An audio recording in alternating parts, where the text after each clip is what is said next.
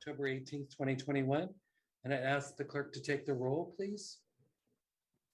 Barbara Marshman.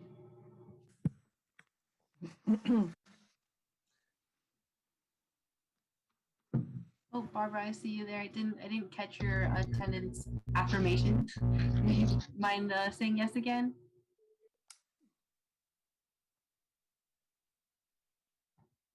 Thank you. Christina Johnson. Here. Elizabeth Monley. Ellie Matsumura. Here and on camera shortly. Frank Maitsky. Garrick Percival. Yes, I'm here. Frank Maitsky is here also. Thank you. George Sanchez. Present.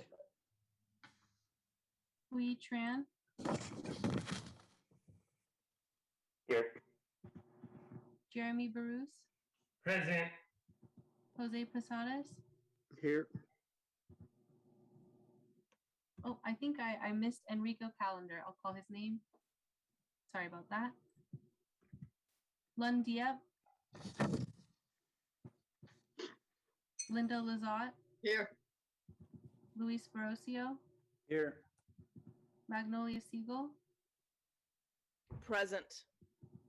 Maria Fuentes. Here. Sammy Robledo. Here. Sherry Segura.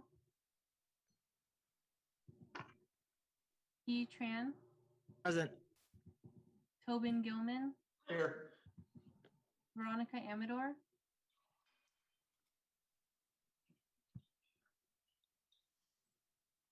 Oh, Veronica, I think I see you there. Would you be able to affirm your attendance? Yang Zhao. Here. Thank you. You have a quorum. Thank you. We do not have a consent calendar tonight, so we're going to go straight to new business. The first item is on the Redistricting Commission report back. This presentation is in the context of the recommendation that we heard around expanding the number of council seats. And commissioners asked questions about the role of the Redistricting Commission. And so our city clerk will report back on, she's going to present a memo explaining the role of the commission, of the Redistricting Commission, and how it interrelates or does not to us. And we have the city attorney also available to answer questions. Commissioner Amador? I apologize. I heard my name and I did not on the roll call and I didn't have time to unmute myself, but I am here. Thank you for that. Is there any other attendees to the commission? Lundiep. Lundiep is also in attendance. Thank you. Any others? Awesome. The clerk will take note that the two other commissioners are present. I'll turn it over to Tony Tabor, our city clerk, to report back on the Redistricting Commission and her memo. Tony? Hi, hold on just a second. I was responding to texts. I have, there's a Jonathan in attendees. I'm not sure if that's Jonathan from our commission or not. If it is, please raise your hand. So the Redistricting Commission memo that we shared with you has the timeline. That November 4th is the last regular meeting for the Redistricting Commission. And okay, sorry. November 4th is the last regular date for the Redistricting Commission. They need to have their recommendations in the City Council by November 18th. So there may be a special meeting scheduled on the 4th and the 18th. However, the 11th is a holiday. That's why the 4th is their last regular meeting. The Redistricting Commission is currently working on draft maps. And so sorry, I'm getting a lot of text about this meeting about people having problems with it. So it's hard to focus on the two problems and everything. Anyway, so Redistricting Commission is meeting every Thursday at 7 o'clock. Their job is to look at the federal regulations related to population growth and majority districts and all the other federal regulations that I'm not like the expert on. We do have redistricting partners as our subject matter experts who are the consultants. They're working on draft maps. Every Thursday at 7 p.m., the Redistricting Commission for the last 2 weeks has been reviewing those maps and making suggestions to redistricting partners on where they should move lines, giving them additional direction, and then we get new draft maps. So it's every Thursday at 7. They have until November 18th to send the recommendations to council. So again, November 4th is their last regular meeting. They may meet after November 4th, but we haven't set any special meetings yet on that. They are not tasked with anything other than adjusting our current districts based on the new 2020 census data. And did you guys have any questions?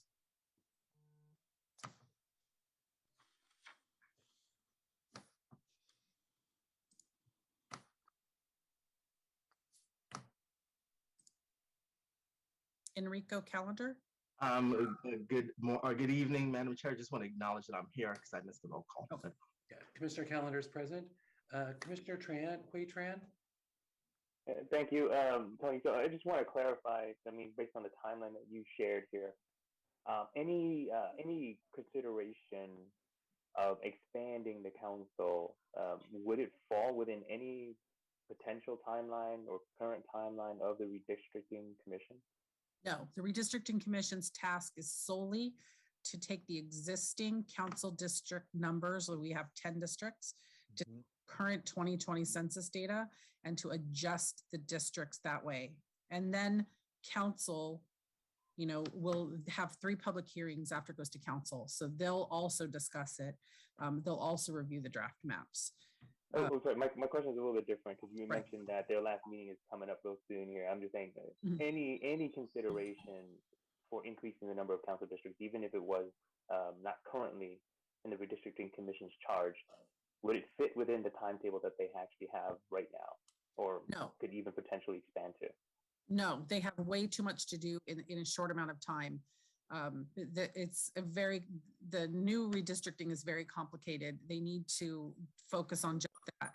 And then even then, once they're done, that's the only thing they've been charged with. So, and Mark can correct me if I'm wrong, but if the council wanted to have the redistricting commission look at something else, I think they'd need to form a new commission or ask them to stay longer. I don't know how we would do that, but they're currently were only formed to work with the 2020 census data. Yeah, and if I could weigh in on that, Tony is correct, but the number of council districts is established in the charter. So, you know, the redistricting commission could recommend, this would be a lot easier, or we should have more council districts. But in order to effectuate that change, you need to have a charter amendment in order to do that, to increase it to 12, 14, whatever. And then we would have to establish a process for mid-cycle redistricting and what that would entail. And then also align up the different elections, because you're going to need to say that, you know, district number 11 is going to need to have an election in 2024, whatever, and so on. And so the redistricting commission's role, though, is limited or spelled out in the charter to recalibrate the 10 council districts to make sure that they're equal in population with some permissible deviation, as well as some other criteria that they're supposed to look at. And the council could also give them additional direction as well.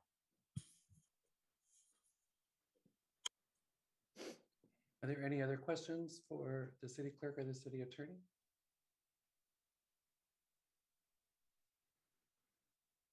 Seeing none, we'll go to public comment.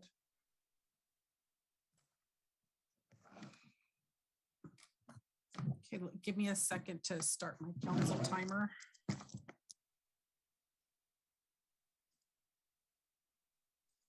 So this is asking the public for any input they have towards the memo presentation that the city clerk just gave.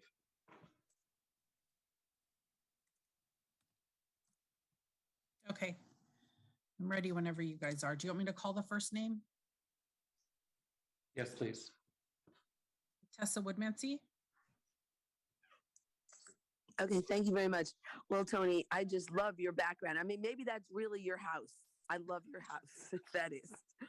Anyway, but basically, in terms of the redistricting, the one thought I've been having, because I've been thinking about hyper local and how important that is, and also thinking about all the problems that we're having with our council members not representing the community in so many different areas of our city, uproar about decisions that the council is making, and so I've been really looking at how we could have a very hyper local districts, like like in my neighborhood, the Garden Alameda could just be a district and just have very hyper local control, and so that we really get into our neighborhoods what we want, and it's agreed upon values within the neighborhood.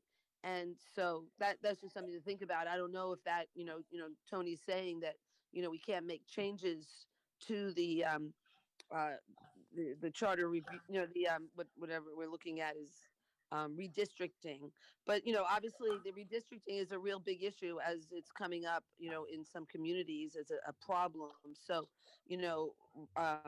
but anyway, that was just a suggestion, is that we look at a very hyper local type of way that we can run our city, and so that we have more buy-in from the whole neighborhood of what we want in our community. So that was just a suggestion. And then obviously in seeing the controversies that have been happening with the District 3 and district, the changes that are happening, I'm more interested in seeing what's going on with our district, our redistricting, because it obviously is looking at making a lot of substantial changes in our communities. And so thank you for talking about it. Blair Beekman? Hi. Hi, Blair Beacon. Can you guys hear me okay? I got problems with my system, someone's system. Thank you. Blair Beekman here. There was a redistricting meeting last week. It was very interesting. I think that was the first time they offered many different redistricting choices. I was really interested in the ideas of east-west districts. District 5 and District 3 had some interesting maps in their 3C section that tried to do that.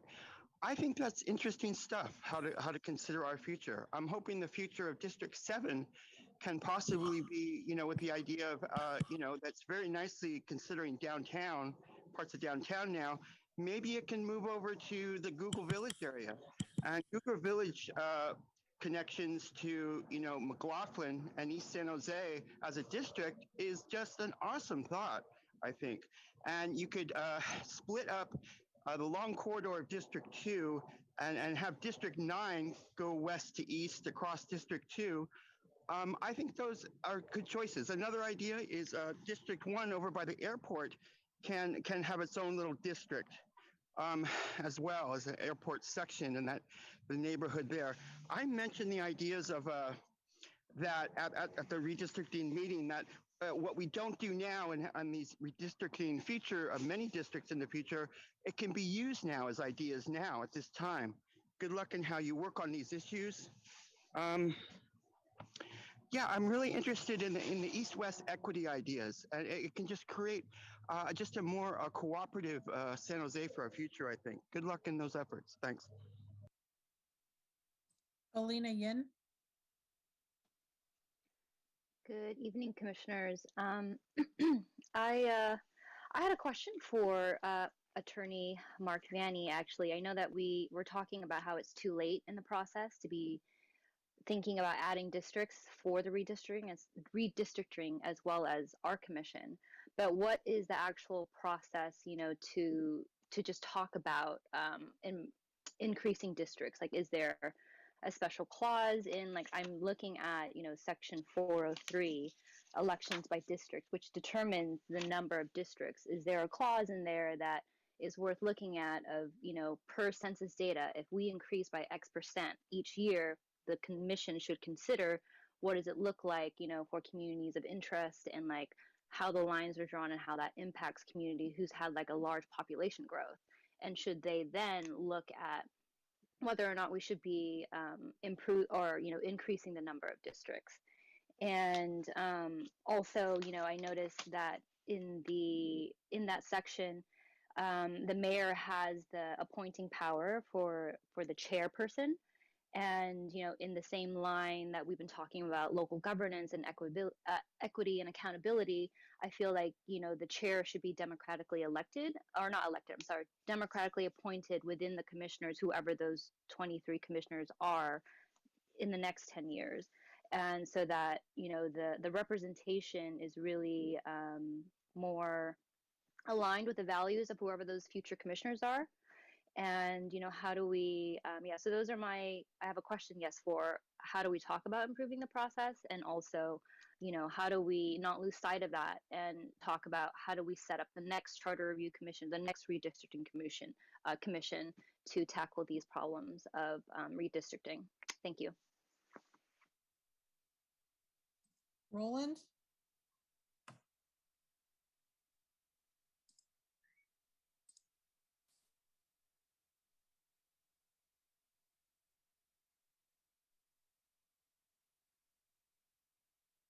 Roland, you're unmuted, but we can't hear you.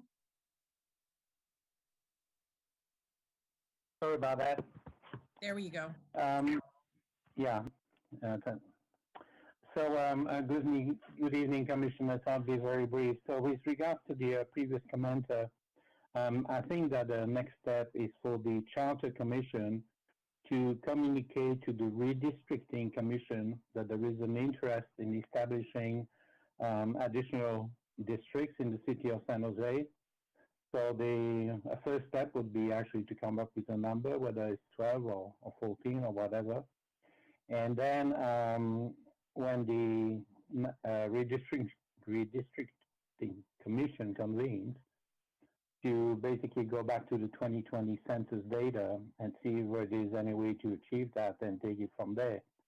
At which point, they would report back to the Charter Commission, and the Charter Commission would start proposing some charter amendments. Now, I'd like to talk a little bit about what's going on in my neck of the woods in District 2 and this elongated district. I personally am extremely unhappy with it. Let me explain to you why. The reason why it's happening is because I am the president of STBNA, Santa Teresa Bernal NA, which goes between Castle Road and Bernal. And we have 2,450 homes here. And the neighborhood association next to ours is also everything that is south of Santa Teresa, but they call STFNA, Santa Teresa Foothill Neighborhood Association, but they go from Castle Road nearly all the way to Coleman. And they split down the middle between District 2 and District 10. And they want to combine into District 10. This is how District 2 is ended up getting messed up. I am personally very upset about that, and I hope that it doesn't happen. Thank you. Caller 5140.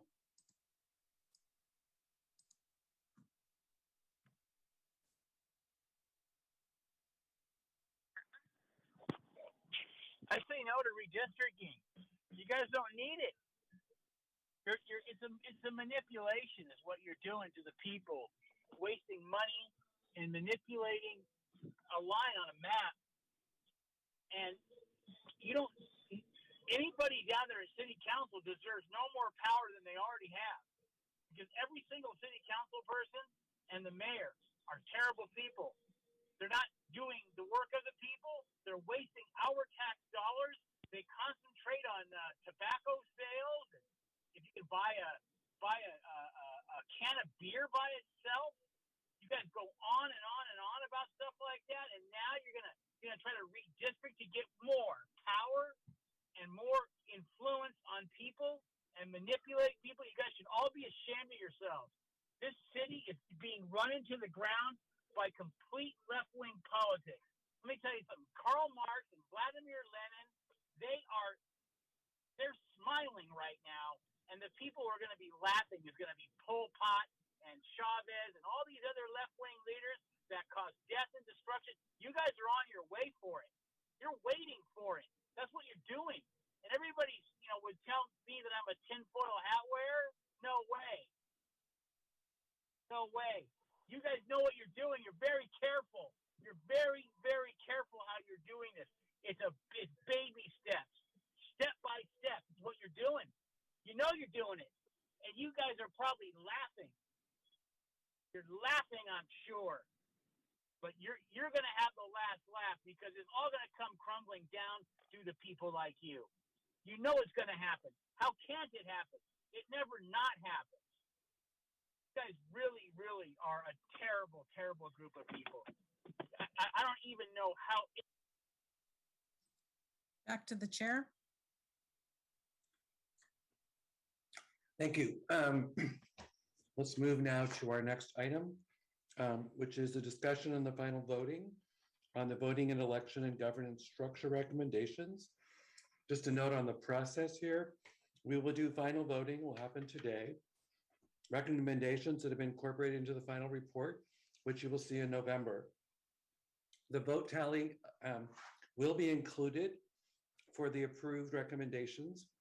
A failed recommendation, not approved, will be incorporated into the report as a minority action. So depending on the outcome of the vote, will be both positions will still be noted in the report. There are three types of recommendations that could move forward from here. The first is a charter revision, where we're asking for a revision in the charter. And tonight you'll see that the city attorney's already reviewed these recommendations to make sure they're kind of lining up with which section of the charter if they're recommending a revision. They also could be a policy recommendation, which means it's not necessarily in the charter, but it could be a recommendation to the council around how we move forward in terms of policy. It's either come up from the commission subcommittees or from the input of the public hearings. Or third, it could be a future charter recommendation. In the future, the charter review or revision committee could be charged with this task. So those are one of the three types of recommendations that we'll be voting on tonight. We'll take the edits in the direction of the recommendation in the motion. We may be going back, but we're not going back on the vote. So I'm going to ask Lawrence to cover this part, to hear from our recommendations again, and then we'll be taking final votes. If after the public hearing, and remember that we're going to be doing the recommendation from the subcommittee, then take a motion, and at the end of the motion, we'll go to public. Once the motion's made, there may be friendly amendments to it, and then we'll go to public comment before we come back to final voting. I think that's just procedurally how we're going to respond or move forward. And so I'd ask Lawrence to start with the presentations of the individual recommendations. Just a reminder, we've heard these recommendations now, both in the first round of going through them with the initial provisional vote, and then public hearing, and the feedback on the public hearing, and now the final time to do our final voting on these recommendations from the subcommittees. Lawrence? Thank you, Chair. So we are going to hear from the Voting and Election Subcommittee, the remaining two recommendations that they brought forward a couple months ago now, as well as 4 recommendations from the Governance Structure Subcommittee. And as the Chair noted, this is going to be the final voting. So to facilitate that, there's still room for conversation. To facilitate the discussion, we've asked each of the sponsors from each subcommittee to really start with a motion that clarifies exactly what is being brought to this commission for discussion and voting. So this is all based on what is in the recommendations that have been presented and discussed. And tonight we'll hear from each of the sponsors from those 2 subcommittees, and they will present a motion, again, detailing exactly what they are looking for, that they're bringing forward to this commission to vote on. And then you all have a chance for discussion, friendly amendments, there'll be public comment, and then voting. And if necessary, we can go back to another amendment, or excuse me, another motion for more voting on that recommendation. We have 6 recommendations tonight, so we do have quite a bit of content to get through. And then we will also be hearing the first presentation of another recommendation from the Governance Structure Subcommittee from Commissioner Fuentes. So a lot to get through.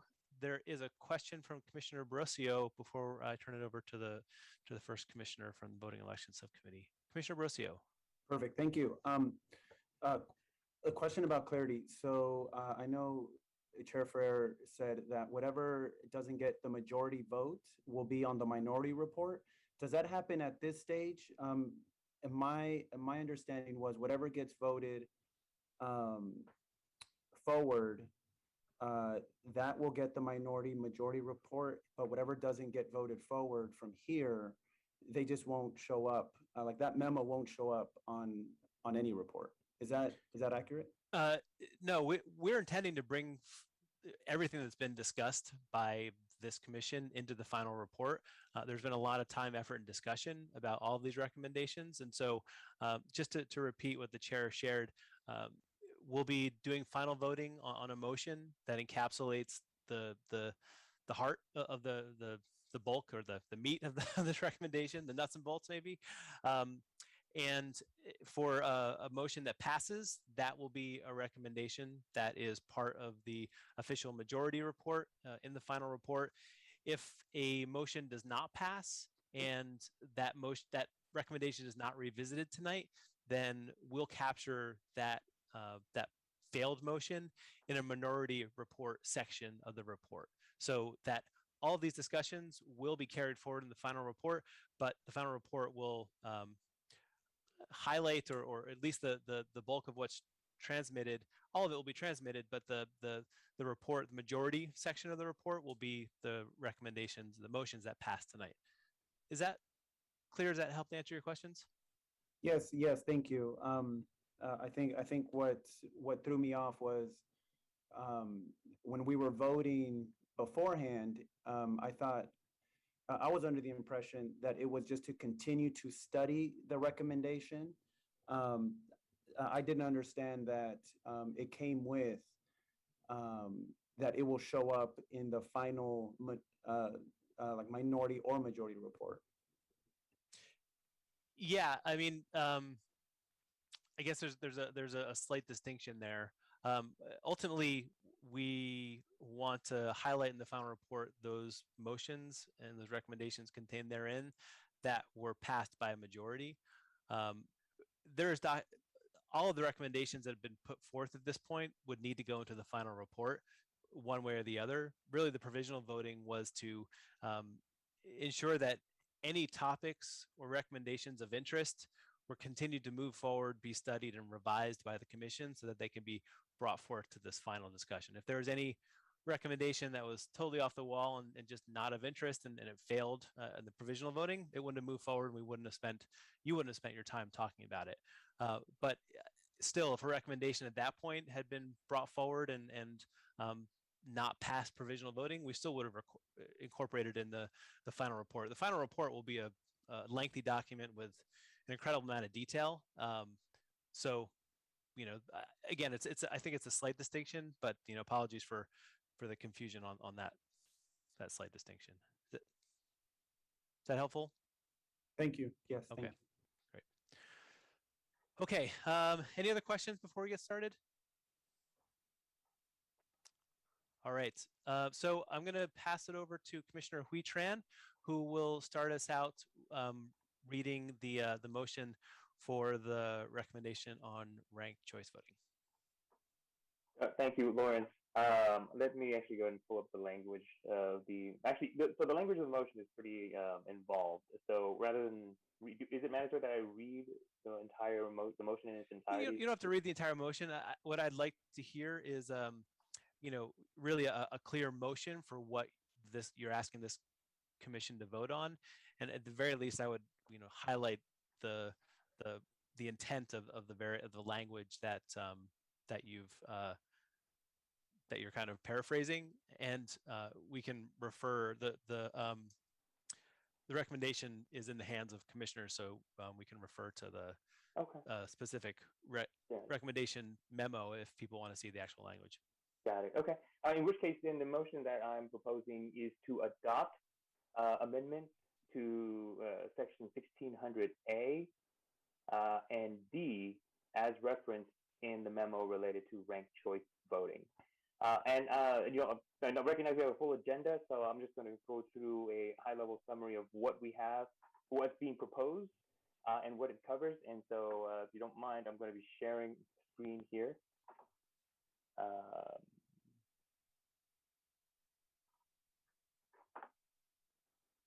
There we are. So this is just a quick reminder of what ranked choice voting is, how it works, and what the proposal covers. So just as you recall, ranked choice voting, excuse me. Ranked choice voting works in this way. Basically, it consolidates the primary election and the general election. So what we all focus on one election where all candidates can be ranked and assessed at the same time. Using a ranked ballot, the voters get to decide who their first choice would be, who their second choice would be, and so on. Votes that go to candidates who are dropped from the account because they have the least votes would then go to the voter's second preference, and the process continues until one candidate remains. The pros that have been discussed here is that it allows voters to make meaningful decisions because they get to choose between the voters that they like the most rather than simply be faced with the two remaining choices where they may have to choose between the lesser of two evils, quote unquote, or rather than just choosing who they believe would be the best candidate would be. It also reduces costs for candidates because they can focus on one election rather than having to prepare themselves for potentially two if the candidates have to make it past the runoff and compete again in a general election.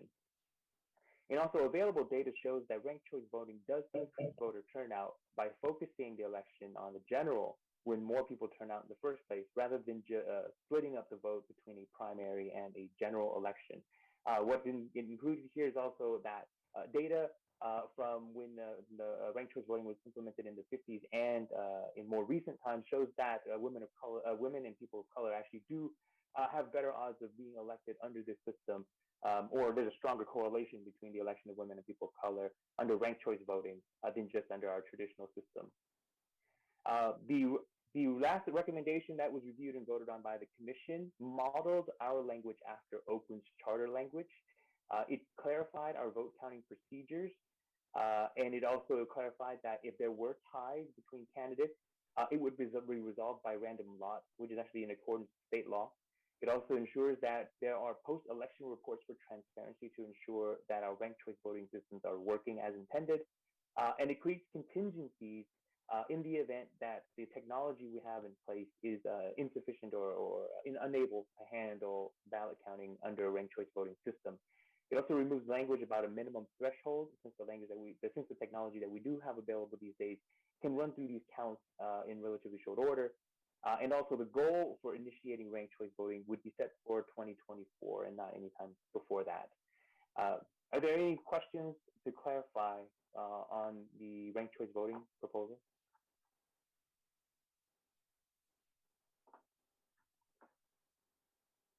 If not, I'll defer back to the chair.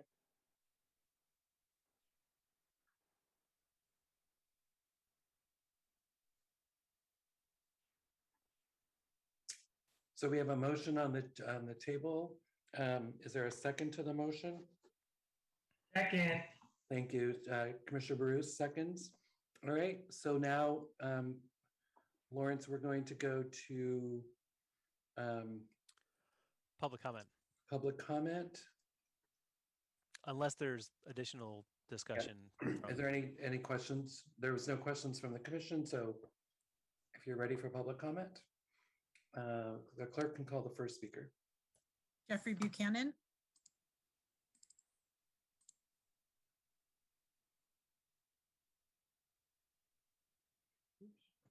Oh, apologies, I didn't mean to raise my hand.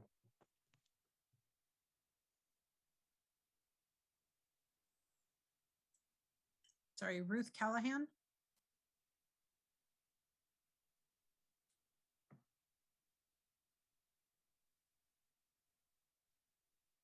Ruth, go ahead.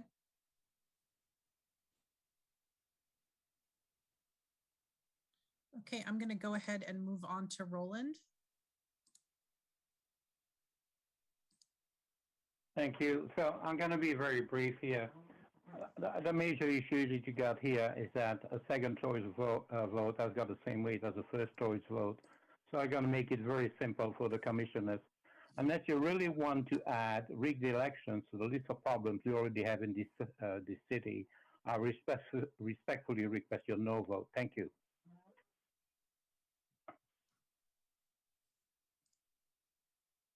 Jake Tunkel. Hello, Commission. My name is Jake Tonkel. I'm a former candidate for San Jose City Council. I've had a long election cycle that personally impacted my race, and going through a system like ranked choice voting, I believe would create a much more equitable outcome. On the candidate side, we'd see stronger showing from candidates of color, lower income candidates that don't have to worry about an 18-month election cycle and multiple rounds of fundraising. It's hard to not speak to the previous comment. I mean, your second place vote only counts when your first place candidate is eliminated. It's not a form of rigging elections. It's making sure that people have the most options and the largest voice within a process. There's also aspects of ranked choice voting, as Commissioner Tran mentioned, that improve voter turnout. Right now, our primaries are very limited in voter turnout, and those are the people deciding the two candidates that get put forth to the rest of the community. Having a ranked choice voting type system would allow everyone in the community to have a voice within every single candidate that chooses to run, thereby giving us a more democratic system. I would urge you to please vote yes on the proposal put forward to you. Thank you. Claire Beekman.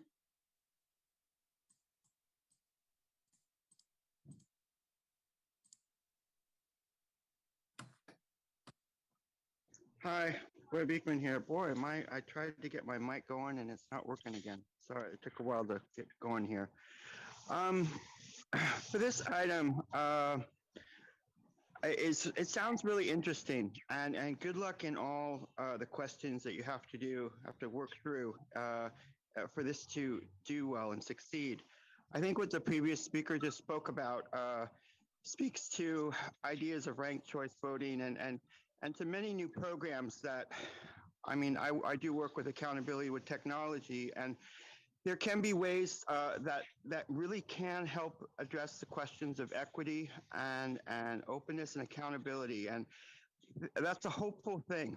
And I'm really interested how that can be of help and service for a time. But after 10 years, after 20 years, these sort of things always, not just these things, but our lives just kind of go through changes, and we come up with different ways of working and thinking. And I hope in 10 to 20 years, these sort of good ideas now can still be applicable and work well. And if we need to make adjustments, we have to be able to say that, and we can create the the policies to make possible adjustments at the time needed. And I just thought I would mention that at this time. And a quick offer that I'm just really interested how districts like District 6 and District 9 can move across the city in an east-west district configuration in the future. I think that's a really interesting concept and can help relax things for our city in the future. Thank you. Michael Hunter. Hi, my name is Michael Hunter. I'll just keep it really brief. I'm from District 6. I'm encouraging everybody to vote in favor of the ranked choice voting proposal. Gives people a way to vote their conscience when they're voting. It's important for restoring interest in democracy and politics. Thank you. Jonathan Diaz. Hello? Yes. Good evening, commissioners. My name is Jonathan. I'd just like to briefly, strongly affirm implementing ranked choice voting and hope to see it facilitate more equitable elections and voters' abilities to make more meaningful decisions and avoid the dilemmas of voting for the lesser of two evils. Thank you for your time. Sam Gordon. Hi there. My name is Sam Gordon. I'm a volunteer for Californians for Electoral Reform. I want to strongly urge you to vote yes for ranked choice voting. I think the two parts of it that really speak to me are one, it seems that everywhere that adopts ranked choice voting, people really enjoy it. Voting turnout goes up and people really feel that their voice is heard in the process and they feel much more a part of the process. And I think that's really, really important these days. And secondly, from the candidate point of view, it's extremely powerful to eliminate one of the fundraising time periods when they can. I mean, I just think that would really open it up for candidates. More people could run, and then, you know, people can vote their conscience, as was spoken before, and won't be afraid to vote for whoever they really want to win and not just who they think can win. So those 2 points alone, I think, speak volumes. Thank you very much for your time. Ruth Callahan.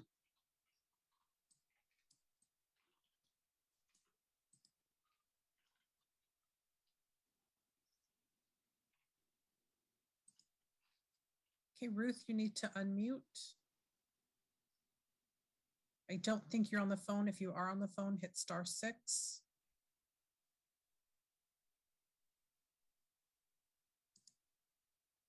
Okay, I'm going to move on to Tessa Woodmansee. Thank you very much, Tessa Woodmansee. Well, hearing all these wonderful speakers and the support for ranked choice voting, I totally support it too, for all the good reasons that people are mentioning. To have more people engaged in our democracy is very important. And, you know, we're seeing that, you know, the incumbents have so much leverage in our communities from their name recognition, their ability, you know, everything. And so, you know, just really providing more access to more voices is so critical. And so that is why I do support the ranked choice voting and look forward to seeing how it works, you know, in real life. So we really appreciate that we are looking at this, because we're having so many issues with our democracy and the control that special interests and corporations have on our democracy. And so to have more voices able to run more easily, I guess they're saying that there won't have to be the runoffs, that will, you know, do it in one swoop. So that's helpful. And you know, mostly is that just bringing more people into the process so that there's more chance for more better candidates than we're getting. So that's really critical. And so I do hope you vote for the ranked choice voting so we can look and see how this works. And we can't do worse than what we have now. So let's go ahead and try that. And I encourage you to vote for ranked choice voting. Thank you. Okay, we're going to try Ruth Callahan one more time.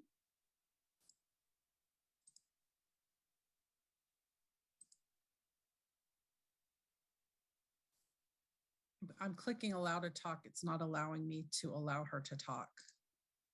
So I don't know if something's going on with her account. So I'm going to go back to the chair. Thank you. Any discussion on the motion, or are you ready for the question?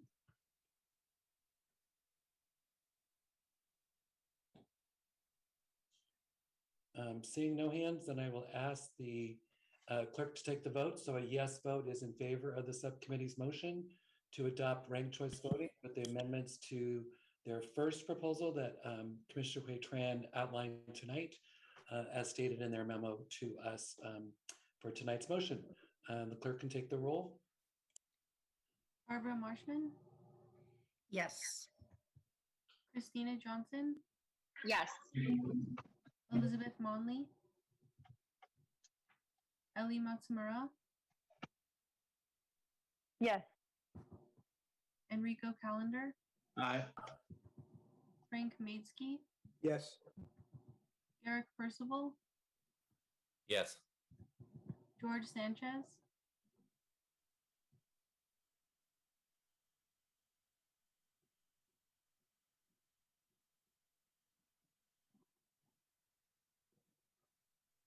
Oh, I think you're still muted there, George.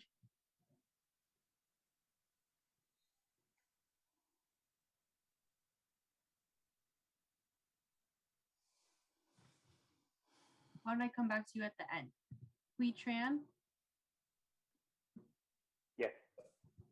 Jeremy Bruce, Yes. Jose Posadas, Yes. Lund Diep, Nay. Linda Lazat, Yes. Luis Barrocio, Yes. Magnolia Siegel, Yes. Maria Fuentes, Yes. Sammy Robledo, Yes. Sherry Segura, Yes. T. Tran, Yes. Tobin Gilman, No. Veronica Amador, Yes. Yong Zhao,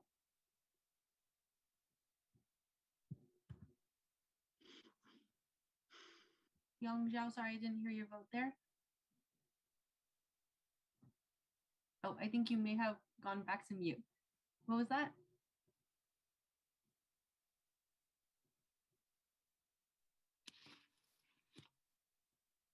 One last time, please. What was that? No. Thank you. And then can I return to George Sanchez, please? Yes. Thank you. That motion passes. Thank you. We will now move to the next item tonight, which is the recommendations on the commission. Commissioner T-Tran, Commissioner T-Tran will give a overview of the recommendation around elevating the commission on fair campaigns and political practices. Thanks, Lawrence. Thanks, Chair. The main motion, as Lawrence has already mentioned, and first of all, good evening, everybody. Let's try to make this really quick and simple because we got a full packed agenda tonight. But the main motion is to pretty much elevate the Board of Fair Campaign and Political Practices to this from the municipal code to the city charter, and expand its charge with future considerations or future studies on improved disclosure and regulations. There's 4 parts to this thing. I know it's pretty lengthy, so I'll try to make it as simple as can be. In essence, the main proposals that the subcommittee would like to, I guess, recommend to you all would be proposals 1 and 4, and hopefully I don't butcher this. So proposal 1 on the memorandum, I don't know if I have the ability to share a screen, but I'm sure everybody here's got a copy of the memo already or can look it on the website. The main one is, like I said, elevate the Board of Fair Campaign and Political Practices from the municipal code to city charter, create new responsibilities. This would appear under, I believe, Article 10 of the city charter. Then we go down to proposal number 4 on the memorandum, which is to expand the charge, giving it kind of pretty much the ability for that commission, board, whichever name it wants to be called down the line, to look into issues such as improved disclosure, improved regulations, that voting regulations that could occur down the line, which then leads to, I believe, proposal number 2, which is directing the city clerk's office to revamp the city webpage for the purposes of, I guess, being more user friendly. That one would be considered a current policy recommendation. And then last but not least, we go down to proposal number 3, which is something that the subcommittee went back and forth on, the concept of a matching funds type of program. That really doesn't fit in the charter per se. That is something more of what we came to the conclusion of is, let's have the Board of Fair Campaign and Political Practices amongst themselves kind of do a study on that. Let the council do that on their own, and then they can come to the conclusion down the line. But in essence, that's the proposal in, I believe, 5 minutes or so. And Commissioner T-Tran, that's the motion you're making. Can I get a second to that motion? Second. Commissioner Hui-Tran has made the second. Thank you.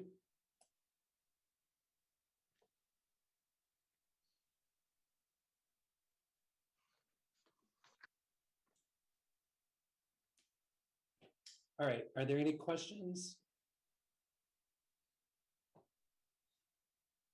Seeing none, we'll go to public comment. Clerk can call the first speaker. Blair Beekman. Hi, Blair Beekman here. A few months ago, you were working on these issues and the idea of how to consider the future of the election process and how it can be a more inclusive process was an important study and concept and what you were working on. And it was very nicely worded and stated as a subject matter you would be considering and studying. I don't know where those things have gone since a few months ago. And if you're still studying the accessibility of the future of the electoral process that can invite as many people as possible to learn how to participate in. There's certain commissions in San Jose, the Fair Election Board, they're doing some work in that area.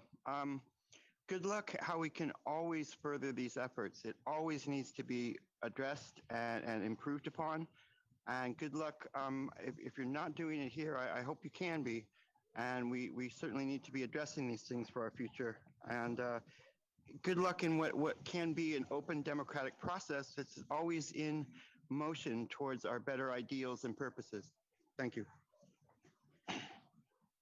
Back to the chair. Thank you. Is there any discussion amongst the commissioners? If you're ready for the question, we can call the question. Any questions?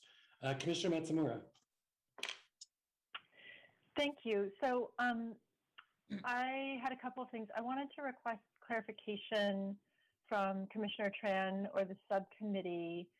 So it says here, if I'm reading the memo right, it says that you are recommending a small donor matching fund system in the municipal code. But then I think in your presentation, I heard you saying it's actually a recommendation for the FCPP and the city council to study that.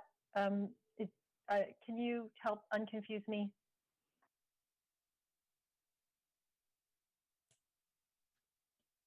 Commissioner Tran, do you want to respond? I could. The only problem was my audio was acting unreliable there for about a good 15 seconds. So Commissioner Matsumura, if you could repeat your question once more. Of course, thank you. So it looks to me like the memo says that the recommendation is to actually go ahead and change the municipal code to set up a small donor matching fund system. But I thought I understood your presentation to say that the recommendation is that the FCPP and City Council should study that. So I just wanted to get clarification about what the recommendation is and make sure that's clear for the motion as well. Yeah, of course, it would be the latter, and clearly the memo would have to require some slight word editing there in the end. This was, I guess, when the original memo was created over the summer. There was the intention. The intention was always for the council and the Board of Fair Campaign and Political Practices to kind of look into the matter, right? I guess it comes down to how we worded it, and clearly the memo, I clearly did not make it as clear as can be, so that we'll need working on for sure. But it's the latter, for the council and the Board of Fair Campaign and Political Practice to evaluate those topics. Great, thank you so much for that clarification. And so then a question to the chair or Mr. Grodeska, just procedurally, would we then make a motion with that clarification and then have the memo come back, to kind of for affirmation that it's what we intended, or how would that go? We will make sure that the memo states that tonight, and then we will make sure that the changes to this memo are made as an amendment or addendum to this memo. And would that come back to the commission, or how would that happen? It wouldn't come back to the commission until it was in the final report phase, if the commission votes to approve it tonight. And I'll ask Commissioner Tran to restate the 4 parts of the memo, 4 parts of the recommendation in the motion, just for clarity before we take a vote. So Commissioner Tran. Thank you. And I did want to also just apologize to my colleagues and staff and the public for being off camera yet again. It's been a really bad internet day. I did have another item, but I see Commissioner Maitsky has his hand up. So should I just raise my hand again after he's done? Yes, please. Commissioner Maitsky, and then I'll come back to you, Commissioner Metzmore, if there's no one else. Sure, thank you, Chair. Yeah, I'm kind of confused a little bit too. So one question first. What's the argument again for why this should be a charter and not just a policy recommendation? And then two, in proposal 4, it talks about, I think it says to study whether you should create a budget for supporting some of these organizations, like, and you list some specifically. In this proposal, are you stating that those should be funded by the city, and are you particularly pointing out them, or is it just to study that? Because I guess I'm a little concerned if we put something in a charter that some organization, no matter what it is, should be funded by the city. I'm a little hesitant on that. And then two, I'm also hesitant on the small donor matching fund. So if we look at this, there's a very long, complex motion, a lot of items. So if you agree with like 80% of it, but not 20%, I'm kind of almost forced to vote no, because there's a couple items in there I'm uncomfortable with. So I'm trying to understand how all that plays together. So sorry, that's a lot there. Oh no, don't be sorry at all. That's why we have this segment to clarify questions, right?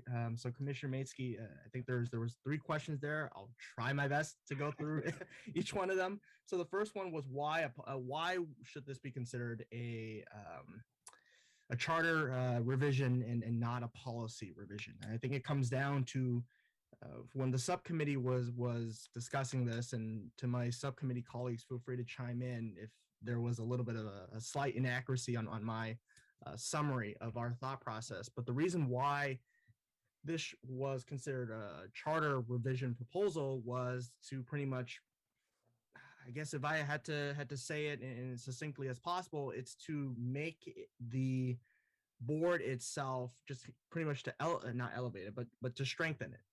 To provide it with sort of this legitimacy that this is one of the main facets in the city of San Jose that is important to us.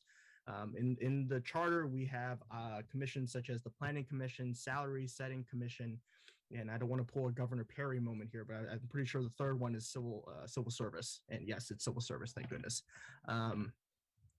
But those 3 were currently intact in the charter. I mean, granted, there is no I would say there is no requirement that a charter has to be confined to an X amount of pages. And I guess the process is if we over time find that there are certain values or certain judgment calls in our view that matter to us, we should do our best to put it in there and hope that it's sustainable for long periods of time. So that's hopefully the answer to the first question. And like I said, colleagues, feel free to chime in. The second one was the question as to the budgeting for certain organizations that was on the memo. I do not see Commissioner Monley on here. That was a good portion of what she actually wrote.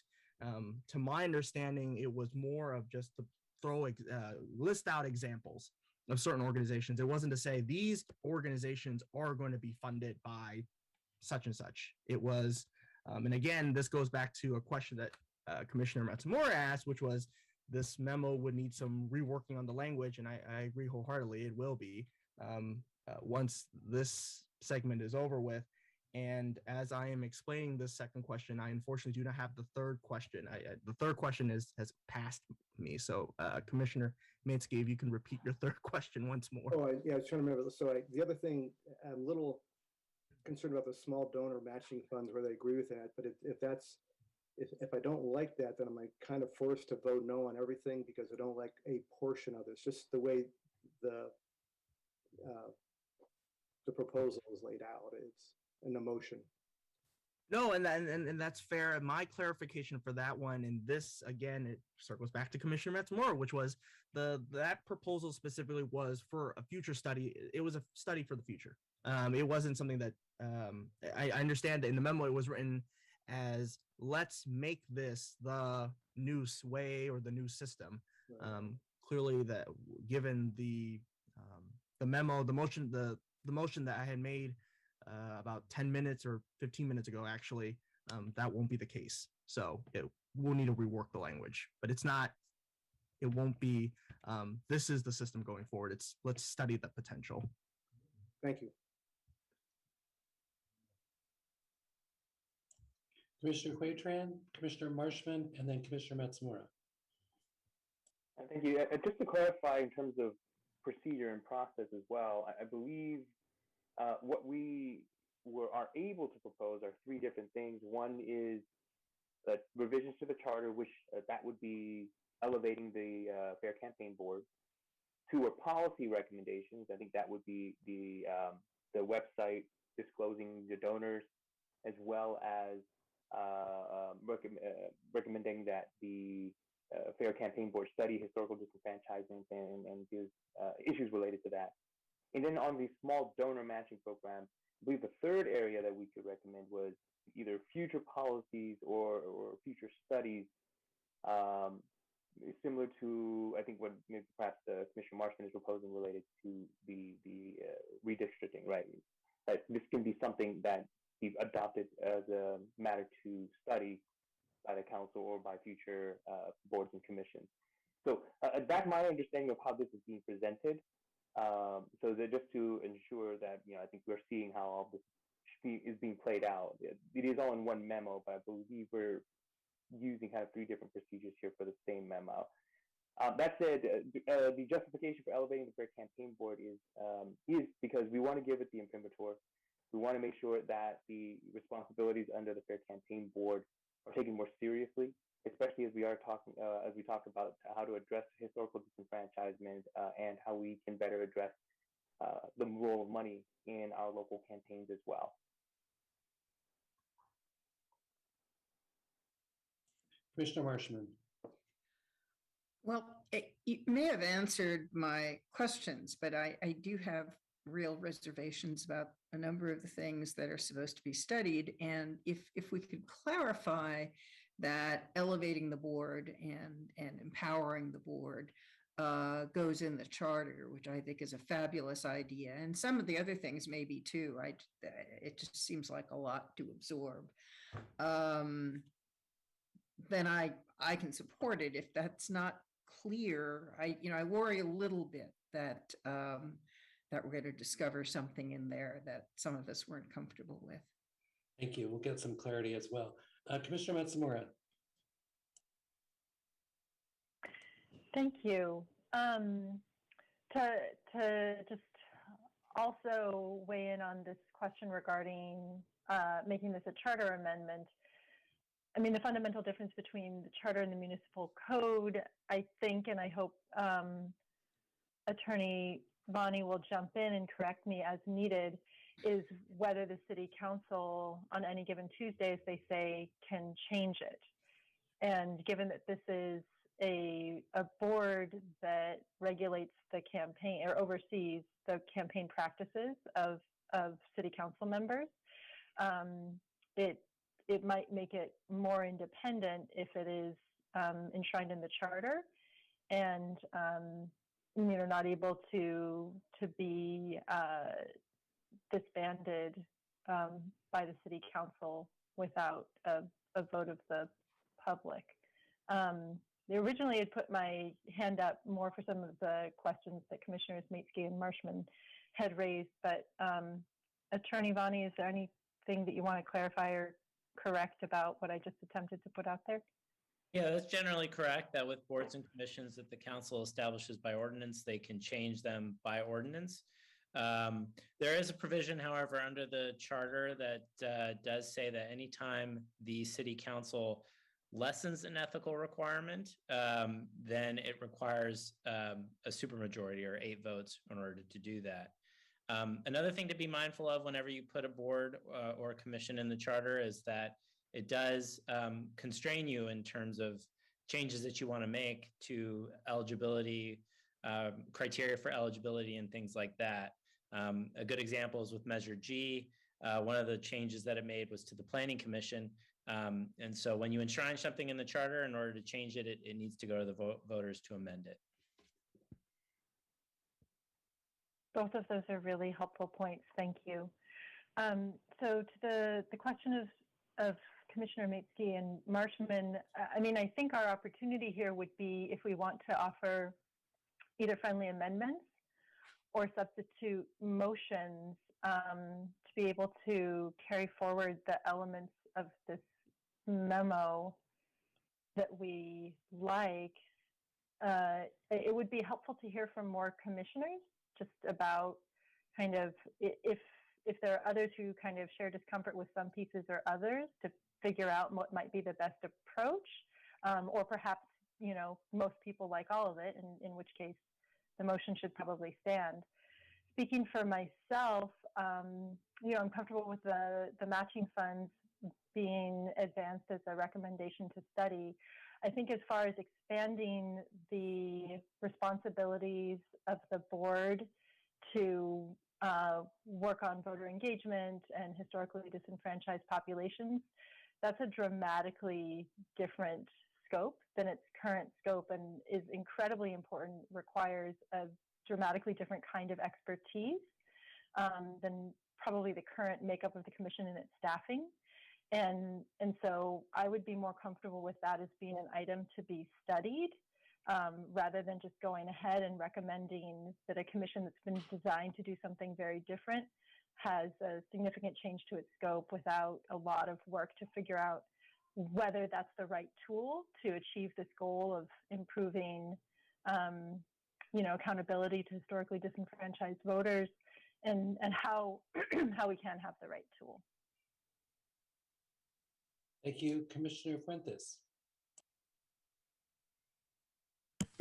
Thank you.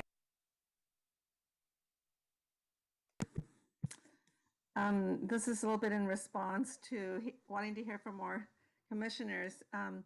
I think that, and this is a question to you, Chair Ferrer. I think, and I just want to be clarification, I think we should be able to look at a recommendation and where there's, in other words, if we need to take it in more than one part in order to be able to fully support what we agree with, and not, you know, in other words, not lose the whole thing just because we can't support part of it. Another thought that I had is it possible to, we look at something like this, this recommendation, and we realize, maybe we realize as a whole that we really like a lot of it, and there's maybe some things that where we would say be an amendment, as you had said earlier, Chair Ferrer, but rather than making it an amendment that goes to, in our report, with a recommendation that's then amended, that we have an opportunity to lack of a better word, clean up the recommendation so that it really has everything intact, and then bring it back to a final vote, so that, and that vote hopefully would be a very simple yes or no, and we go from there. I'm just trying to think of a way, now that we're really dealing with recommendations, what are some options that we have that might help us? Appreciate that, Commissioner Fuentes. Commissioner Matsky. Yeah, just to follow up on what Commissioner Matsumura was saying, as I look at this, it seems like the change that needs to go in the charter is to elevate it to the charter. That's the proposal number one. And then when we get to proposal 4, it's modify it, give it more authority, but study it first. So I think that's what it says. So, you know, perhaps I think everything else should be pulled out of the charter and made a policy recommendation that they should look at those things and change the charter. If the council wants to change the charter after they study it, say that they should change it at that time. So at this time, I think the best thing to do is simply change the charter to elevate that, you know, to put it into the charter, and everything else maybe fall into a policy recommendation. So I kind of offer that for Commissioner Tran to think about. Okay. Any other commissioners want to speak on this? That's super helpful, commissioners. Thank you. Commissioner Percival.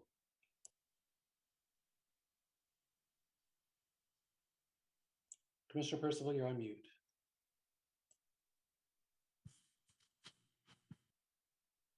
Sorry about that. It does seem to be that the most straightforward proposal would be to elevate the board.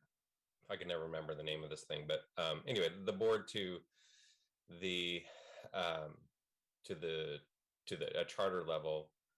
My question though, and it does seem to be that this most simple way is to take the other things out and make them policy recommendations. But back to what Attorney Vanny was commenting on earlier, just wanted a little more clarification. If we elevated the board to the charter, then in policy recommendations said we want to study, campaign finance, we want to study historical disenfranchisement, and if at a future date that study led to the decision that yes, we want this board to have those powers, then in order for the board to have those powers formally, would that have to go to the voters to expand those powers, or could those powers then be granted to the board by the city council through a municipal code change? So it depends on how the amendment is drafted. You'll see throughout our charter that there are provisions like an enacting clause that allows the council to delegate additional duties or responsibilities to either an office or a board, so long as it's consistent with the charter. So if that was something that would be something that we may want to consider including to allow that flexibility at a later date. Thanks. Anyone else? Anyone else? Commissioner Landia. Yes, thanks. On this point, I can't see myself. Oh, here I am. On this point, I want to point out to the commission is I can see a value in elevating this commission to some greater role, but I also want to point out that there are state laws with campaign finance, and to the extent that San Jose goes above and beyond state laws, that's the city's prerogative. But ultimately, we're dealing with laws that pertain to, I don't know, on any given year, under 20 people, and those 20 people being the candidates who actually run for office. And so campaign finance laws typically deal with transparency, disclosures about where funding comes from, disclosures about on the mailers or on the handouts that candidates have. And to the extent that we go above and beyond the state, it's a kind of setting ourselves apart, and we're creating two bodies of law that our city attorneys kind of have to keep track of, but then candidates also have to keep track of. And it gets rather confusing when you and your treasurer sitting down and trying to figure out what's legal. And you do a Google search, and the vast majority of campaign finance law in California pertains to the FPPC, which is the state body. And there's very little coverage or academic research or white papers or guidance really on the local stuff. So it's frustrating from a candidate's perspective because it's easy to get tripped up on. And to the point of who gets to sit on the board, I think a public speaker, I think Bob Brownstein touched on this once. When you're appointed to the commission, you basically have to have no political not bias, but like you're not actively political in the city. So you're not running for office, or you're not sitting on a nonprofit board or on a campaign. Basically, you're unaffiliated, and so those people are hard to come by because the usual faces that we're all used to are in some way politically active. So finding people who are qualified to think deeply about what the best limit is for a campaign contribution, or how much disclosure to the physical address or just the zip code is fine on a document. These sort of things should be debated with people who professors or lawyers or people who have some experience in there, but it's difficult to find these people. So I caution us against creating a commission where it's very hard to find people to fill the seats to do the important work that we're setting them out to do. So I just offer that because I have encountered that in the past. Thanks. Thank you. Anyone else?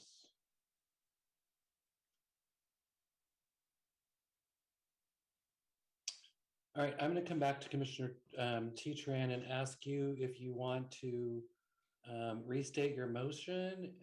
Do you want to amend your motion? I'm going to send it back to you first. You've heard your colleagues and their expression of concerns. Is there a new motion or an amended motion that you'd like to make at this time? Or do you want to restate your motion as is? Ooh, that's a good question, Chair. I think the best way to go about is probably to amend it. So I think if I can, I'm gonna go and just do this slowly so that everybody's got it. The main, okay, sorry, for some reason I thought the audio was acting wonky once more. The main motion is, and it's now gonna be, it's in 4 parts. So here we go. The first part is to recommend that the Board of Fair Campaign and Political Practices be elevated to the city charter, which would be a charter revision. That's the first part.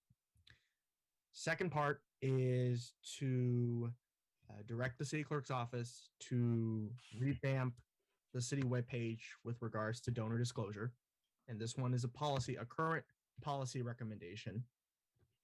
The third portion is that we recommend the Board of Fair Campaign and Political Practices studies historical disenfranchisement. This would be a future policy, and this is something that they can decide on their own, but they're going to study it. And then the last one, the same board, as well as the council, proceeds to study the idea of small donor matching. That's the main motion. You have a 4-part motion to raise the board to the charter level. The second is a policy recommendation that the city clerk post on the city website donors. The third piece is that the commission would look at voter disenfranchisement. And fourth is a policy recommendation that the commission study as a policy issue to study donor matching program. And that's the original motion, and that's the motion that has a second to it. Commissioner Percival, Commissioner Matsumura, Commissioner Marshman. And thanks, T, for that. I know it's been a lot of work. I would like to just make I don't know if I can make a friendly amendment to this, but to just pull out the elevation of the board completely separate, like just vote on that. And then the policy recommendations, could those be discussed? I mean, I guess this is a process question, but it seems to me we're taking other policy recommendations in future meetings. Could these policy recommendations sort of be tabled and then voted on a future night if we wanted to do that? So I guess that's a question for the chair. But it seems like there's a lot of maybe, I don't think everyone's quite clear on the policy recommendations, and maybe further discussion could simplify those a little bit. But it does seem to be that there's maybe a clear sense on just elevation of the board as a charter issue. So I guess my amendment would be separating those out from the 4 parts that T was mentioning earlier. I'm going to come back to that as I hear other commissioners, and then be happy to come back. Commissioner Marshman, and then Commissioner Matsumura, and then Commissioner Fuentes.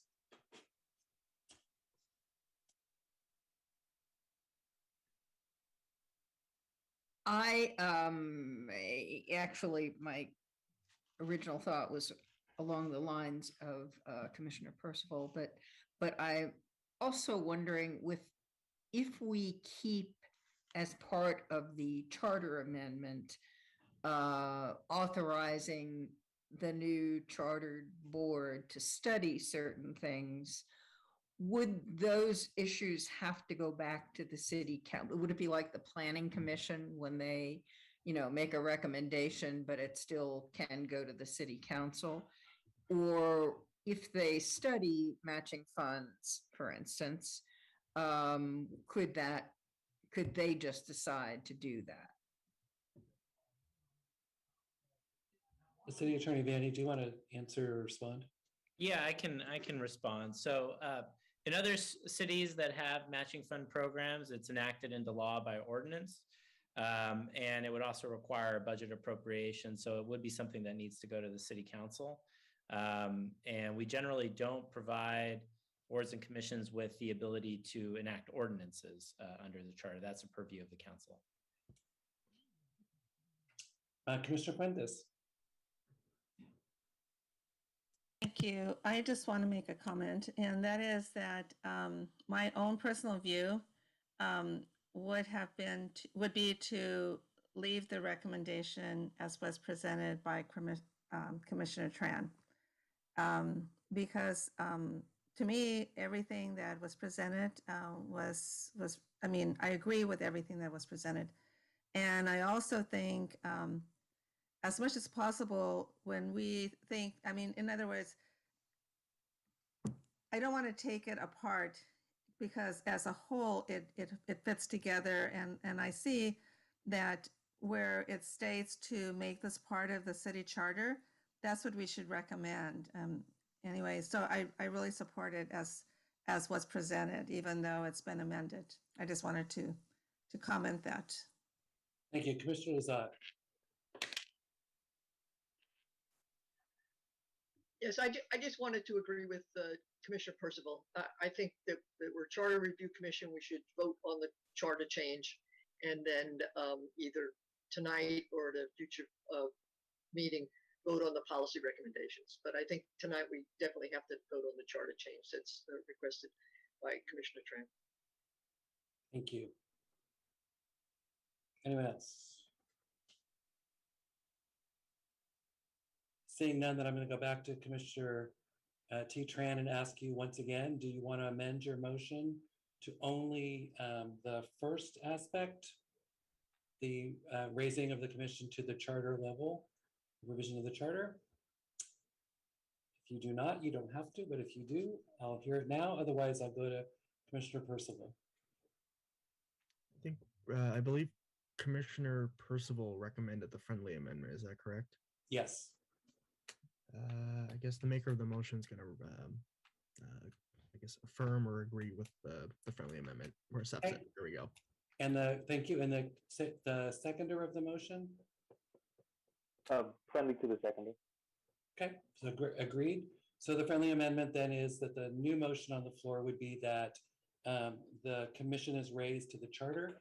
The other pieces in the policy that items numbers 2, 3, and 4 of the original motion are not in this motion. My recommendation is that we do work with the subcommittee at finalizing the language so that you have actual language that you will agree to at, when we finish later, because it doesn't need a motion for that in the same way, but we're taking a vote on the charter aspect tonight. And so that's the motion and the second on the floor, which is to adopt the first part of the original motion and to be silent on the second through fourth parts until we get language back to the commission. I'm going to move to public comment to hear from the public before we take a final discussion and vote. So if the city clerk could call the first speaker. Claire Beekman.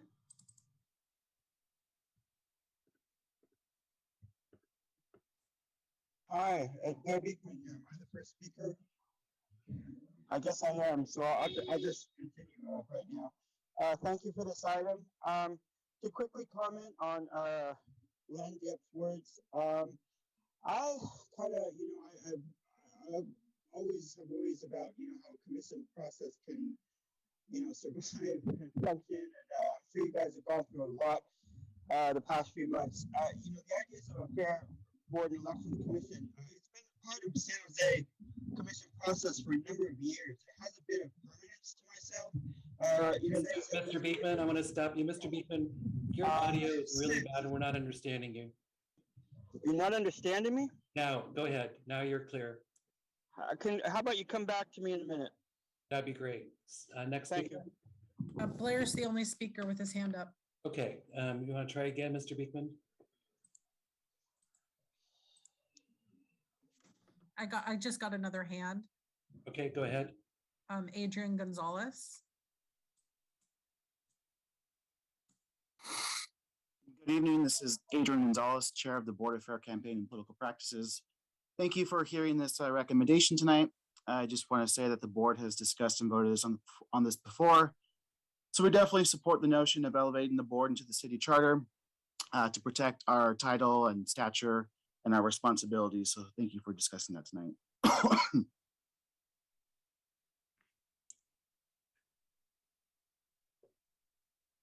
Blair Beekman. Hi, Blair Beekman again. Thank you. A minute 24. Okay. Yeah. There's a feeling of permanence about a regular San Jose commission that this sort of commission may not have. So I respect Lon Diep's words, but I think there can be advice and guidance from city managers that can really help the future of a permanent election commission process. That's my weigh in on the subject. Boy, someone mentioned the money issue. I mean, we're going to have serious money issues with the mayor election going to 2024. And I tried to address that. I didn't quite address that. Thank you, someone did in my previous public comment. We really have to address just a ton of money that's going to be around in the next election. It has its benefits, but we have to figure how that can benefit, a part of our society that is simply kept out of the election process. You've mentioned that here. Good luck in the efforts, how we can work on these things, and thank you for this item. Back to the chair. Thank you. Any further discussion or clarity? So the motion on the floor is to adopt the first recommendation, which is to move the Board of Fair campaign. Mr. Chair, I'm sorry to interrupt. I'm just having a hard time with my raise hand button. I did, if possible, want to just make a request. Hang on one second. I need to identify you for the record. Commissioner Matsumura. Thank you so much for that. I did want to make a request to the or I guess it's a question/request. Hearing from Chair Gonzalez from the board and his support for the motion on the floor, didn't hear him comment on the other elements of the memo that we'll have an opportunity to discuss again. So I don't know whether the subcommittee has had an opportunity to meet with him about those other elements and get his perspective or that of other members of the board at hand. But if not, that was just a request I wanted to make of the subcommittee if possible. Thank you, Commissioner Matsumura. I'm sure they will take your suggestion under advisement. Okay, any further discussion on the motion? I'm going to call the question and the clerk can take the roll, please. Barbara Marshman, Yes. Christina Johnson, Yes. Ellie Matsumura, Yes. Enrico Calendar, Yes. Frank Maidsky, Yes. Garrick Percival, Yes. George Sanchez, Yes. Hui Tran, Yes. Jeremy Barus, Yes. Jose Posadas, Yes. Lund Diep, Aye. Linda Lazat, Yes. Luis Barrocio, Yes. Magnolia Siegel, Yes. Maria Fuentes, Yes. Sammy Robledo, Yes. Sherry Segura, Yes. T. Tran, Yes. Tobin Gilman, No. Veronica Amador, Yes. Yong Zhao. Yes. That motion passes. Thank you. Thank you, commissioners. Thanks for sticking with us on that. I'm going to ask the consultant to work with the subcommittee to get language back to us and get that into our work plan so that we see that documentation of the proposed language for the policy recommendations on this item. The next item is Commissioner Mitsky talking about the frequency of reviewing the charter. Commissioner Mitsky. Yep, thank you, Chair. I would move that the section be included in the charter to establish a charter review commission that it was appointed in the year 2028 and every 10 years thereafter to review and recommend amendments to the charter. This is, first of all, I missed the last meeting. I want to thank Vice Chair Johnson for taking the lead in this item. What this is pretty much the same item that we've been discussing, except that all the language that would allow the Charter Commission, a future Charter Review Commission to place something directly on the ballot, all that language has been removed. So it really now is just advisory to the council. I originally put that in there because I saw it. Commissioner Matsumura pointed out that Portland, Oregon had something like that. So I thought it was interesting to throw in there to have the discussion that you all had. I thought it was a very good discussion. And I agree that I don't think the city's ready for that yet. So we can move forward with it. Just one editorial comment. I think however, how the council reacts to this probably depends on how they react to all of the work that we do. If they have faith in us, then they'll have faith in this particular proposal as well. So with that, I'll turn it back to the chair. Okay, any questions for Commissioner Mitzke? This is a change from the proposal that came before us before. Hearing the commissioner's feedback, they've decided to take this, the ability of the commission to directly go to the voters with a supermajority. And that also then changes the requirement that the commission have a different membership. So it opens up the membership to a more broad part of the community. Any questions? That's the motion. Can we get a second to the motion?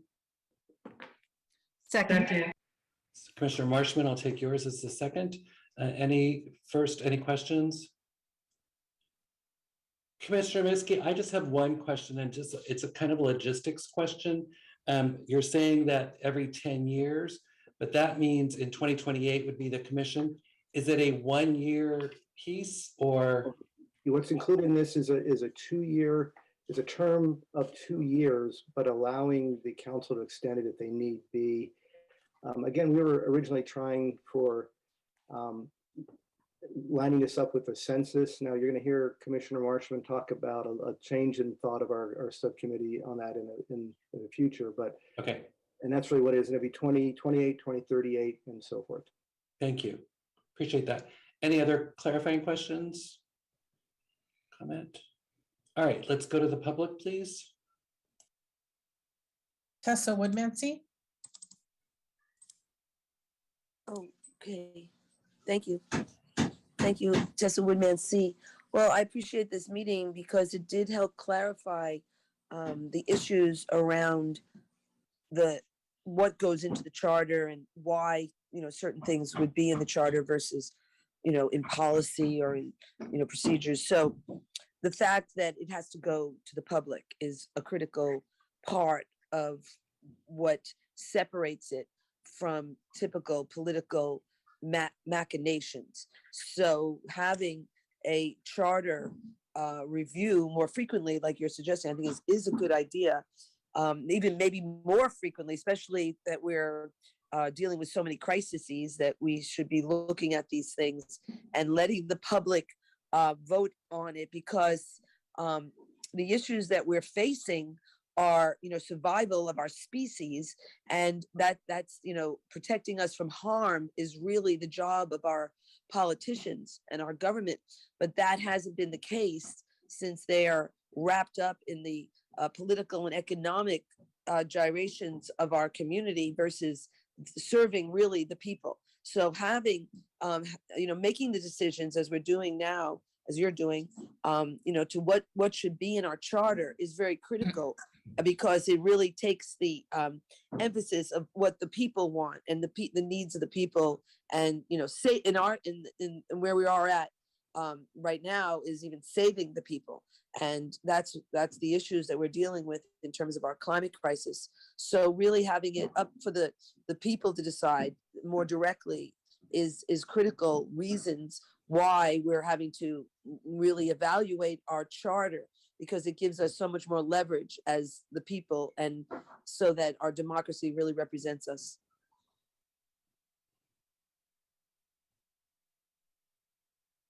Blair Beekman?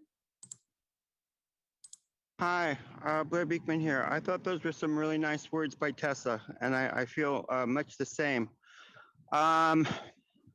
It's from that I've just a few slight worries that as it is a much more organized, structured, good way to work. I mean, I think that's really good. I have concerns that in the next 10 years, it will give the structure ways. Its structured ways will give, people who want to come back with the strong mayor as a development plan. I worry about those sort of things, and how they will be returning in just a few years to push. I'm hoping we are not going to be at all discussing that at this time, and we're focusing on community and a city council approach to city charter decisions at this time. And that way it can include a few ideas of mayor emergency ideas, I feel. I'm trusting. But to go into the big leagues of the strong mayor in terms of having, a certain free access to development, a free pipeline, basically, that the rest of the community doesn't have. I just worry that's going to come up again real soon. And so I'm a bit hesitant, but overall, I think these are interesting ideas, and to address our overall progressive good practices, I think can be really helpful. Thank you for this item. Good luck how you can continue to work on it and to consider all the options. Thank you. Back to the chair. Thank you. Thanks, members of the public. Any further discussion? Are you ready for the question? Commissioner Huitran? Thank you, thank you, Chair. I actually just want to appreciate Commissioner Kaminsky and the subcommittee for having the conversation last week, kind of hearing different perspectives and then adjusting accordingly. Fully support this recommendation. If you're ready for the question, the clerk will call the roll for the vote. Yes vote, it means that you are accepting the recommendation that be a new charter commission every 10 years, with the first one starting in 2028 for a 2-year term. Clerk could take the roll. Barbara Marshman, Yes. Christina Johnson, Yes. Lily Moxamuro, Yes. Enrico Calendar, Yes. Frank Kaminsky, Yes. Garrick Percival, Yes. George Sanchez, Yes. Hui Tran, Yes. Jeremy Bruce, Yes. Jose Posadas, Yes. Lund Diep, Aye. Linda Lazat, Yes. Luis Barrocio, Yes. Magnolia Siegel, Yes. Maria Fuentes, Yes. Sammy Robledo, Yes. Sherry Segura, Yes. T. Tran, Yes. Tobin Gilman, Yes. Veronica Amador, Yes. Yong Zhao. Yes. That motion passes. Thank you. Thank you, commissioners. A unanimous vote and recommendation, moving that one forward. Our next item is Commissioner Marshman to recap the subcommittee's recommendation on additional council seats. Commissioner Marshman. Thank you. Actually, some of this may be a work in progress, but I will frame the motion. We recommend that because the redistricting commission deals with the numbers, gets to understand a lot of things about the city that we don't all know, we recommend expanding the duties of the redistricting commission to look at whether additional districts every 10 years when they meet look at at whether additional districts might better represent the community and represent communities of interests. The commission should reach out to the public in this work and also should be trained in some nuances of expanding city councils, because as councils get large, well, LA is 15, but when you get larger than that in particular, they tend to operate the way LA does, which is largely in committees. All of the main work goes on in committees, and it works like the legislature. So the redistricting commission will need to understand that and take that into consideration in its recommendations. That is our basic motion to amend the charter. In addition, we make a policy recommendation that in this decade, the mayor and city council, after the 22 election, the new mayor and city council should, as quickly as possible, convene a study session, however they want to do that, with considerable public outreach, to see if we have reached that point now. It's too late to ask this redistricting commission to do it, but there is some feeling among people participating in that process, what they're seeing, it might be appropriate to add a few. I will just add that in the charter recommendation, being a little vague about when the redistricting commission would meet, I've had discussions that indicate there really are figures available, the routine updates of the census that might allow the commission to begin meeting early and actually understand enough to make a recommendation for the 2030 census. But if not, it is feasible to do a midterm census, and we'll refine that. I'd like to leave it open in the motion so that we can allow folks who know more about it than me to sort it out. So the motion is a charter revision that expands the scope of the redistricting committee to look at additional districts. And the second Correct. the motion is a policy recommendation that the council and mayor look sooner than the next redistricting commission around the number of appropriate council districts after the mayoral election of 2022. Perfect. Is there a second to that motion? Second. Commissioner Lazat seconds the motion. Discussion amongst or questions from the members of the commission? I want to, what I wanted to do is bring. Commissioner Sanchez.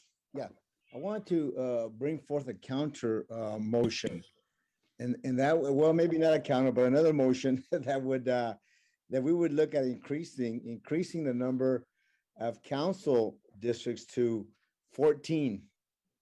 14 would put us at about 71,428 residents per council district.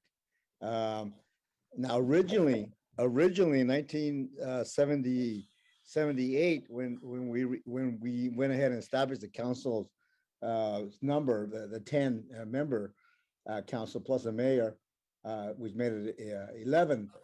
And at that point, we were at 63,000. This is back in 1978, 63,000 residents per council district. And so what this would do is push us to about 71,428 based on the population of San Jose being roughly 1 million. And we know we're going through redistricting now.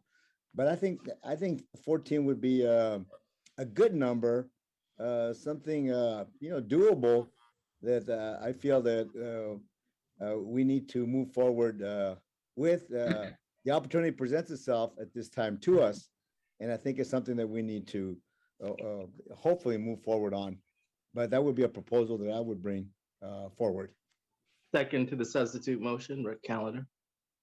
So Commissioner Sanchez has made a substitute motion and Commissioner Calendar has seconded it. Commissioner Fuentes.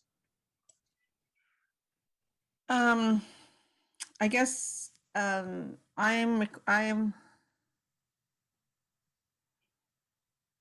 sorry. I saw something on my screen that didn't make sense. I'm sorry. Okay, so for a point of clarification and, in terms of our process, I support what Commissioner Sanchez is saying in terms of expanding the seats. I support the recommendation that we're providing because it's reasonable. It's kind of I see it as a consensus recommendation. However, Chair Ferrer, it sounds to me like, as you're describing what the ultimate recommendations might be, that there is room for for us to somehow amend the motion or amend the recommendation with a minority view, because my view truly is that that we really do need more city council members in our city. The size of the city and the issues that we're facing in our city, it seems to me that having a minimum of 2 more members just to start would be very beneficial and would advance the needs of the city more than just the current recommendation. So I just want to know, what is the possibility of another voice added to, like a minority comments or something like that? That's a question. The clarification is requesting a clarification of our process. So the substitute motion is asking for 14. If you voted in favor of that, that would be the actual recommendation unless there's other votes taken. If you weren't in favor of 14, but you wanted a different number, or you think that there should be a stronger piece, or you want the recommendation to go as first moved, then you would not vote for 14 and you would vote for the recommendation. So the substitute motion is giving you it's putting a number on the table. If the commission isn't ready or thinks that's the wrong number, you would vote against it.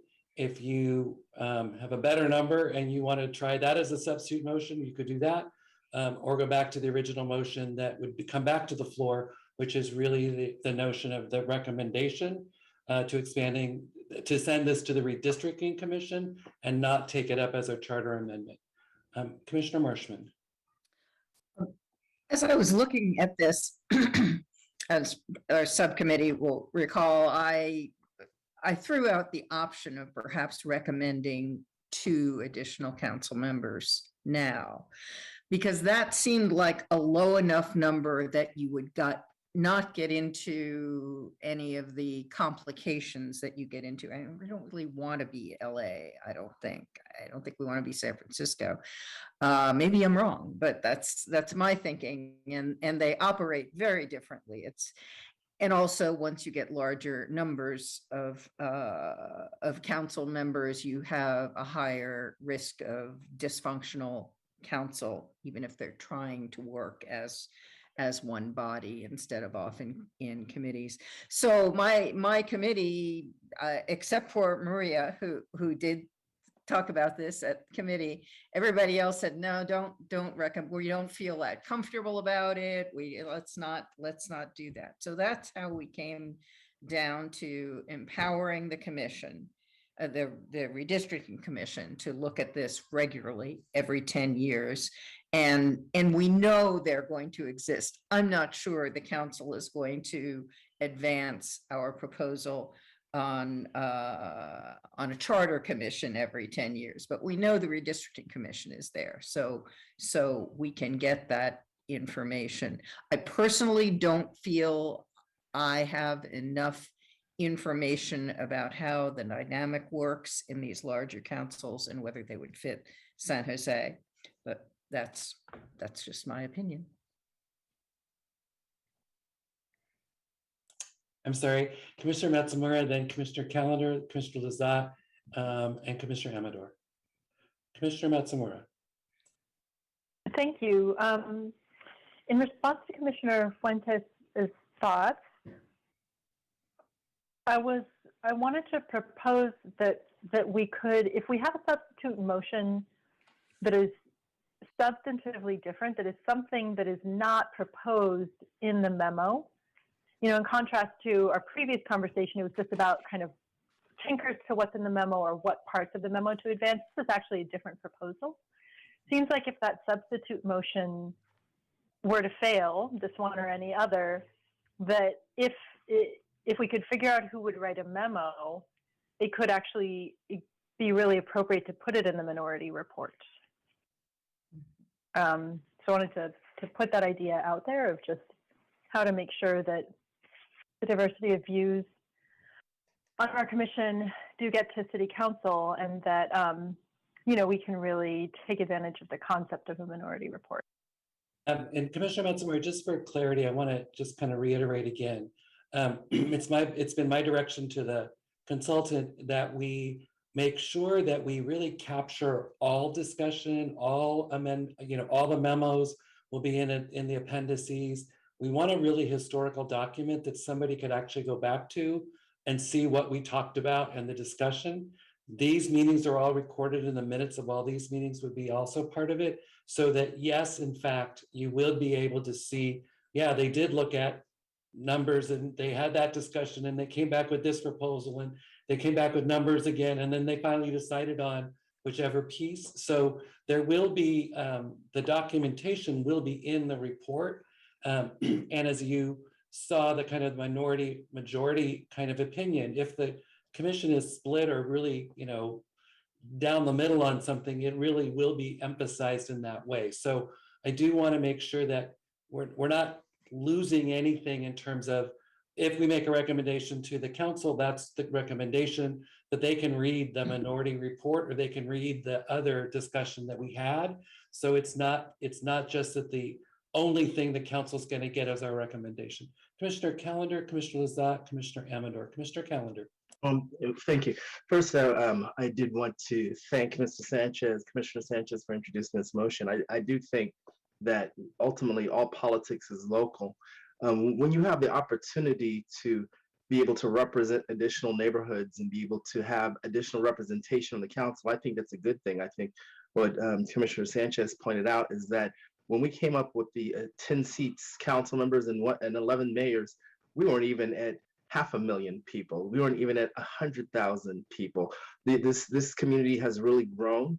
The community deserves to have representation from the smaller communities. That really is a reflection of all communities. So I strongly support the number that's there is 14, the right number with the mayor. I don't know, but I want to tell you right now, I think that's better than what we have.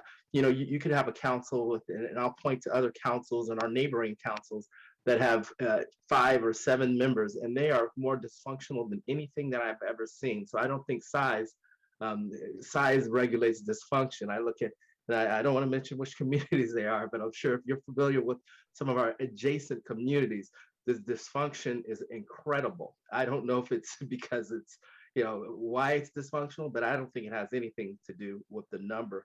And then for redistricting, for those of you that have been involved with redistricting, to be on a redistricting committee, and I've been involved with many redistricting committees, not both at Valley Water and otherwise, I'm going to tell you, that job is hard enough as it is just to be able to figure out how to put together those maps and be able to make it work. So I don't envy, you know, the job of a redistricting commissioner and what they have to do. And it only happens once a decade. I don't think waiting for the next redistricting commission is the right thing for us to do tonight. I think what we need to be looking at is what is the right thing to do now, remembering that all politics is local. And, you know, one of the principles that we talked about is making sure that we can look at a diversity and inclusion and what we're doing. Well, what better way to diversify the council in a variety of methodologies in terms of ensuring that all neighborhoods are represented, at least more neighborhoods are represented, because they can have a member that it more closely reflects that local community on the council.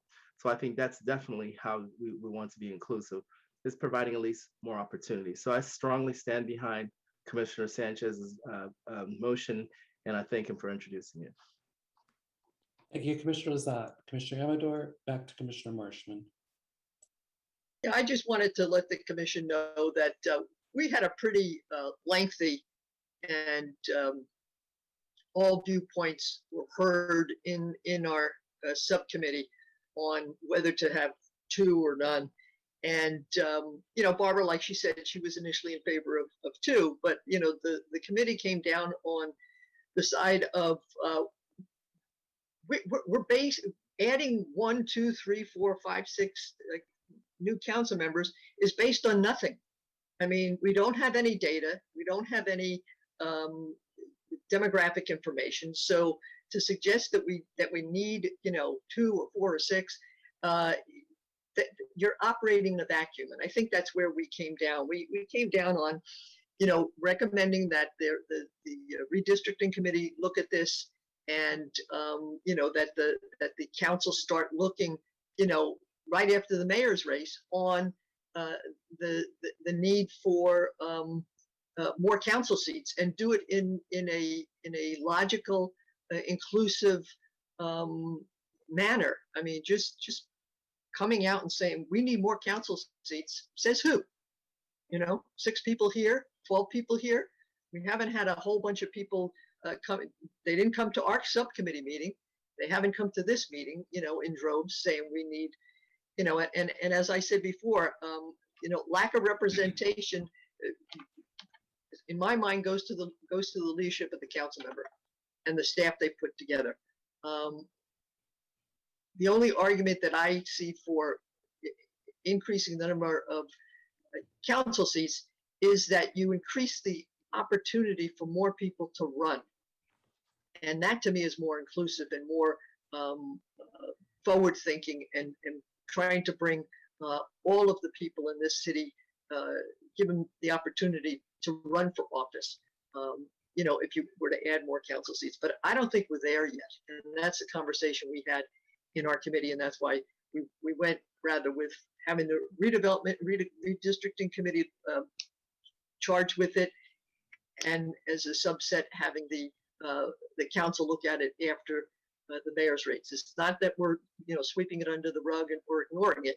It's just we're saying let's do this in an organized, logical, inclusive fashion, rather than just throwing a number out with no basis in fact for any number. Thank you. Thank you, Commissioner Amador. Great, thank you. And I also want to thank the subcommittee, and as well as Commissioner Sanchez and Commissioner Keller for really bringing this forward as well. I also agree, you know, everything that Commissioner Callender said. I couldn't, you know, he just put all the words out there, and really it is about inclusion and having that diversity, right? Having somebody that you can actually approach. Often we see it here in community, right? When we work with community, when we're with the community, we often see it, the need to have more representation, the need to have, and you know, the Commissioner Lazat might have said it, maybe we do need more people to run, right? Maybe we do need to diversify more people in city council, and maybe that's what we need. But we won't know if we keep on waiting. And I think we've waited enough time. I think it's now time to move forward. And if, you know, again, this is not set in stone, we can always come back, not us, but others can come back, right? And revisit this. But I really feel like we are at the right time. We waited 35 years already, and we keep on growing. And the growth in San Jose is not going to stop. And you're right, we're not San Francisco, we're not Los Angeles. We are San Jose, and we will forever be San Jose. And I think as San Joseans, we want to keep moving forward with this and really think about how can we be more inclusive. Thank you. Thank you, Commissioner Matsky. Commissioner Marshman, I'll come back to you. I see a lot of hands for their first time. So Commissioner Matzke, Commissioner Fuentes, Commissioner Huetran, Commissioner Siegel. Commissioner Matzke. Yeah, thank you. I just wanted to add on this. I had looked at this concept of numbers. It seems the only argument here is how many what's the population that each council member represents. And so I don't think we should look at this. Collect is going to point to, particularly on things like race and ethnicity, these kinds of variables that measures that we have access to, are probably not going to point to a specific number, but that's ideal. But I guess I just wanted to make the point that our existing numbers, there's no real rationale behind those either. Why is it 10 or 7 and a lot of it, at least in my understanding of the history on this, is that these numbers go back decades, and one of the reasons why we had small city councils is because people didn't like politics, and they thought that city managers would be the best to sort of control, not control, but sort of shape a city. And I think that's a really, in many ways, a sort of antiquated view to look at our politics and our city, particularly when you have so many people who have been left out of that process. So I think that part of at least what I'm hearing is the hesitancy to change is because we just know that this sort of is and sort of it works, and why change it. But I think that the larger council numbers, or just like a legislature, they tend to adapt. Like legislative bodies adapt to the size in which they are. Just like we have a state assembly that has 80 members, and we have a House of Representatives that's 435 members, and they create institutions and organizations to help them adapt to that number. They don't know exactly what to create because they have to get more comfortable sort of knowing what's needed. And I would put trust in a future council to be able to form those organizations and structure to make that work. So I guess sort of just to recap, I think that to Commissioner Lazat's point, I think it's a really important thing to think about the diversity on the council, what kinds of benefits increasing the number of districts would mean for people who might not normally run for politics or run for office. To make smaller districts, less money needs to be raised. And I think that the city council districts, or if you look at the diversity currently on the council, is largely a product of having district elections in the city. And if it wasn't for district elections, I don't think we'd have near the diversity on the council that we do. But as to Commissioner Tran's point, we need more. We need more representation. I think more districts can help that. So I would support Commissioner Sanchez's measure. Commissioner Gilman, and then Commissioner Posadas.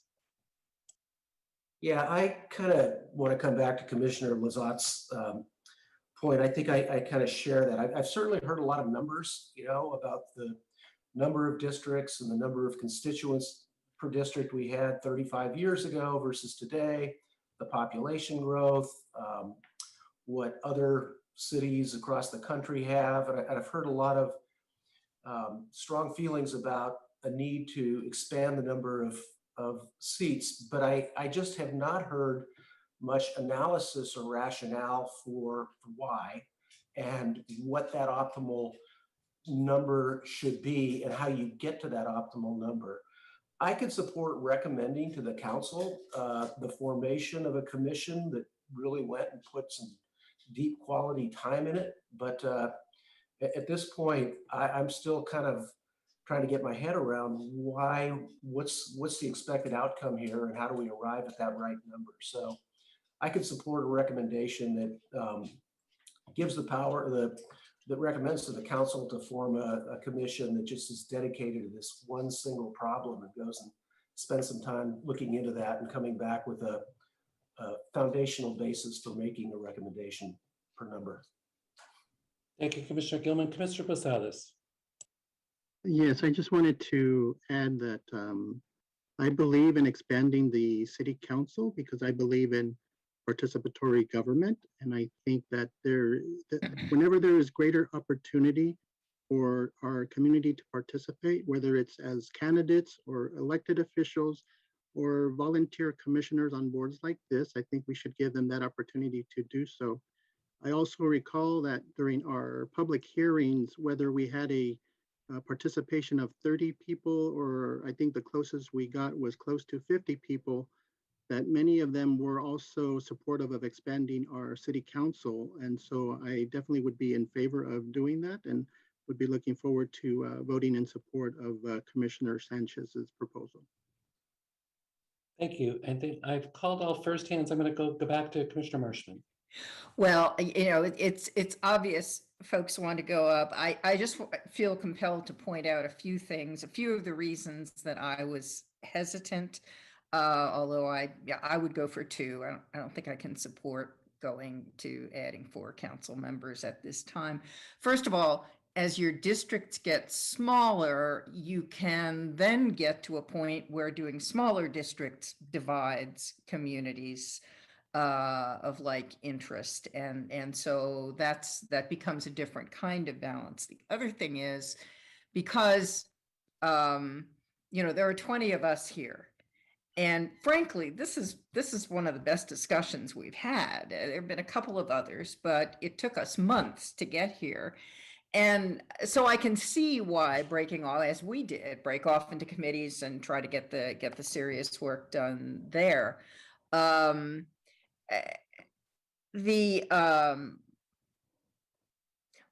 I'm not going to go on because obviously the other thing is, if you have a larger council, the reason our council is not going to want to go for that, probably, and maybe they will after, if there's a good public outcry, that's what you need. Each council member has less power, and the strength of your council member is going to mean a lot. How many legislators do you know the names of when they're not your legislators? So there are a lot of other dynamics that open up, and that's what went into my thinking to start slowly. And when the committee wanted to just, get things in motion, I was fine with that. But I think it is something to be careful of. Be careful what you wish for. Also, most councils with most cities with a large council have strong mayors. I found none with a council manager system. And Denver, by the way, rejected doing their 2 districts. They weren't going to add districts anyway. They were looking at taking their at-large council members and making them so they'd add 2 districts, but not more members. They did not want to do that. Ended up not doing either. So there you go. Thank you, Commissioner Marshman. Commissioner Matsky? Yeah, just want to add something. It looks like it's right now, the motion is for a certain number right now. I think we should also make sure, how do we look at this question in the future? I'm not sure if they want to include that in the motion or a separate motion, because the thought was that maybe redistricting should look at this whenever they meet. So I just didn't want to lose that portion of the proposal. Commissioner Matsky, just for clarification, that is not in the motion currently, and they can amend it if they'd like, but all hands are down.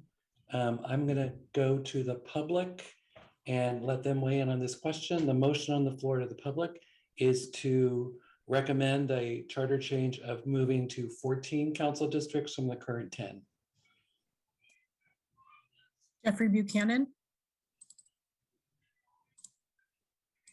Members of the commission, wanted to weigh in on the proposal, particularly the piece of the proposal tonight around attaching the decision around whether to add districts or not to the work of the redistricting commission. Certainly, for those who've been following the redistricting work, it's incredibly challenging work to engage the public around the questions of just within the existing number of districts, how one would draw districts. I believe the idea of looking not necessarily in future years to do this, say, between redistricting, between the current charter requirements for redistricting every 10 years, doing this in between years as state law does define how a charter city could go about that. I think it's really just a much better way to do it. If you invest the question of both how do we, within the existing number of districts, draw lines, and the question of do we add more districts, and then how do we draw those lines to a public engagement process, I think that's an incredibly challenging task for future commissioners. And so if we were to add districts, making the request either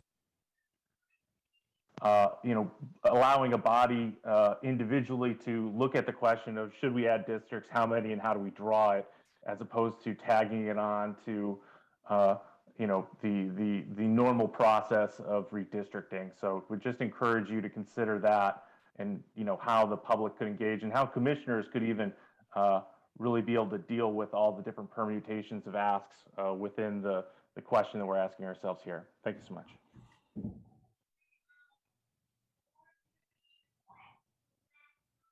Blair Beekman.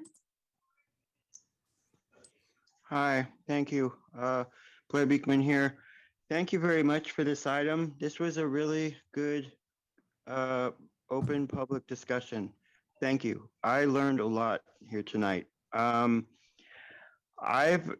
wasn't too excited by this idea at first, but I thought I would give it a chance, and I'm just slowly learning some nice things about it. I'm kind of in the position of starting at 12 at first, and it made me consider the city of Berkeley. They currently have 8 council persons on their city council, and they're a pretty small city compared to San Jose.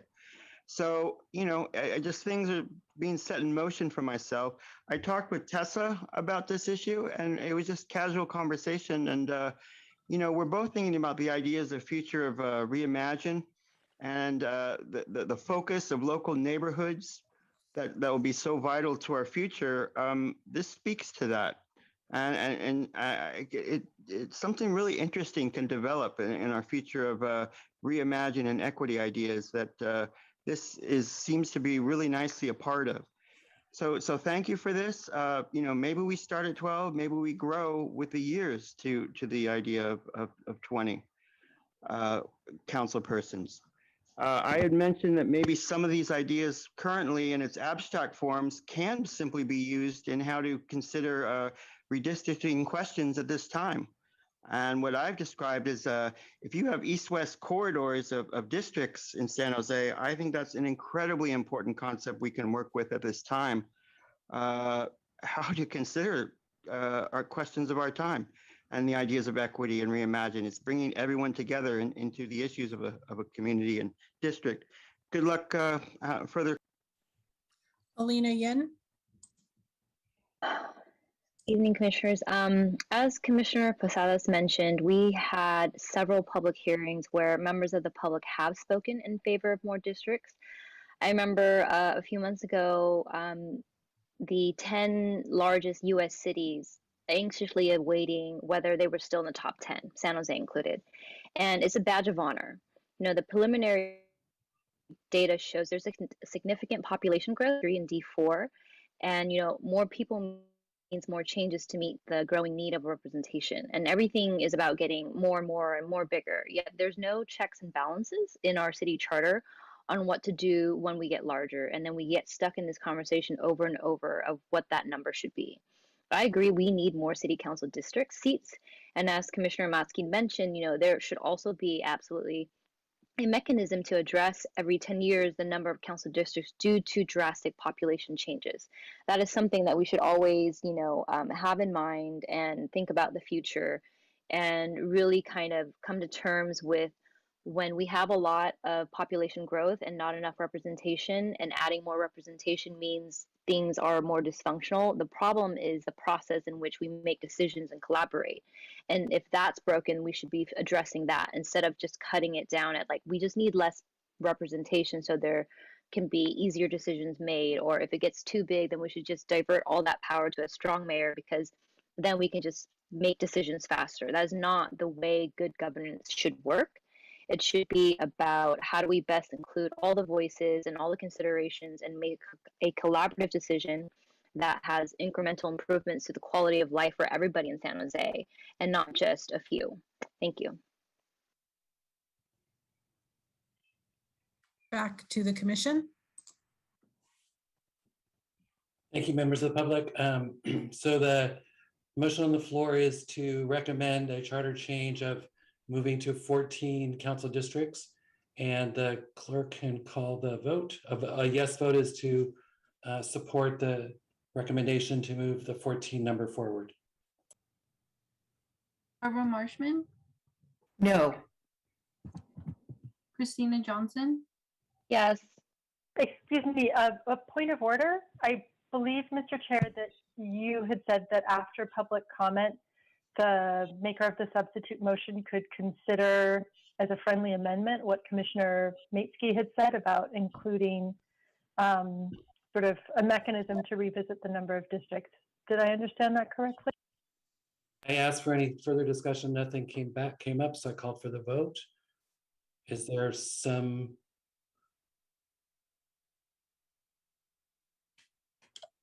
an amendment to the motion? I didn't see any hands up. If Commissioner Maitsky if you wouldn't like to offer an amendment, I think I would. Seeing him not jump at it, I would offer a friendly amendment to include in the motion a recommendation for a charter change that taking also into account Jeffrey Buchanan's comments, that the council designate a commission every 10 years in adequate time before the redistricting process to study the number of council districts and recommend any changes to the number. Does the maker of the motion accept that friendly amendment? No, I don't. Okay. Then I'm going to resume the vote. The clerk can continue the vote. Thank you, Commissioner Matsumura. I'll start again. Barbara Marshman, No. Christina Johnson, Can you come back to me, please? Ellie Matsumura, Yes. Enrico Calendar, Yes. Frank Maitsky, No. Garrick Percival, Yes. George Sanchez, Yes. Hui Tran, Yes. Jeremy Bruce, Yes. Jose Posadas, Yes. Lund Diep, Nay. Linda Lazat, No. Luis Barrocio, Yes. Magnolia Siegel, Yes. Maria Fuentes, Yes. Sammy Robledo, Yes. Jerry Segura, Yes. T. Tran, No. Tobin Gilman, No. Veronica Amador, Yes.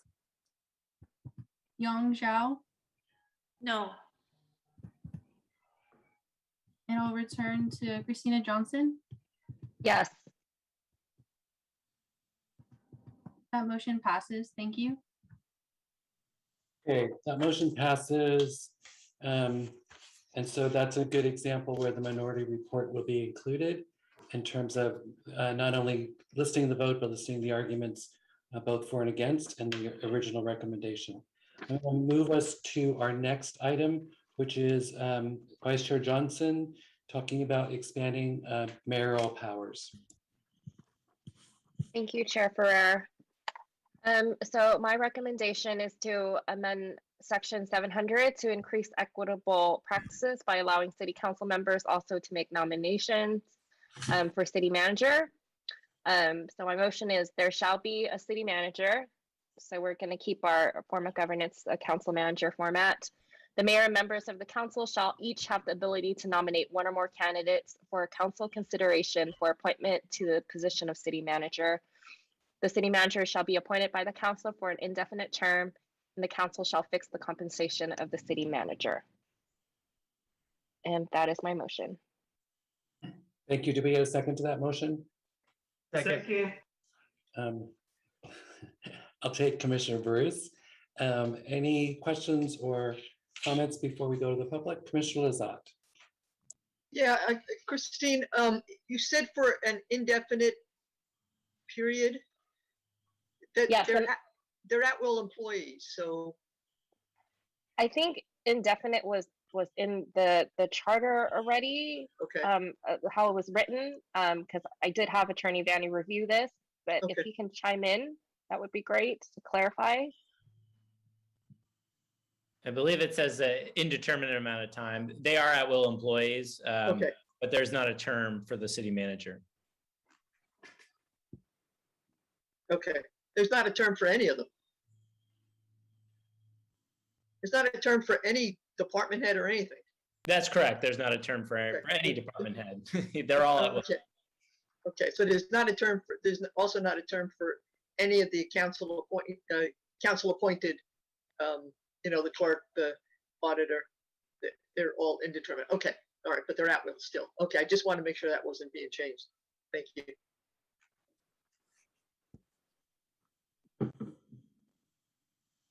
Seeing no other questions or discussion, we'll go to the public for their thoughts on allowing the city council to nominate city managers and maintaining the city manager council form of government. Members of the public, first talk speaker, the clerk can call. Caller 5140.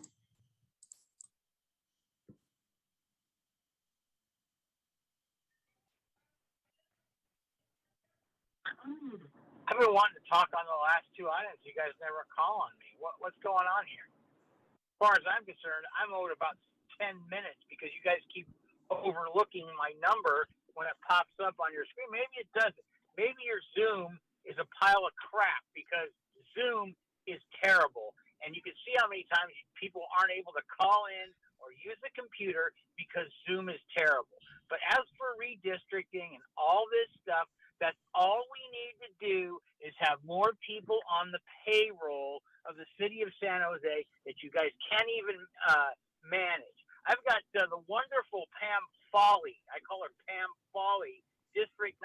She clearly can't handle anything. If you made it smaller, she'd probably come up with more excuses of why I'm driving over a bumpy road right now on Prosper. You hear it? Boom, boom, boom, boom, boom. On Prosper. I've been telling her that for how long? So are you guys going to manage the districts better if they're smaller and fix the potholes and fix all the problems? This I got to see. I'll tell you what. Do what you guys want to do. Put more people on the payroll. Try to bankrupt the city. But for God's sake, can you please manage? I'm driving over potholes right now. Ba-boom, ba-boom. Here they are. Ba-boom, ba-boom, ba-boom. All the way down Briar Glen. You guys should be ashamed of yourselves. You guys need to repave these roads versus have a road. Oh, here's some more potholes. Boom, boom, boom.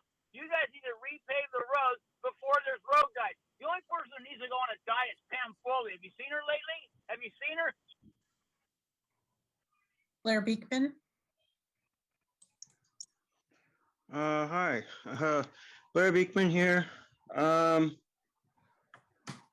This is an item that I think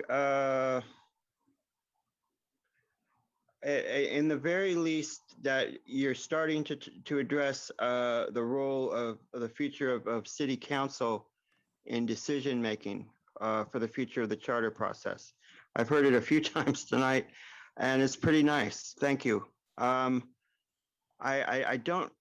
totally lack a depth of how to better talk about these issues, but thank you for allowing me public comment time and for myself to voice how I'm understanding the process. And I hope I'm a bit shallow, but I just hope I can contribute in some way. And it's just, if nothing else, it's just nice that to offer this sort of dialogue as community. So thank you for that.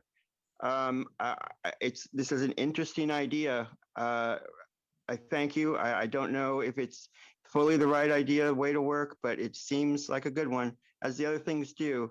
I can't give my full 100% support, but at the same time, this is a great direction. It's a very good direction. So thank you. I would love to hear more about issues of how city council can be shaping the future of decision making for the future of the city charter process. So this is interesting. Thank you.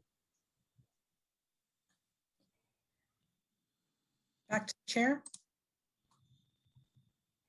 Thank you. Any further discussion? Or are you ready for the question?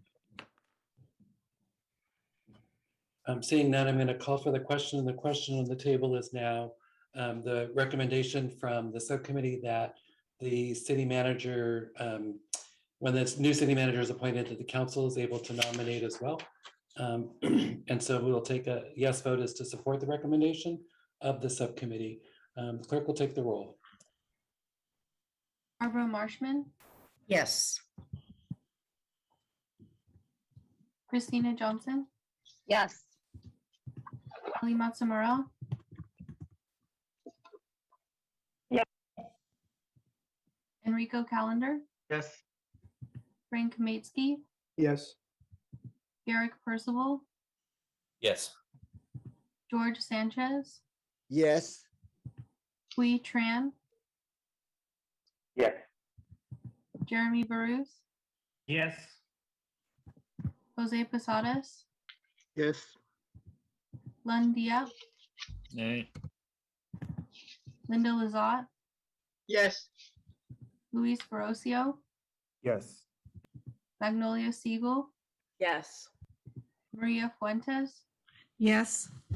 Sammy Robledo, Yes. Jerry Segura, Yes. T. Tran, Yes. Tobin Gilman, No. Veronica Amador, Yes. Yang Zhao. Yes. That motion passes. Thank you. Thank you. And thank you, Vice Chair Johnson, for that recommendation. We go to our final recommendation from Commissioner Lazat on mayoral emergency powers. Commissioner Lazat.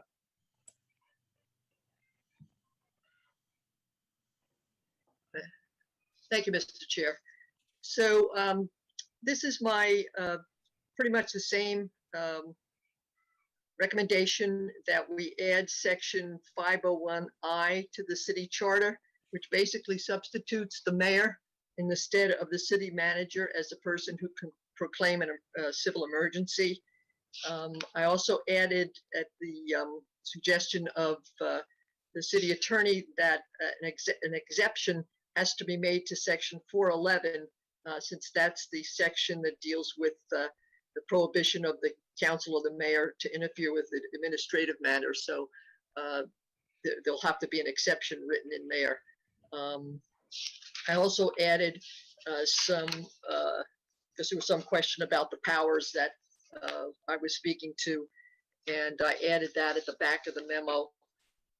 No other changes are to the Office of Emergency Services or the Office of Emergency Management are being suggested by this proposal as a mere substitution of the mayor for the city manager in declaring it. And the powers are listed back at under proposed research and citations. Also, I put out what the membership and function is of the Emergency Services Council. And there you can see all of the individuals who are involved in creating the Office of Emergency Management and how plans and emergency services are coordinated. And that's already in existence. And as I said, I'm not making any suggested changes to any of what's already in place, following statewide and national standards for emergency services. So that's my motion to make amendments to add section 502I and make an exception language will need to be put into section 411. Thank you for your motion, Commissioner Lazat. Can I get a second to that motion? Second. Commissioner Marshman seconds. Okay. Any discussion with council or questions for Commissioner Lazat at this point? Commissioner Marshman. I just wanted to And I think Linda's original motivation for doing this and mine for supporting it is accountability. It's one of the things that was part of our charge when they created this commission. If you can do anything to enhance accountability. We've had a couple of events, flood, chaos downtown, that people were, I think, rightfully concerned about the way things happened, and nobody really was directly responsible, but everybody gets mad at the mayor, and that's what happens at these things. I know some people feel like it's political. I don't get that, because not the power that's going to go to Sam Liccardo, and whoever is mayor, I feel ought to take responsibility when people's lives are at stake.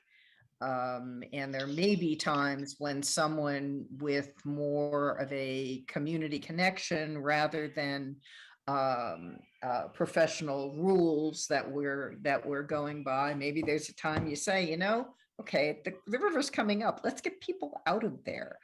And I would rather have a mayor able to do that, because right now the mayor cannot order a city manager to do something like that. So I just wanted to add that. That's my main reason for supporting it. Thank you, Commissioner Matsumura. Oh, I just thought, Commissioner Lazat, it might be helpful if you were just crystal clear about what's changed since the last time you presented it. You've mentioned the need for the exception to Section 411, but the Commission might find it helpful if you just highlighted the other adjustments that you've made. Well, nothing's changed. I just put in that the charter change would have to be made to Section 411. A exemption would have to be put in there, and then I just added some reading material at the back, so because people had questions about how emergency services operated and what the powers were that the city manager had that were being transferred over to or substituted for the mayor. So it's no change really. Thank you, Commissioner Brosio. Perfect, thank you. Yes, unfortunately, we weren't able to have, I forget the name, Christina, can you remind us of the name, or? Ray Reardon. Yes, and what's his official title, just so the rest of the commission knows who we were trying to tap? He is head of emergency management. Okay. He runs the office, he runs the EOC section. Perfect. Yeah, unfortunately, he wasn't able to make it, so we weren't able to have him present to us at our subcommittee. And I know that was something that we were looking forward to in terms of showing everyone his presentation. A couple of questions that I had prepared for him, and unfortunately he wasn't able to a field, but I'll ask here. The first one is, well, one of them I did bring up at our subcommittee. What recourse or what can be done if the power shifts over to an elected official, but the elected official feels that there's after like seeking counsel and after looking at the big picture and the situation, that a local emergency is not needed, where staff feels, hey, it is needed, right? And I think that's kind of where like that political like nuance enters. And then I have two other questions. Is that directed at me? Yeah, and I think you answered it, but if you can answer it to the whole commission. Well, I just, Barbara sort of talked about it. I can't. We elect the mayor to represent us and to have our best interests. And if in his discretion or her discretion, an emergency needs to be called, then that's the discretion. By the same token, I can't conceive, unless something really wacko happened, of a mayor disregarding the the the experience and the recommendations of the people who know this stuff inside and out. He or she is going to have to get training, to help work through this. But I cannot conceive of an instance where the mayor would disregard. I mean, it's just like the president. The president, he sees something in front of him, he gets all of his information, and he makes the decision because he's the person we elected to make that decision. Right now, if the city manager, you could turn that around. I could turn that around and say, what do we do if the city manager doesn't make the call when all of the people around him and the mayor think that emergency should be declared? I mean, it's just, it's a canard. Right. And I think at our subcommittee level, I brought up certain situations where both property and lives were at stake, and the previous president, with what happened in DC, didn't respond in a way that was quick, right? And I think if we look to past presidents or past elected officials, there's always that timing, right? There's always that timing issue of was the response, was FEMA enacted, quickly enough and all that good stuff. But which kind of goes to my second question, and I think other commissioners had this, in terms of separating natural disaster emergencies with civil unrest type of emergencies.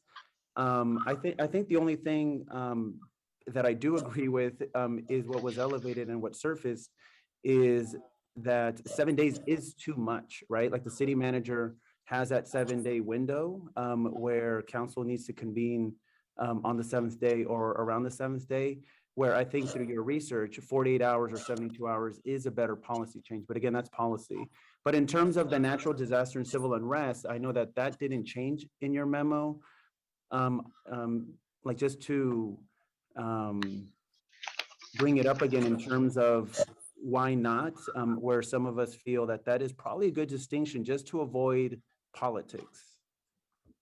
Well, the way it's written, it says, whenever civil emergency or imminent threat thereof occurs in the city and results in or threatens to result in the death or injury of persons or the destruction of or damage to property to such an extent as to require, in the judgment of the mayor, after consultation, extraordinary measures to protect the public peace, safety, and welfare, the mayor shall forthwith proclaim in writing the existence of a civil emergency.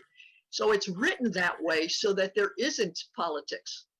It's written that way so that if there is a threat to life, health, injury, the declaration, he or she has the obligation to call it. And so it's not a question of, well, God, I'm going to interject politics and say, in the civil unrest where I agree with the protesters, I'm not going to do it. But, who cares what happens to downtown? So to me, having that language where it's across the board makes more sense than separating them out. And there would have to be, the proclamation would have to have certain findings, just like the proclamation for the most recent incidents had findings about why the emergency was being called. And then that's the findings that are brought for ratification to the city council. So to me, not separating them takes the politics out of it. And maybe that's just something that we see differently. But it's either an emergency or it isn't. And you don't look at who's creating the emergency. You look at what is happening to the people or to the public or the property that requires extraordinary measures. So you don't look at who's causing that or what's causing that. And that, like I said, that to me takes the politics out of it. Thank you, Commissioner Huaytran, then Commissioner Metzke, and then back to Vice Chair Johnson. Commissioner Huaytran? I appreciate the call out, the chair. However, I just raised my hand, and I believe Commissioner Metzke and Vice Chair Johnson have their hands ahead of me. I couldn't hear you, Hui. Oh, sorry. I believe Commissioner Metzke and Vice Chair Johnson actually had their hands up ahead of me. Okay, Commissioner Metzke? Thank you. I've been giving this, some thought, and I listened to the conversation at the last meeting, and a lot of the discussion is about who calls the emergency. I guess my concern isn't so much that as is the management of the emergency. As I see this, the proposal is that the city manager then jumps in and manages it. And as I've had some experience in managing emergencies, not directly, but what typically I think would happen in the city is that the city manager doesn't jump in and manage the emergency. He establishes an incident commander to do that. And that person is then given a responsibility to make decisions on behalf of the city and not asking permission, but asking forgiveness later. So there's a lot of decisions like that. Is staffing the emergency operations center are some very critical decisions that would have to be made. And so to have somebody, have a mayor who isn't directly involved in the day-to-day to understand who these personnel are and who would be good in these roles is problematic to all of a sudden throw the mayor in to make those decisions, where the city manager has those relationships and knows the personnel better, and I think is in a better position to make those management decisions. And so for that reason, I'm not supporting this. I think if we were in a mayor council form of government, where the mayor was involved day to day in a lot of these issues, it's easier to do that. But in terms of a manager council form, I think it's better to stay with the way it is. Thanks. Commissioner Huaytran, Commissioner Fuentes, and then Vice Chair Johnson.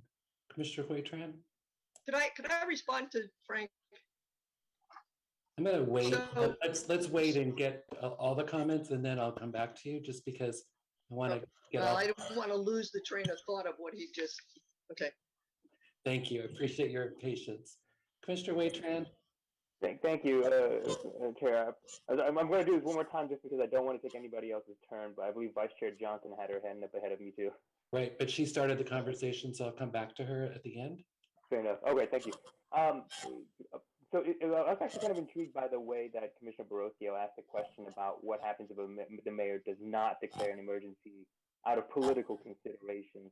It was kind of interesting because my understanding of the politicization concern is that the mayor would preemptively or jump ahead and call an emergency. Any hypothetical mayor would preemptively jump ahead to call an emergency to try to display, make some kind of display or take some course of action that can be better, that can be used down the line for, political campaigns down the line. That was how I understood the politicization concern. And so the question though that I wanted to bring up to you, Commissioner Lozat, though, is in terms of the concerns about a lot of the concerns that we heard at the last meeting were just what can happen, if the mayor declares an emergency and just decides to sack everyone, then while that is something that doesn't seem likely, just because when you have a limited scope of time, like of 72 hours, it'd be kind of wild to think that a mayor can go in there and just decide to fire whoever they want. Would you be open to language that would exclude the power of terminating any employee, any city employee, in the declaration of an emergency?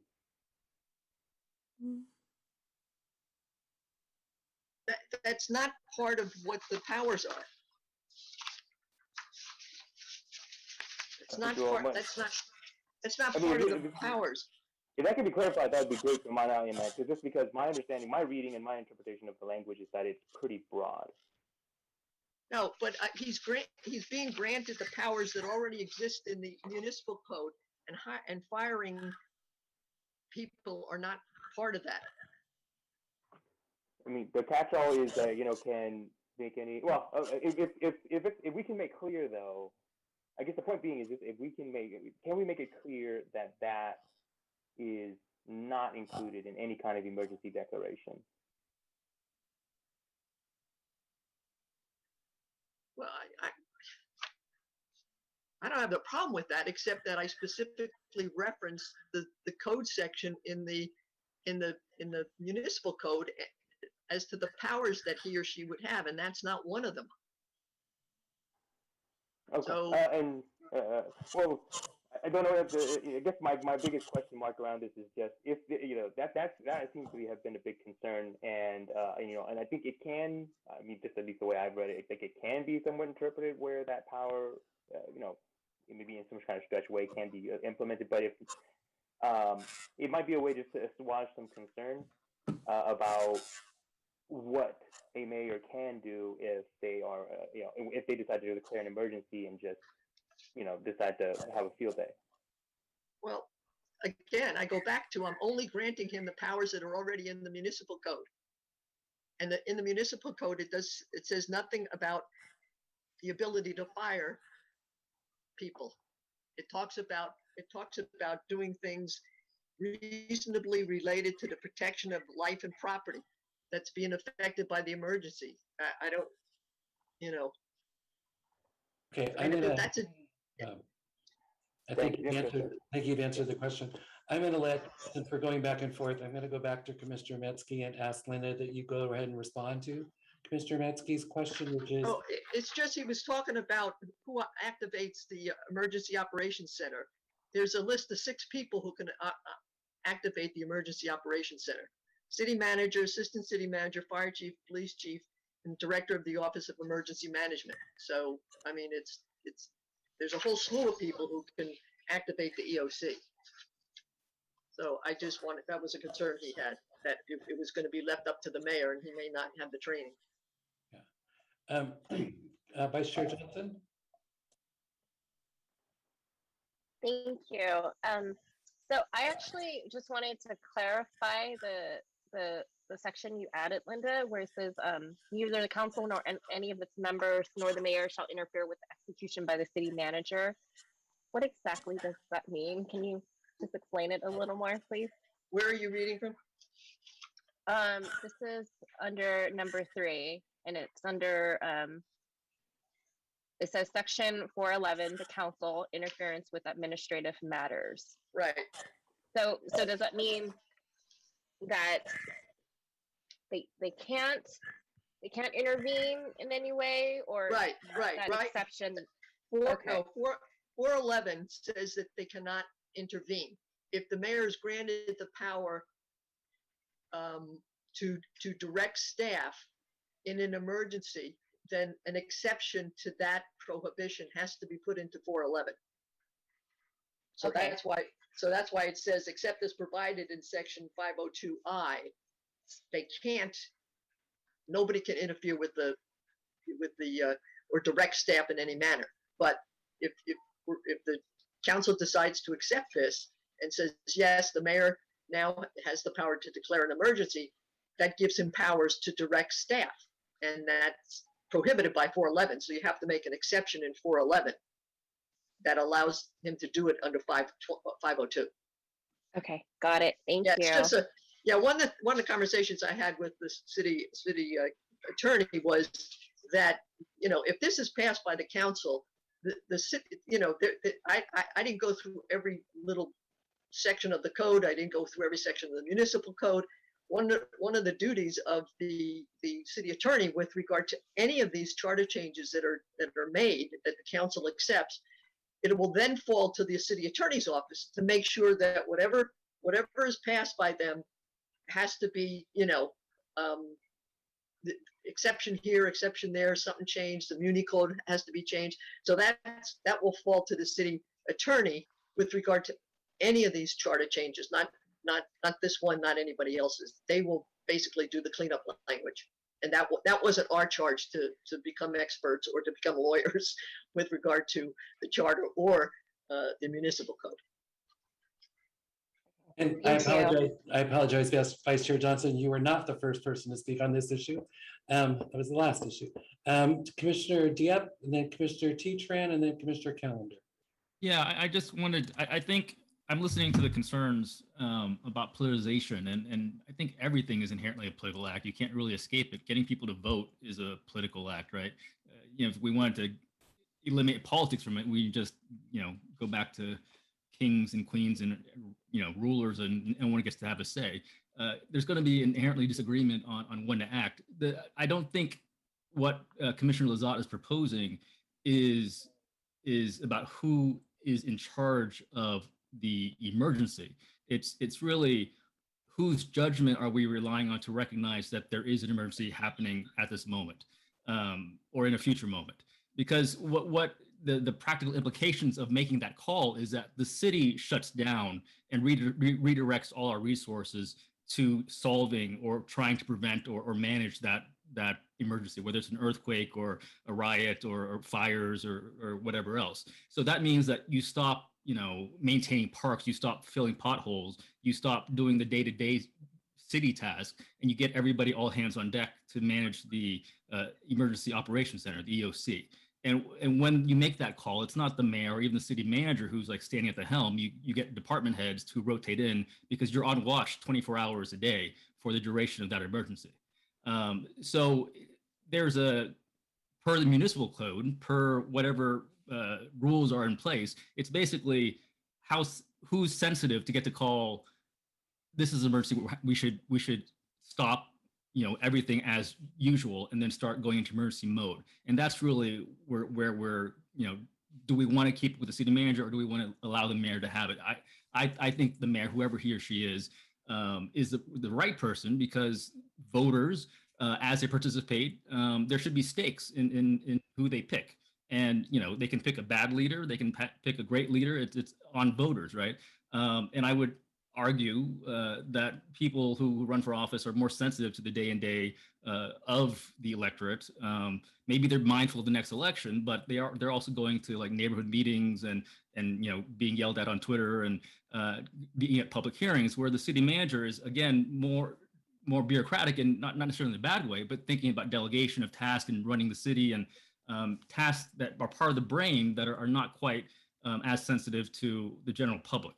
So I'm supportive of Commissioner Lazat's proposal, but I just want to point out for the commission that it's not who gets to rule for the duration of the emergency, it's who gets to put us in emergency mode. And once we're in that mode, there is, a plan in place already, pre-designated who's in charge.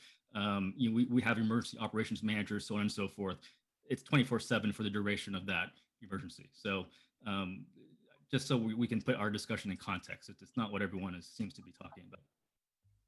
Thank you, Commissioner Commissioner Tran, Commissioner Callender, and then Commissioner Fuentes. Commissioner T. Tran? Yeah, it would seem as though Commissioner Diep and I are on very similar trains of thought here. I think for me, really what it comes down to is when it comes to who is calling the shots, I look at it from the context of are we trusting our own kind of decision making, right? Like when it comes to selecting a mayor, it's pretty much San Joseans that are coming to the booth and saying, this is my person. And if the majority says this is the mayor, well, that's the person who's going to lead us through the good times, through the rough times. And when the rough times come along, the instant thought of individuals, the everyday individual who doesn't necessarily follow local politics is, well, if something were to go wrong in this situation, who am I going to turn to? Well, you like to think your council member, and if it's not your council member, then it goes to the mayor, whoever they are, right? So in this situation, what we have now is the manager who gets to call these shots, and people, it doesn't necessarily register. I think with a proposal such as this, shifting it from city manager to our mayor, it helps with the train of thought. It allows for the situations where when citizens are critiquing the mayor, saying, why didn't you do this? Why didn't you do that? And the mayor says, well, it's not really my shot to make. Well, now it's their shot to make, and they can't necessarily backtrack. So I will, from my standpoint, I will support the recommendation from Commissioner Lazat. The second part I have to this is more of a question to Attorney Bonnie or Vanny. There was some back and forth earlier about hypotheticals pertaining to, in the event that there was, granted, natural disasters, civil unrest, all of that there would be situations where the mayor would potentially go rogue and start making decisions that were not necessarily positive. Is there anything in terms of like historical context or anything that would prevent, for example, the mayor from deciding, you know what, I don't like this department head, I'm going to oust them out within the time frame that they have? I'm not aware of any historical context, but as Commissioner Lazat mentioned, one of the powers that is not included in a recommendation is under the municipal code. There's a part that says to execute all of the ordinary powers of city manager. And under the charter, the city manager is he or she is the appointing authority, the boss of department heads. And so the council generally doesn't have any say in who's fired with regard to department heads. And so the mayor would not, it would be inconsistent with the charter for the mayor to all of a sudden have that authority, even in a state of emergency. For rank and file employees and things like that, there would be civil service protections available to them. But if the mayor is given the ability to declare an emergency as well as marshal resources, then it will require employees to follow those directions. So if the city mayor is saying go here, then that employee would be required to do so. If that employee were subordinate for some reason, it would fall to the city manager then to take disciplinary action in that situation if it were warranted. Thank you. Commissioner Callender. Yes, I'm going to join Commissioner Matesky on this one. As many of you know, in terms of my day-to-day job, this is one of the things that I definitely look to the professionals to do. We have the NIMS-SIMS management system, which Ms. Commissioner Matesky had alluded to. That's the National Emergency Management System, and the standardized emergency management systems, which the professionals have been trained on. We have to constantly continue to take training to know when and how to call an emergency. If I was to sit here and to tell everybody on June 1st of 2020 that we had a president that called for an emergency to clear a path from the White House to a church to hold up a Bible, people would say, no, that would have never happened, but it did. Don't look at this as being Mayor Liccardo. I don't know what he would and what he would not do. What I'm talking about is the Mayor X that you don't know, that the Mayor X that may see civil unrest and say, these people do not look like me. This is an emergency. I believe we should leave this in the hands of the professionals. I think we cannot politicize it. Just like Commissioner Deep pointed out, they may be looking to the next election. I don't want them looking to the next election on the backs of individuals that may look like me, and us gathered in the crowd may look scary. I will be voting against this for a variety of reasons. One, I believe it should be left in the hands of the professionals who are trained to do this. And two, I don't want to find out what the politicization of the emergency management system looks like. I think we should be working with what we have. And I wanted to hear the public talk before I spoke, but I just want to be very clear about where I'm standing and how I'm going to vote and why. Thank you, Commissioner Callender. Commissioner Fuentes. Thank you. First, I have a question to Commissioner Lasad, and that is the under 5021 Proclamation of Civil Emergency, that paragraph that follows, is that something that's taken from another part of the charter, or is that new language? Could you say that again? I didn't hear you. I'm sorry. On what's added under section 502, 1, the Proclamation of Civil Emergency, that first paragraph there that starts off, well, you know which one I'm talking about. I just want to know, is that new language or is that the exact language from another part of the charter? No, 501I that's in here is completely new. Okay, thank you. So my comment is that, number one, I do agree that in my own personal experience, my professional experience in working with emergencies in the county, in the mental health department, I know that we do have trained and we do have a process for emergency in the hands of the staff. But regardless, the main thing that I object to in this recommendation is the inclusion of the of civil unrest. For instance, when it says right here, whenever a civil emergency or the imminent threat thereof, okay, that phrase, the imminent threat thereof is a concern. And then it says, and results in or threatens to result in the death or injury of persons or destruction of or damage to property to such extent as to require. That whole phrasing, what's in there in terms of the a potential threat, the imminent threat, I mean, also the word says extraordinary measures to protect the public peace, safety, and welfare. I could continue with that, but my concern is that not that it's political, but that it really requires people to make a judgment and to kind of project what could happen. You know, you see people out there and they could do something. Or like we've been told, you know, there was intelligence that there was going to be riots when there was a George Floyd killing protest. So the police had to react, the city had to react in a certain way. All those things, I mean, even right now as I speak, are very frightening to me.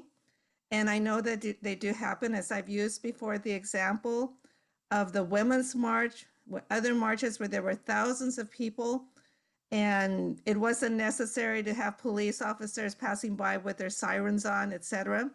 But when we had the George Floyd protests, there was like so much law enforcement and the things that happened. There's a lot of danger here. And I was leaning toward thinking that this particular recommendation made sense when I was thinking of a natural disaster type emergency.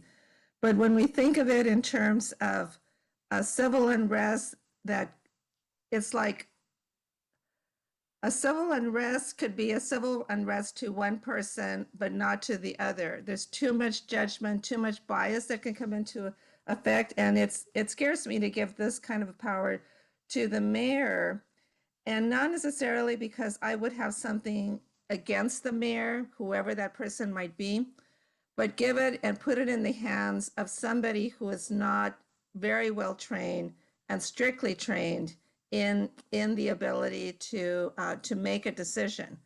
Whether or not the person receives advice or not, they still have the power now to make that call.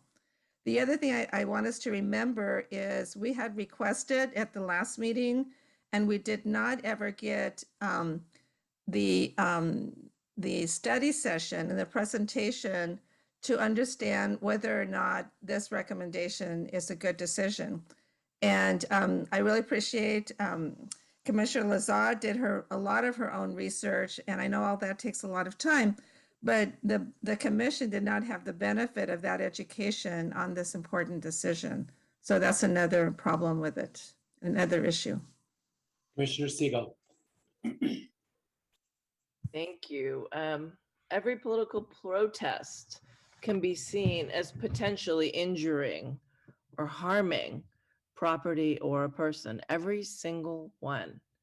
A young San Jose State person who maybe doesn't move when an officer says, please move, maybe just wants to stay on the ground.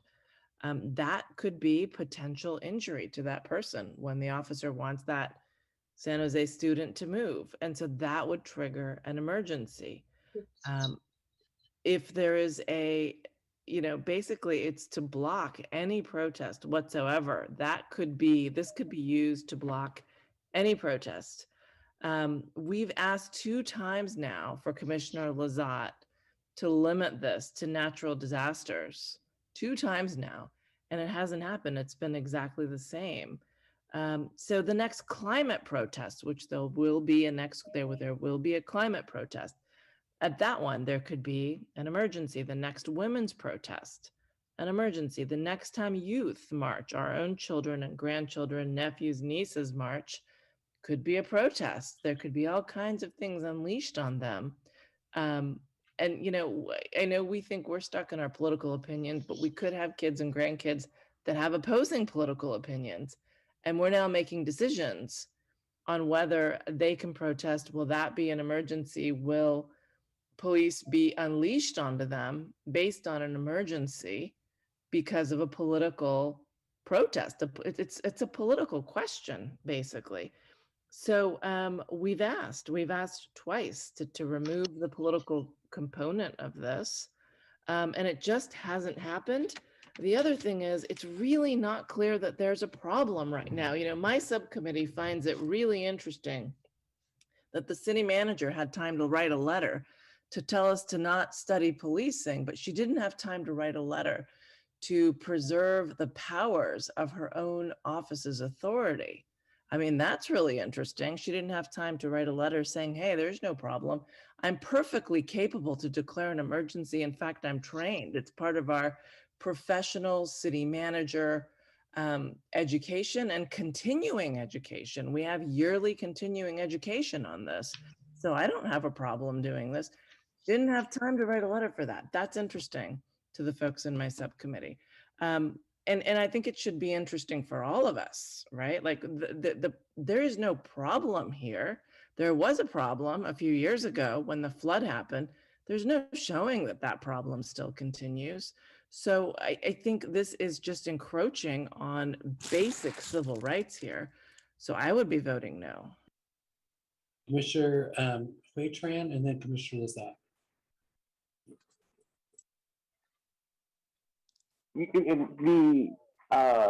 The testimony provided by Commissioner Siegel here actually kind of went for a turn I didn't expect, just because you know, when we're talking about the aggression or response to civil rights or protests, I mean, that happened last year, and that was all under the jurisdiction of the city manager, right? In so concerns about police or infringing on rights, the decision to implement a curfew was made under the power, the oversight of the city manager. I mean, full disclosure, I actually don't, not sure how I'm going to vote on this. I actually had a conversation with Bob Brownstein on Sunday, where I got to push a little back because, to be blunt, I was perplexed by the opposition to this proposal, because all of the things that we said we didn't like, it all happened under the city manager's purview, not the mayor's. Now that said, though, all of the issues that were brought up, there's no indication that giving the mayor emergency powers, any mayor, not just our current mayor, giving any emergency powers to the mayor would have actually changed anything. And so, that does kind of leave me still asking the question: is there a problem that we're trying to solve, right? Because I'm open to this because, just to be blunt, I am upset. I'm upset at the city manager. And I'm upset at the city manager not exercising their correct discretion here when it came to the floods back in 2017, when it came to the protests. Where I'm still kind of thinking this through is just, is there something that we need to fix here necessarily? I do have a little bit of concern about politicization, as it was brought up. But the concern to me is what I mentioned before, which is that a mayor would preemptively or early utilize his powers early, just as a way to try to showcase some kind of judgment, some kind of political judgment, and step into this role as a way to make a show. Right. That's where I have some. That's where I actually do have some concern. I don't think the politicization goes away, but it is a concern. So that's kind of where my head is at. I'm still kind of thinking it through. I would definitely be interested in hearing public comment, but also the rest of the commission as well, if there are additional thoughts. Thank you, Commissioner Tran. Commissioner Lazat. Yeah, thank you. And thanks for all the thoughtful comments. I did want to address the issue of the NIMS and SIMS and the training. I had a long conversation with Ray Reardon, who runs the emergency management division, and I talked to him about training because Commissioner Maitsky raised it, and he indicated that they would need to be trained. There'd need to be training, and I have that in my memo that there would need to be training. And he made reference to some of the other large cities that have this power in the mayor, and they receive training. But again, they're not operating in a vacuum in making this decision. There are people who have the training as well, and in fact, in San Francisco.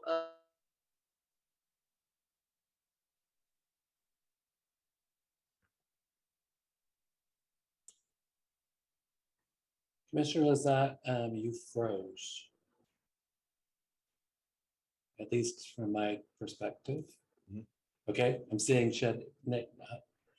head shake, yes. For everybody. Okay.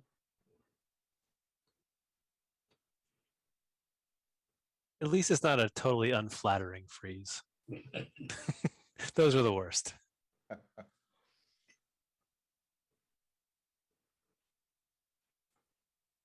Commissioner Lazat, if you can hear us, why don't you sign in and sign back out and sign back in? That may clear it. Thank you. Commissioner Percival. Yeah, thanks. This I agree with Commissioner Tran. This is a really hard one. I'm generally in favor of having, I think, the mayor having more accountability in states of emergency and be able to declare those. I was just thinking, listening, our governor, for example, has massive powers over the California Emergency Service, or I forget the Emergency Powers Act that he's been governing under for most of the last year and a half. Of course, the governor also does not have daily control over police, which is what I'm hearing. I think those are really important concerns. But I guess I'm also wrestling with the fact that the city council would play a role in this, and the city council could overturn the mayor and decide that the emergency is over. And so I think that's a check on the mayor's power that I've really been trying to consider, like what would happen sort of in real life. The other thing too is, as to Commissioner Tran's point again earlier, that we've had a lot of problems with policing under the current arrangement. And I think it's possible, although I'm not sure how likely, but it's certainly possible that a future mayor elected by a much larger share of the electorate of people in San Jose would feel some political pressure to be more responsive, as they should be, to the concerns of people who are been most harmed by police in our city and other cities. So I understand the concern about using civil unrest as a tool to unleash executive, for what lack of better, executive power on communities who have been disadvantaged and feel like they don't have a lot of power, and that's a real concern. But I also feel like there's a lot of these other concerns about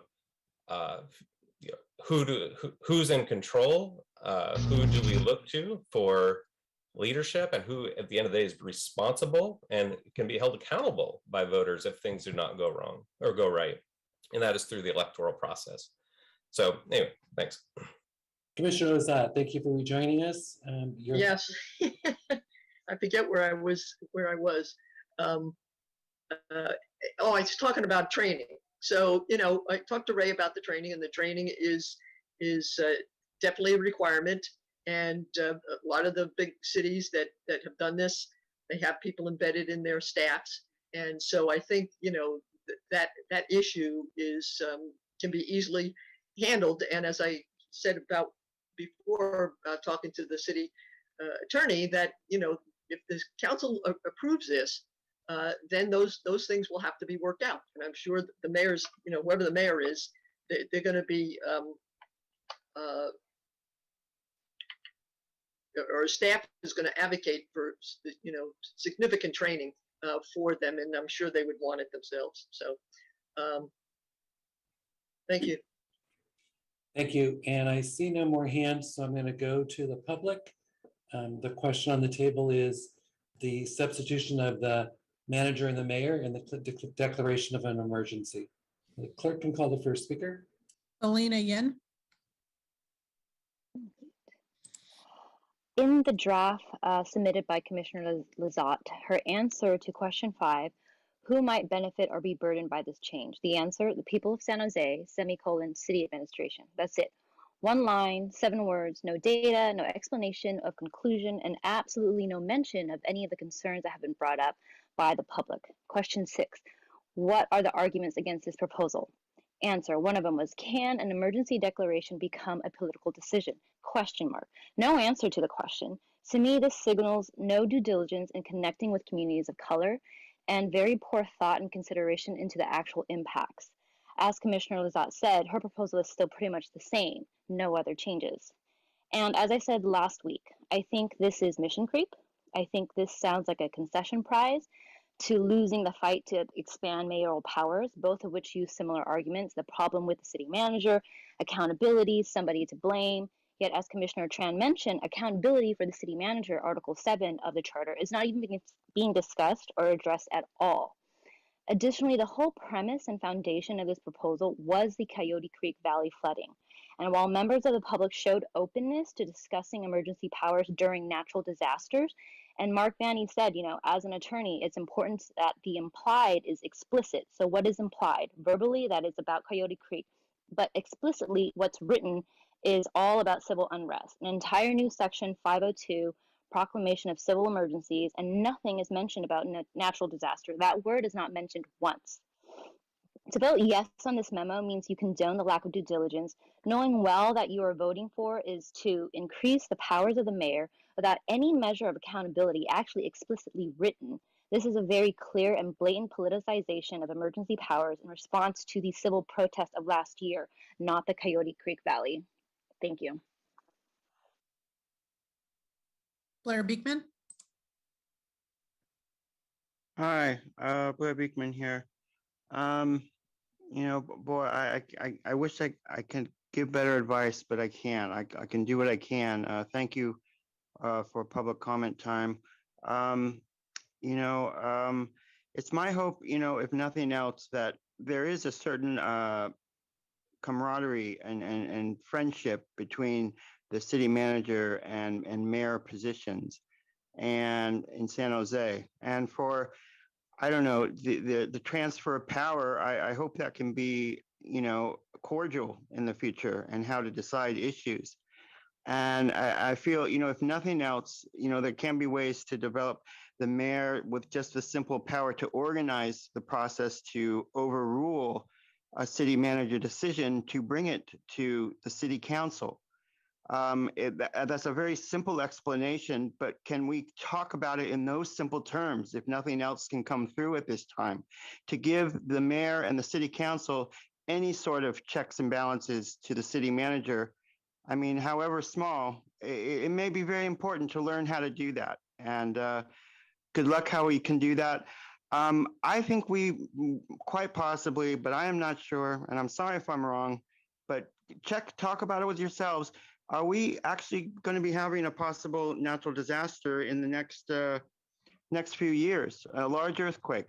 And if we are, we should be doing these practices in real time and really be considering how to do this well and do this right, and where, how decision making goes. I think to give decision making to the city council in the end is important. To wait and not rush things is also important in decision making. And just to have a balance for everybody to be able to make decisions is important as well.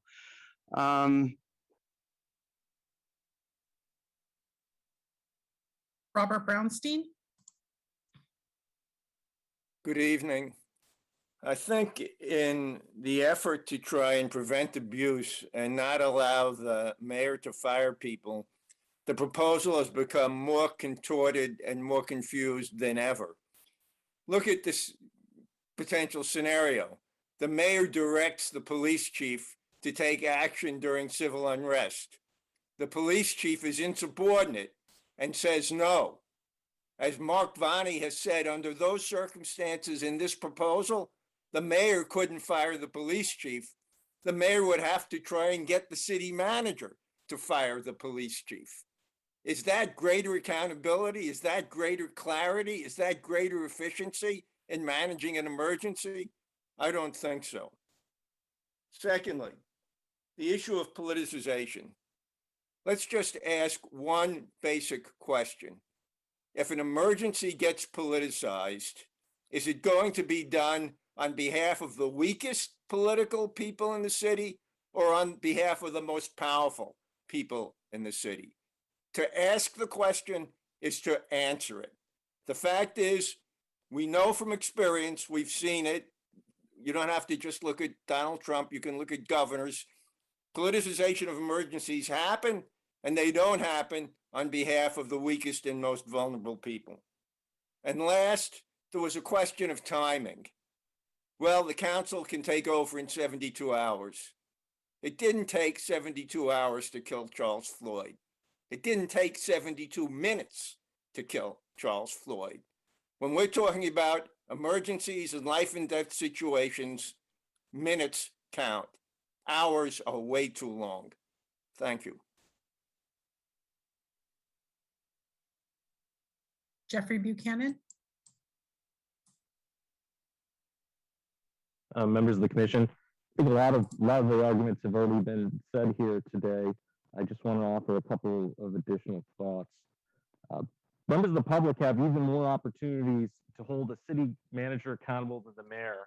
Reviewing the charter, you can see not only on any given Tuesday can the public's elected representatives on city council dismiss a city manager for the mishandling of a disaster, but under the charter, voters can dismiss the city manager with essentially the same process as they would move to recall a mayor. Additionally, I would agree with Commissioners Fuentes and Siegel. The definition of emergency within this proposal is incredibly broad. And I think without taking the appropriate amount of time to understand what unintended consequences can come from this wide definition, it's inappropriate for this commission to advise this proposal move forward. Emergency isn't limited to something that's unexpected, to something that's suddenly occurring. As others had said, it's not limited to a natural or public health disaster or some other defined emergency. This wide definition of emergency could have a number of unintended consequences. And as Mr. Brownseed said, a lot of things can happen in 72 hours. Additionally, I would just offer, others have talked about the questions of what happens with the political appointee taking over emergency powers. I think it's really important to remember that our current emergency structure plans for, does exercises, all the things that they're ready for, working within the current bureaucracy. If at the last minute you have a changeover to this political leadership that wasn't a part of the chain of the command before the emergency was declared, it could lead to crises of leadership that we're just not intending. And I think it's really important. We're trying to solve. Caller 5140.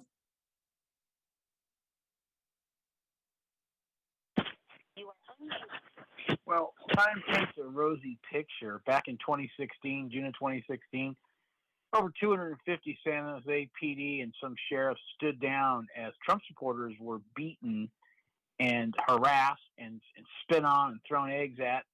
And the police did absolutely nothing. They never helped anybody up who was hit to the ground. And who was in charge of that? Well, that was Sam Liccardo and Eddie Garcia, who I like to call Ren and Stimpy. Ren and Stimpy, they had to apologize to those people because they made a bad mistake of politicizing that protest and doing nothing. Now, I mean, the chickens came home to roost, and those same people who caused havoc on the Trump supporters did it at City Hall. And then we saw what happened, and now everybody was crying about, these guys getting beat up on. Well, the chickens came home to roost, and well, they got hit. Too bad. And the mayor, Liccardo, he likes to talk back to me about that court case that basically he lost and had to apologize to everybody who was assaulted.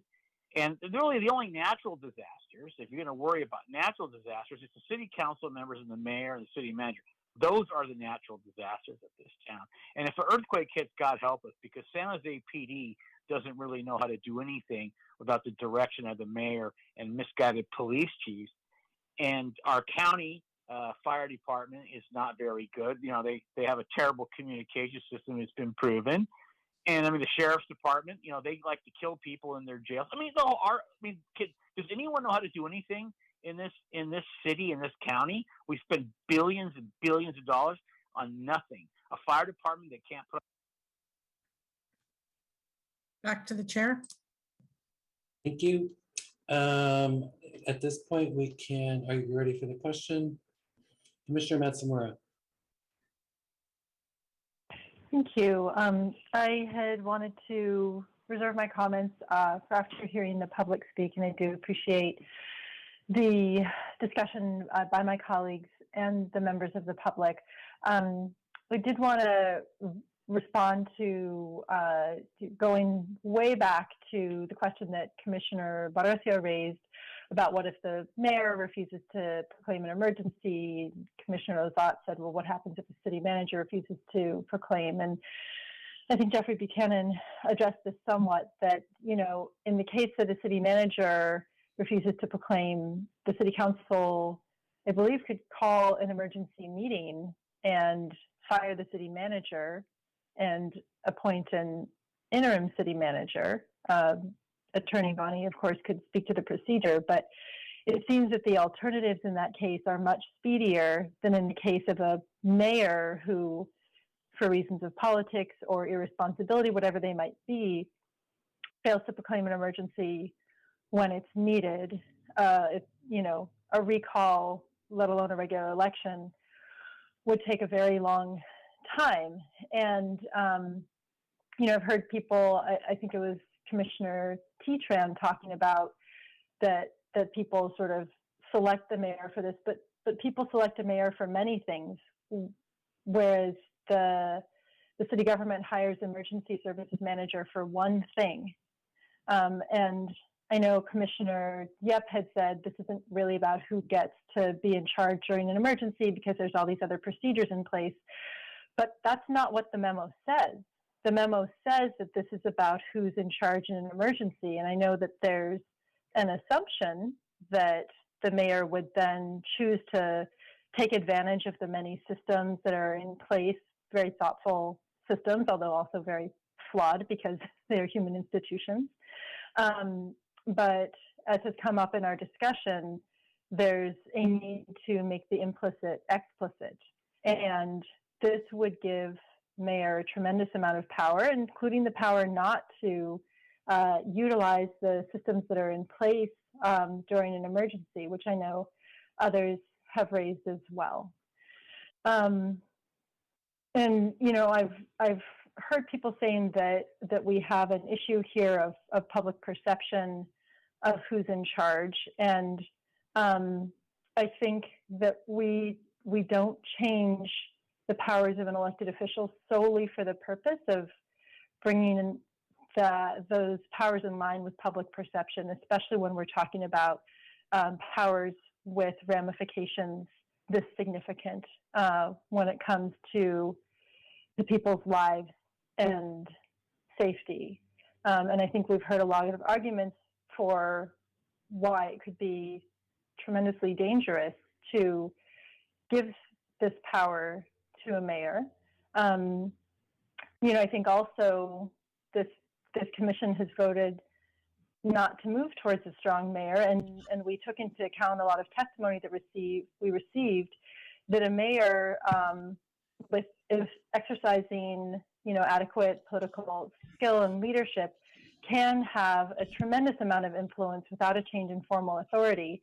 And I think that would be the case here as well, that if we have an effective mayor, that they are going to be able to, you know, an effective mayor, and to the point about changing the mayoral elections, you know, timing so that we have one who has sort of a broader and more diverse backing from the public, that they are going to be able to play a strong role in an emergency. And if we have an ineffective mayor or just somebody who's brand new, or as we've discussed at length, is willing to place political considerations and, as Bob Brownstein said, the politically powerful before the value of lives of residents of our city, we don't want that person to be in charge in an emergency. So thank you again to everybody for the work on this and for the discussion. And as is obvious, I won't be supporting the motion.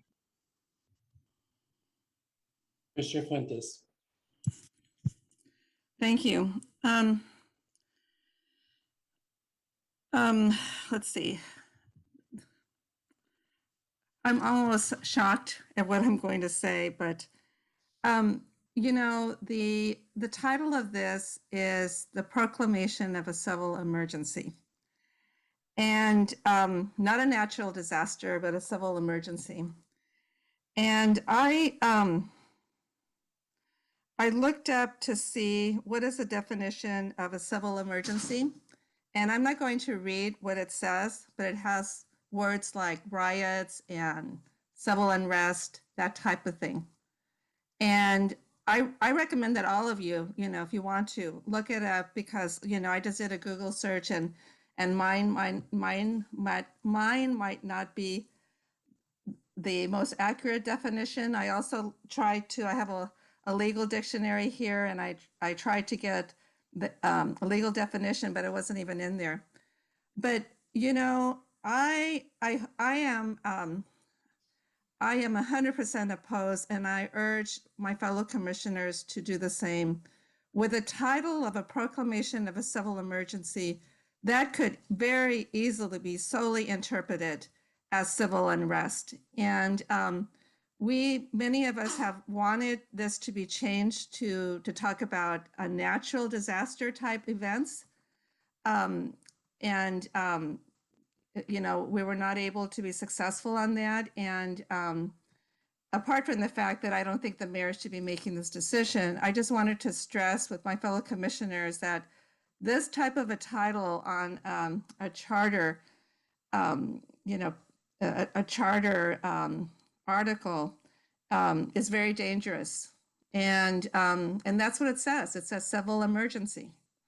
And when we think about voting for this, we should think about that word, because that's the word that it has as the title. Thank you.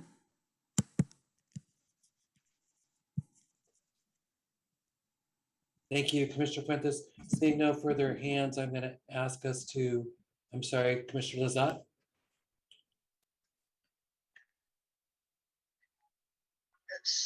So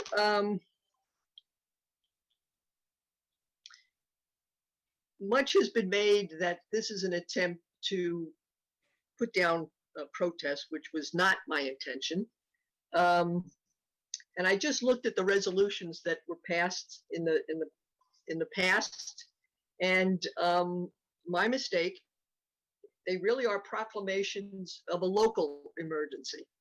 So as part of my motion, I'm going to change the title of section 501 to proclamation of a local emergency, because it's not my intent to in any manner have this be solely with regard to civil unrest, and it isn't. So that's I'm changing my motion just to change that word. And the seconder of the motion agree? Yes, Commissioner Marshman saying yes. Commissioner Siegel. Why are you not taking out civil unrest and just limiting this to natural disasters? Commissioner Lizotte, do you want to respond?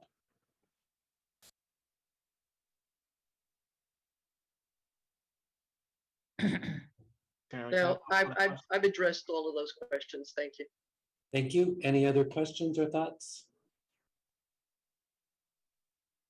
Commissioner Matsumura.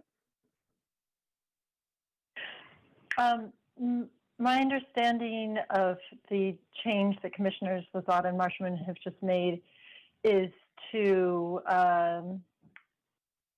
address any implication that the title intends to focus on situations of civil unrest, but does not, in fact, mean that situations of civil unrest would be excluded from the types of situations in which the mayor would be able to proclaim an emergency and have the powers described.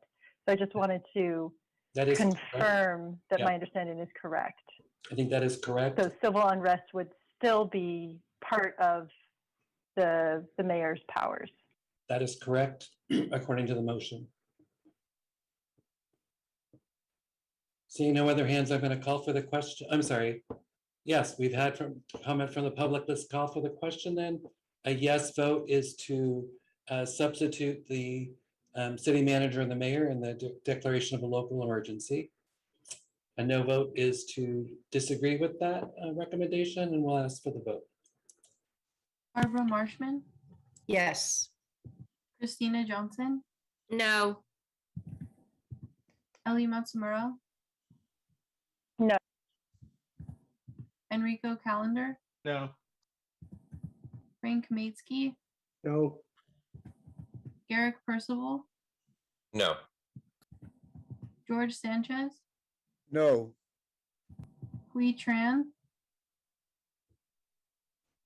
Yes.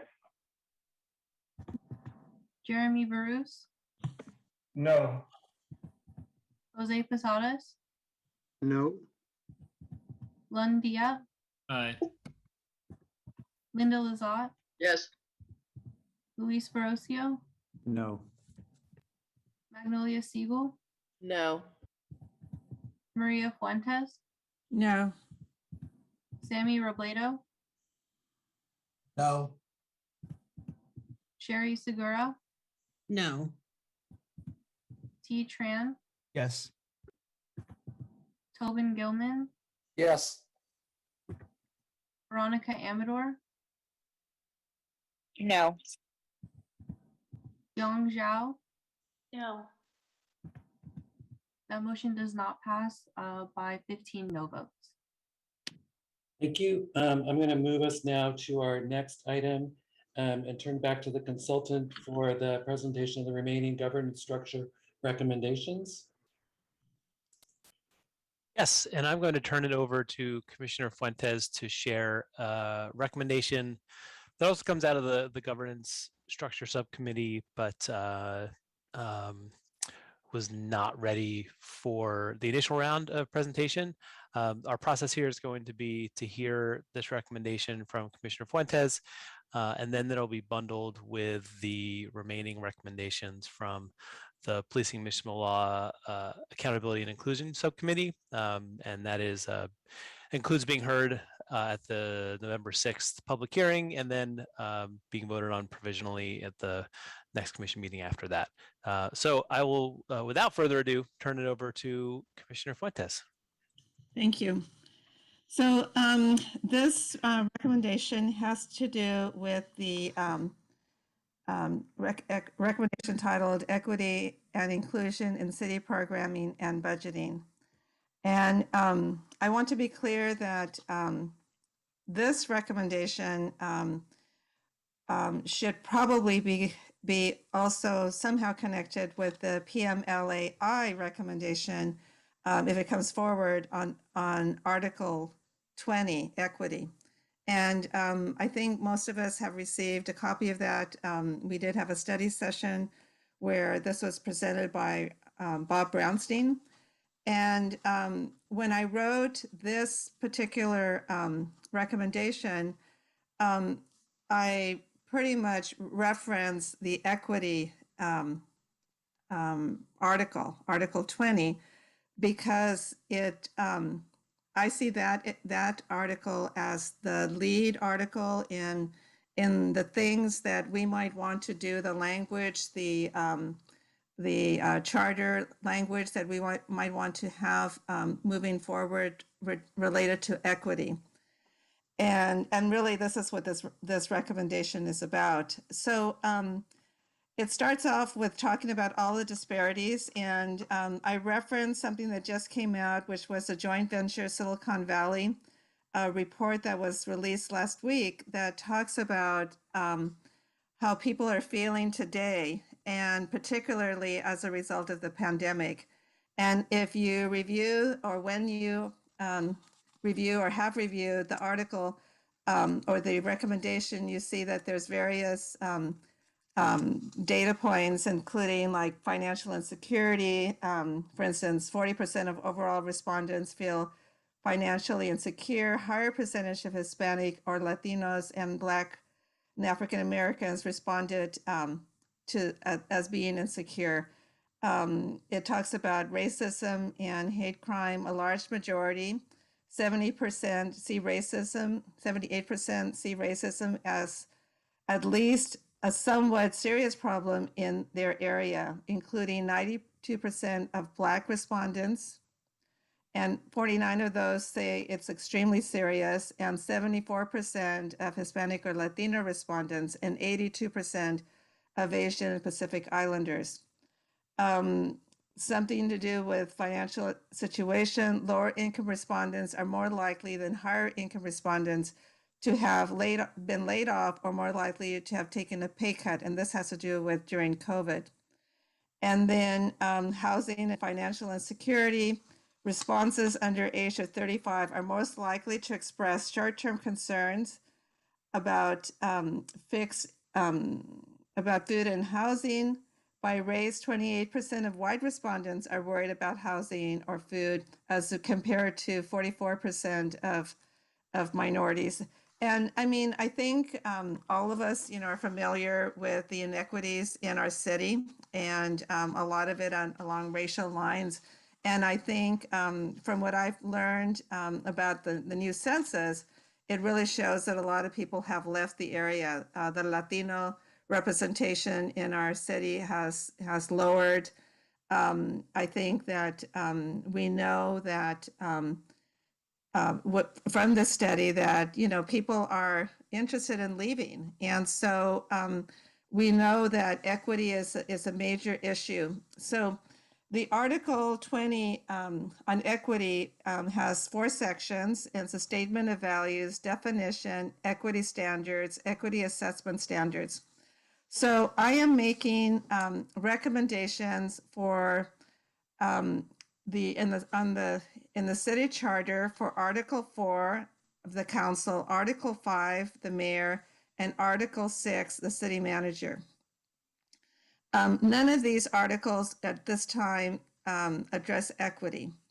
And therefore, I'm making this recommendation. And so what I'm going to do, just for the sake of people who might not have the actual document, I'm just going to read the changes that I'm recommending. And the point of these changes is to bring about more equity in budgeting in our city. And again, I'm really completely referencing what's in Article 20, equity, and that's the recommendation that we will be receiving once we receive the recommendations from the PMLAI subcommittee. And so the first one is in the council article, and again, this is to try and give responsibilities to these three areas for equity in the budgeting process. So right now, Article 4, the council, Section 411.1, department heads policy objectives, consent to hire. That's the title of the section. And this right now it says, the council shall adopt a written statement of policy for each city department which is under the administration of the city manager. Said statement of policy shall set forth broad goals, objectives, aspirations to be accomplished by that department. So my recommendation is very simple. It adds this, and in the actual document, this is in italics, but the recommendation that I would be making is the statement of policy shall adhere and follow specific criteria as set forth in Article 20, equity. And in that article, it talks about the specifics of how you go about setting this criteria and to adhere to equity and to promote equity. So again, this is more in programming where the city council would have this requirement to have the statement of policy that addresses equity. Article 5, the mayor. Section 502, the mayor, power and duties. The mayor shall have the following duties. And again, this is what's already in the charter. If the mayor recommends any increases in the city budget, the mayor shall recommend the method of financing such expenditures And then I recommend adding, and ensure these recommendations adhere to Title 20, and in particular, Section 2003 Equity Assessment. So again, that language refers to what's going to be in the Equity 20, Article 20. Okay, so then it already the language says, if the mayor proposed the curtailment of any services, the mayor shall provide specific recommendations and the reasons for the proposal. And then I recommend adding, if the mayor, upon receiving an equity assessment as set forth in Article 20, Section 2003 Equity Assessment, which results in portions of the budget do not adhere to Article 20, the mayor shall recommend remedial action.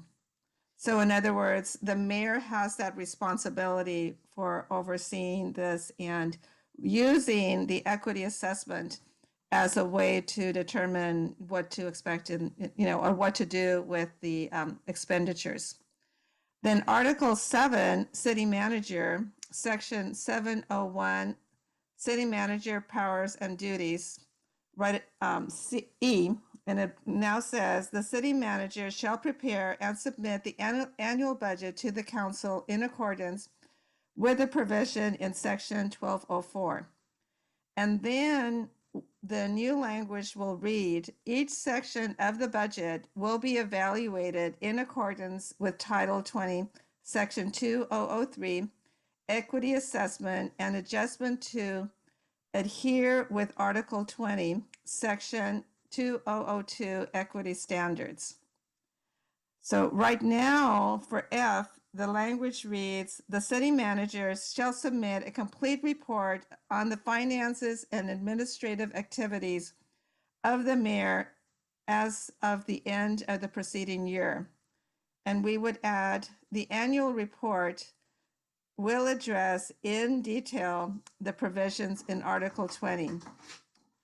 And I believe that, these changes are feasible, and they're one way, I tried to get, when I was looking at the budget area, I got a lot, I looked at a lot of different things, but I determined that equity is probably the most important thing that we can address within the budget of the city. And I believe that these ideas that I'm just sharing with you right now it's something that I did separately and independently of what the PMLAI subcommittee is doing, but I would recommend that this not really be a recommendation from our committee per se, but that it be woven into what the other subcommittee is doing, because truthfully, they're the subcommittee that's looking at equity, and myself personally, in reviewing the Article 20 on equity, to me, that should be for our commission, that should be our major recommendation to City Council and the mayor on what they can do to improve equity in all of city government. And this would be just an example of where it would fit in. But I just really want to say that I highly recommend that we add these very brief phrases to the articles for the mayor, the city council, and the city manager, just to ensure that it is clearly their responsibility to deal with the budget from an equity perspective. And the reason that this is not just a memo or something of a recommendation out of the city charter, the reason it's in the city charter is absolutely, we know the issues that are faced in our community. And I believe some of it, I think the city is doing well in terms of bringing resources and services to the community. But sometimes I wonder, is it because we have people who are oriented in that way, or is it because they're required to do it? And by putting something in the charter, I believe it becomes a requirement. So that's pretty, I mean, I could go on and, explain more, but I think for today, the purpose of this presentation is just to give you this information and to give you the draft of the recommendation. By the way, it could be a lot stronger. I know that there are members of the subcommittee that wanted something, stronger to be put in there, and we could definitely do that, especially as the PMLAI subcommittee moves into making their presentation to our commission.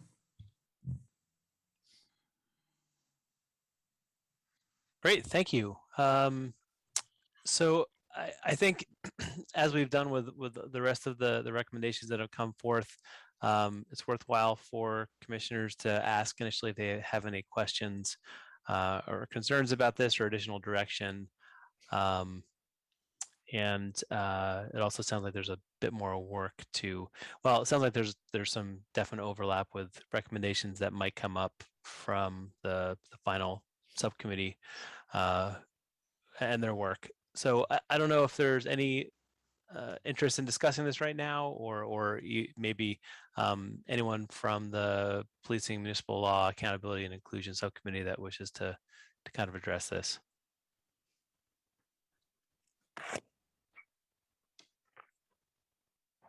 Commissioner Huitran.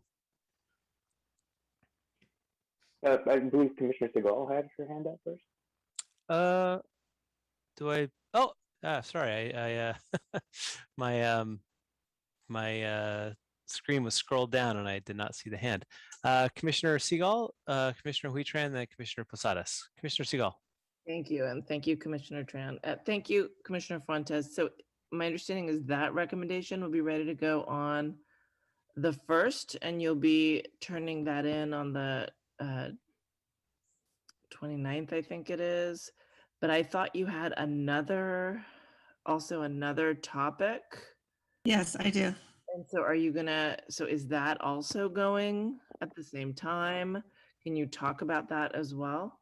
Okay, well, just to answer your question, so I'm also working on Article 19, which is titled An Act to Limit Urban Sprawl and the Fiscal and Environmental Effects of Specific Development in Outlying Areas. And the reason that I'm working on that has to do with housing. And so, again, the other area is this article, but it's housing. So, Lawrence, I don't know if you want me to discuss that at this point, or do you want to save that for the work plan, or I can do either one. Yeah, well, I think what's going to be most helpful at this point is to have specific recommendations for discussion. And Commissioner Fuentes, you said that you need a little more time. We are in the absolute final stretch here.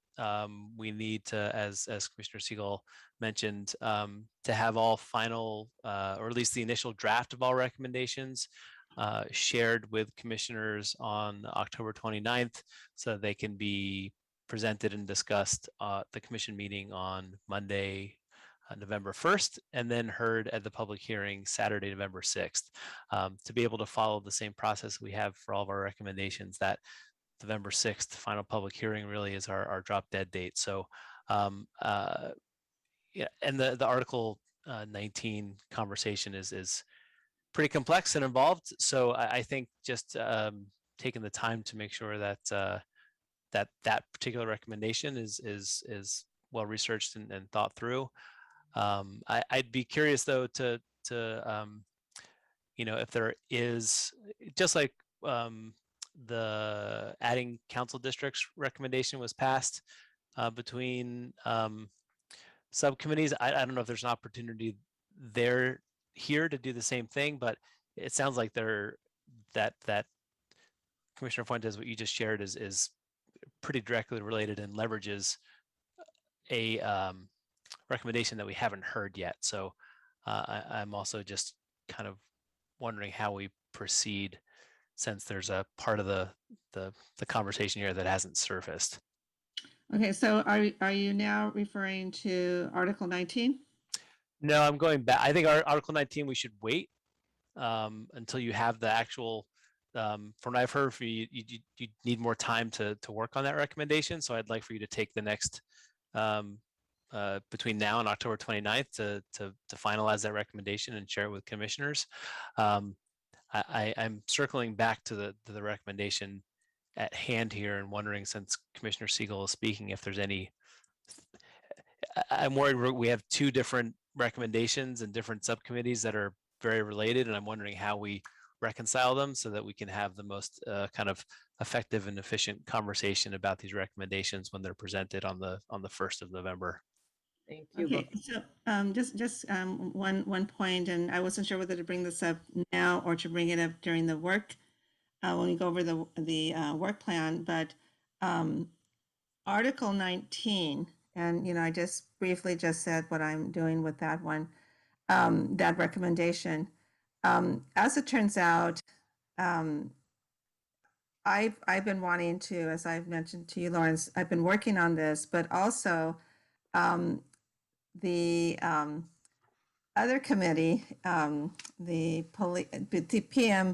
PMLAI committee, has also been working on it. And I really think that we should have a separate committee to address that, because there's work being done, and it's not necessarily one or the other subcommittee that has that on their own. And so I wanted to make a motion either now or later that we actually form a committee that works on housing, and specifically Charter Article 19. So I'm gonna stop you there, Commissioner. I want to Yes. go back to your presentation on Article 20. That's fine. Let's complete that, because commissioners have questions or comments, and then we'll come to that in the work plan. I don't want to conflate the two issues first, Lawrence. So yeah, that's why I wanted to just talk about the budgeting equity. Okay, that's fine. And so Commissioner Fuentes, why don't we hear from Commissioners Tran and Posadas and Amador, and then we'll come back. All right, thank you for the clarification. Yep, Commissioner Hui Tran. Thank you. So I definitely like the direction of this memo, and I think I just have some clarifying questions, since this is just the first reading and first consideration. So if this can be addressed in some of the revisions, or perhaps when we get to discuss it again, I think it would paint the whole picture. My first question is this only a budget assessment, and meaning that we only do the equity assessment at budget time, and does it apply to any other programs or proposals? I see that there's also a public hearing aspect of it, which is a positive, but I'm also wondering what the role of it is. Once an equity assessment occurs, what is done with that information? I'm also wondering if there's a litigation aspect of this, or is this only for information purposes? And I'm asking this so that we can get a comparison to CEQA and some of the potential abuses that can occur there. And ultimately, like, the information that is produced in the equity assessment, is that pretty much for the council's use when they're making policy decisions, or is it, or can the public do something with this information too, outside of, I guess, just having the information and then using it as a means of lobbying or a means of communicating with elected officials? Some of these questions actually I did get answered for me from Bob Brownstein on Sunday. I believe he may have helped share some thoughts on this, but I mean, I just want to make sure that these questions do get answered as well.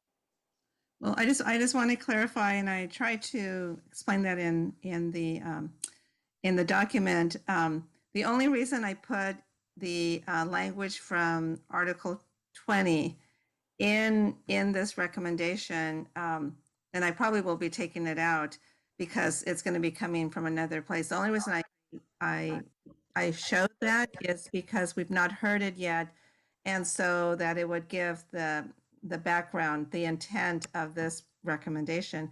And also the point is that this is like a small concept that is separate from Article 20. I mean, Article 20 is the full recommendation. That's the full article, and this would be just one way that Article 20 actually applies to the budget.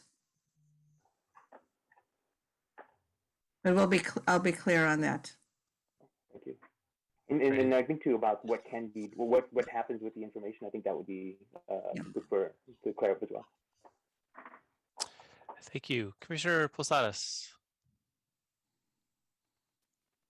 In section 2002, I was just curious if you considered or would consider a category of communication, considering in light of this pandemic, how important it is for having internet access for our different neighborhoods in the city of San Jose, and maybe that might be something that could be included under the equity standards as far as communication and access to our community. That's all. Yeah, I think that'll apply when we have the discussion on the equity article, because I was only looking at the budget, but thank you. And Commissioner Amador. Great, and this is on Article 19. Am I allowed to speak on that right now? No, we're still talking about the recommendation that Commissioner Fuentes shared around equity and budgeting. We're not talking about Article 19 just yet. Okay, is that coming after, or is that coming during the workshop? Well, I'm not sure what the status of the Article 19 recommendation is. My understanding is actually there's not one. And so if there's not one, I'd rather just table that to a later date because it's late and there's other things we need to talk about. So, and I would very least like to wrap up our conversation about this particular recommendation so we get before we get to Article 19. So, okay, thank you. I do not want to table this as, we are limited on time. There was put a deadline. And so I do really want to make sure that we get to that today. And if we okay, well, I don't understand. My My understanding is we don't actually have a recommendation to talk about. So we're in the item of the agenda around the presentation of remaining governance structure recommendations. So I'm kind of a little, I'd pushed for that recommendation to be ready tonight, but it's not. I was told last Friday. So that's why it's on the agenda, but let's come back to that. I thank you for sharing. I really do want to just wrap up. I would want to just finish our conversation about this particular recommendation. Anything else on the what Commissioner Fuentes shared around the budgeting and equity recommendation for now? Okay, so Commissioner Fuentes, it sounds like there is some revisions you'll make, and presumably we'll have a final revision by the October 29th deadline. Yes, I will, but I want to make sure that it's clear that this particular recommendation has to be coordinated with the Article 20.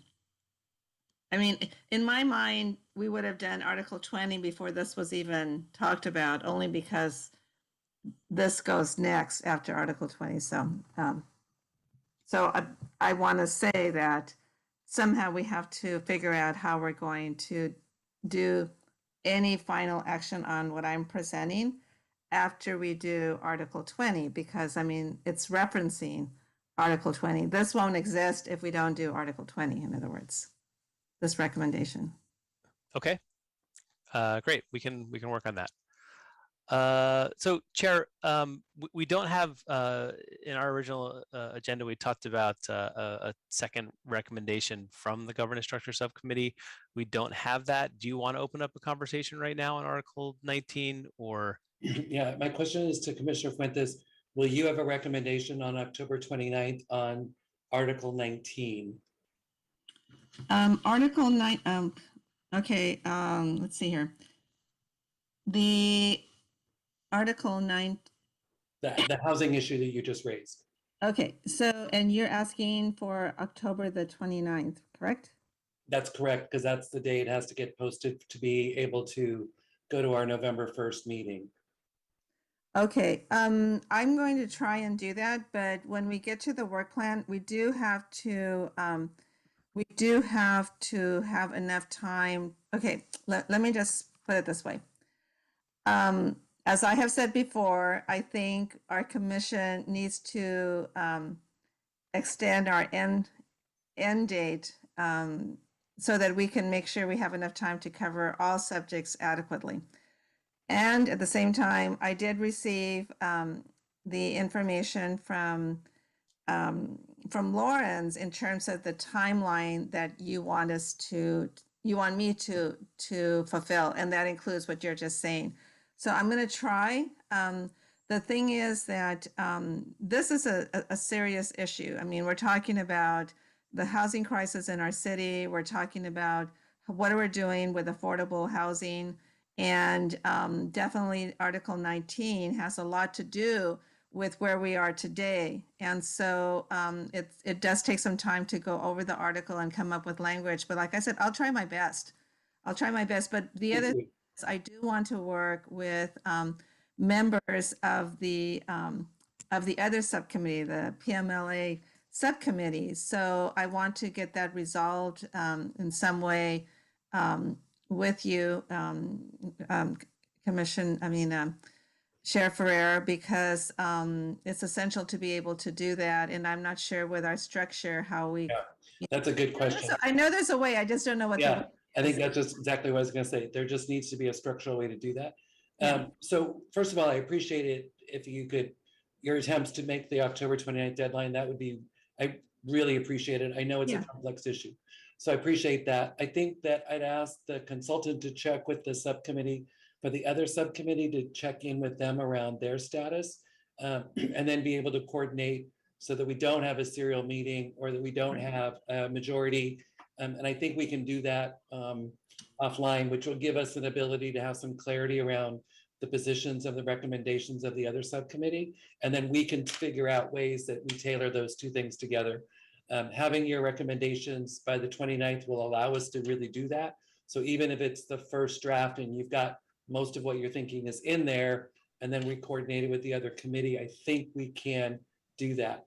I am concerned, I am trying to follow the directive of the council's direction, which gives us the timeline of when we were supposed to report. So I'm still trying to stay faithful to that piece. I'm also trying to make sure that we stay in accordance with what we were asked to do. And so looking at the issues of governance structure, as well as inclusion, accountability, and transparency. So that is why I'm trying to get us to our December 3rd deadline and making kind of all these pieces kind of fit together. So I appreciate everyone on the commission's diligence about trying to keep our timeline so that we can meet the directive of the council that they've asked us for. And then I will, so again, I really appreciate your support on this, Commissioner Fuentes. I see Commissioner Siegel and then Commissioner Amador. Commissioner Siegel?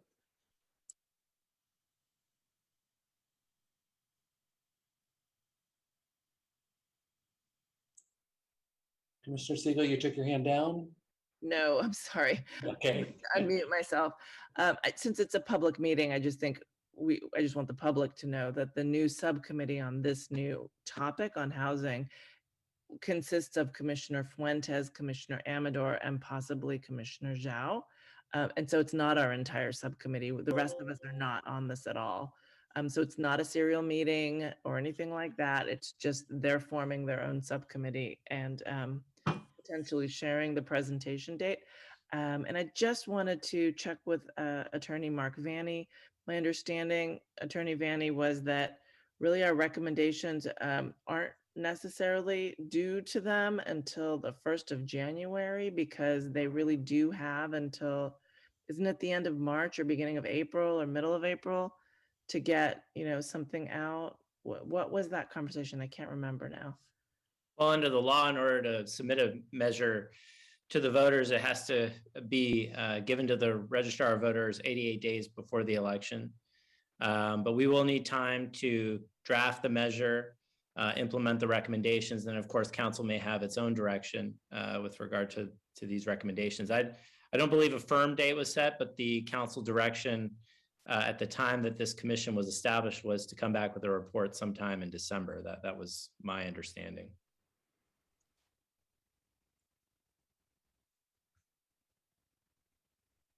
You're muted, Chair. Commissioner Amador. Great, thank you. And as Commissioner Magnolia Siegel mentioned, this is something that I'm also working on.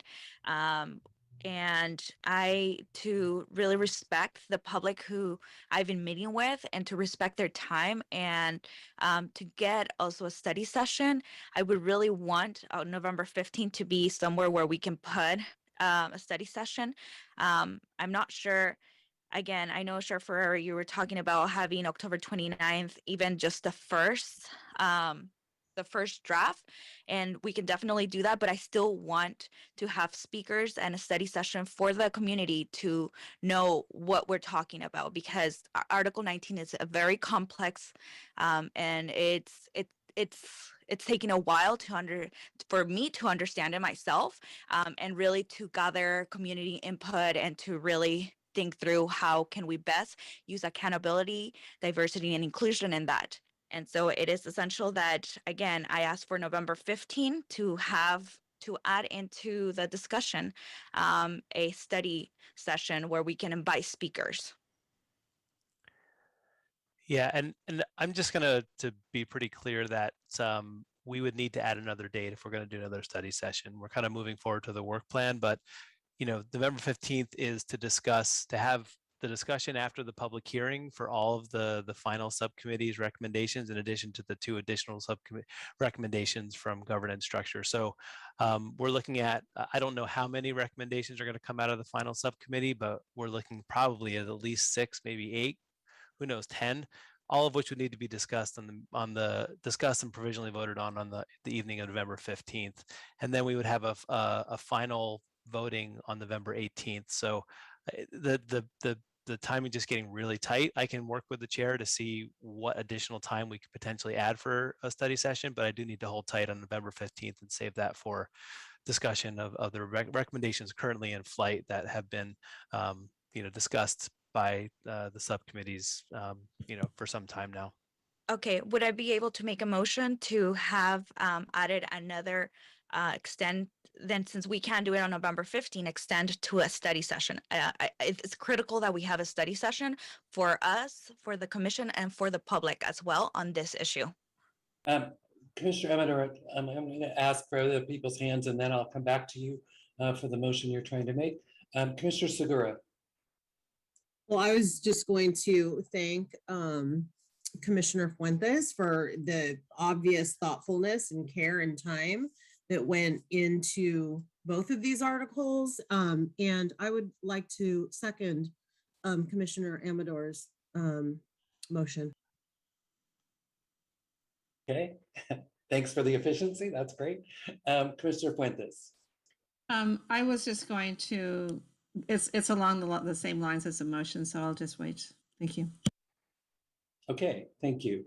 So Commissioner Amador is making a motion to add an additional study session on the addition of Article 20, which is on land usage. Article 19, sorry, Chair. I'm sorry, thank you for the correction. Article 19. Article 20 is going to be on budget equity. Attorney Vanny, you gave an opinion earlier. I would like you to talk about that opinion before we take the vote. Opinion about what in particular? Your opinion on this item as being appropriate to our discussions? Well, I want to get a sense from the commissioners as to, this Article 19 does deal with planning. It's a planning measure that was passed in 2018. It's supposed to sunset in 20 years from its passage date. So in about 16 years, it will go away. It was passed in 2018 in response to another ballot initiative that was put on, the Evergreen Senior Homes Initiative, to develop a relatively large parcel of land in the outskirts of Evergreen into a luxury senior family community. And the purpose of this act was to have a countermeasure. At the time, the charter prohibited alternative ordinances. and but it did not prohibit alternative charter amendments. And what it does is it, for developments that are, land use proposals of 5 acre on land that is 5 acres or greater in size and within 1 mile of the urban growth boundary. So at the far reaches of the city of San Jose, housing proposals have to submit an impact report that the council can consider and choose to deny the project or not if it meets certain criteria. So I want the commission, before it goes down this road, to understand a little bit of the background of Article 19, and this commission's charge is governance structures, voting. This is not one of them, and then accountability, equity, and inclusion. And I would like to hear commissioners articulate that point, because this is not an anti-housing measure. It's not an anti-affordable housing measure. It is an anti-urban sprawl measure by allowing large developments to on the outskirts of the city. So in that sense, it's an environmental measure. But I would like to hear the commissioner's opinion on that, because it is getting a little bit outside of the commission's charge. Okay. Commissioner Fuentes, did you want to? Okay, sure. Okay, so as I said earlier, I've been working on this and studying it because it's very complex. And the way I'm looking at it is, yes, the charter amendment was put on the ballot and it's effective in 2018. However, it really goes back to a lot of work that was done previously around land use. And the reason I am urgently wanting to work on this is because I think it's around the area because it is related to land use. And land use policies have a direct effect on, in housing, including affordable housing. And we have a crisis in our city today. And my question is, my purpose in looking at Article 19 is to see if there is language in there that helps or hurts the city, our residents, especially those that are low, middle, and low income, not be able to have housing here. We have a huge homeless problem. We also have a huge exodus of our city of people that can't live here. And, we all know the housing crisis that we have. And that's why I personally wanted to look at this. And Veronica, who is also looking at it, Commissioner Amador, she can, explain her own thinking. But I do believe that it is of great interest to our city that this commission looks at it, particularly because it is about language that is in the city charter, which is, we are the city charter commission. And I look at the very last item that is in the resolution that established our commission, and it clearly says, as you have said, Attorney Vanny, consider additional measures and potential charter amendments as needed that will improve accountability, representation, and inclusion at City Hall. And I think in terms of those, what I just read is there are a lot of people here in our city who have not had a voice in a lot of this, meaning land use and the development of affordable housing. And so I see this as a responsibility and potentially an opportunity to help. It might not be possible, but that's why I'm working on it. And I think the potential is there that possibly we can make a recommendation, either a charter change or a policy recommendation to City Council and the mayor on this area. And that's. Thank you, Commissioner Fuentes. Commissioner Amador, and then Commissioner Marshman. Great, thank you. And just very much, aligned with Commissioner Fuentes. I'm also looking at that for the same reasons, right? Looking at about accountability, about inclusion, and as well as equity. Taking a look at, just like what Commissioner Fuentes had mentioned earlier right now, how is this might be really hurting, or it might be making a great impact and we don't know, right? So really, again, that accountability piece, looking into that. And not only that, but really thinking about what other charter changes have been made around the country that are around this issue, right? And maybe taking a look into, is there anything that we can implement into our charter that is going to support our city, that's going to support the preservation of our communities, the anti-displacement. As we know, there's already an advisory group that is working on that, and maybe aligning that with them as well. So again, it's not an issue on itself alone, but it's something that a lot of people in the city are working on it, just with other issues. And I think it's goes back into having equity and accountability. And I really think that, again, tying it to that third thing that council members were asked us to do. So and also just want to remind that I know Mark just said that we didn't have a set date in December, so we're not really stuck to the first December 3rd. So we do have some flexibility to add that extra day that would really, really be supportive into getting our community more involved and getting us even more, into those learning sessions. Thank you. Thank you, Commissioner Emmer. City, I'm going to hold on, Commissioner Marshman. City Clerk Tabor, would you have your hand raised? Yeah, we need to talk about adding extra dates and deadlines. The deadline for November 29th for your recommendations is pretty firm. There's only 2 meetings of the City Council in December, and we have scheduled you for the last meeting, which is December 14th. So that's it. That's the last date. November 29th is giving you the last date for the City Council. We can't push it out a week. Items for the 14th are due on December 3rd. We post 10 days in advance. Additionally, scheduling an extra special meeting at this time is really not possible with Megan and I. We have redistricting. Redistricting is legally obligated to have their decision done by November 18th. So whatever extra dates we have in November where we're free, we need to hold them in case they need a special meeting to finalize the redistricting maps. So I really just can't support another study session date.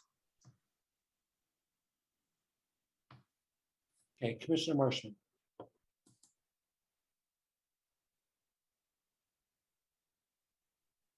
Commissioner Marshman, you're on mute.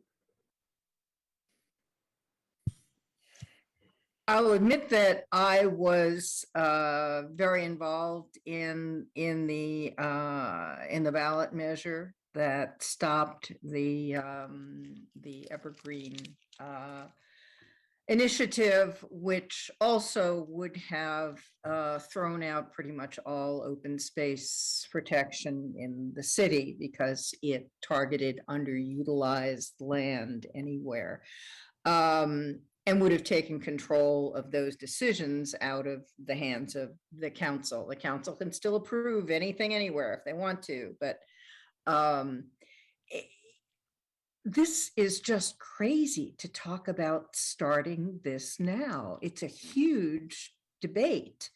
And frankly, affordable housing at the edge of the city is a non sequitur. I mean, it's not going to happen. It's rich people's housing goes out in the country. There's no transportation, there's no services, blah, blah, blah.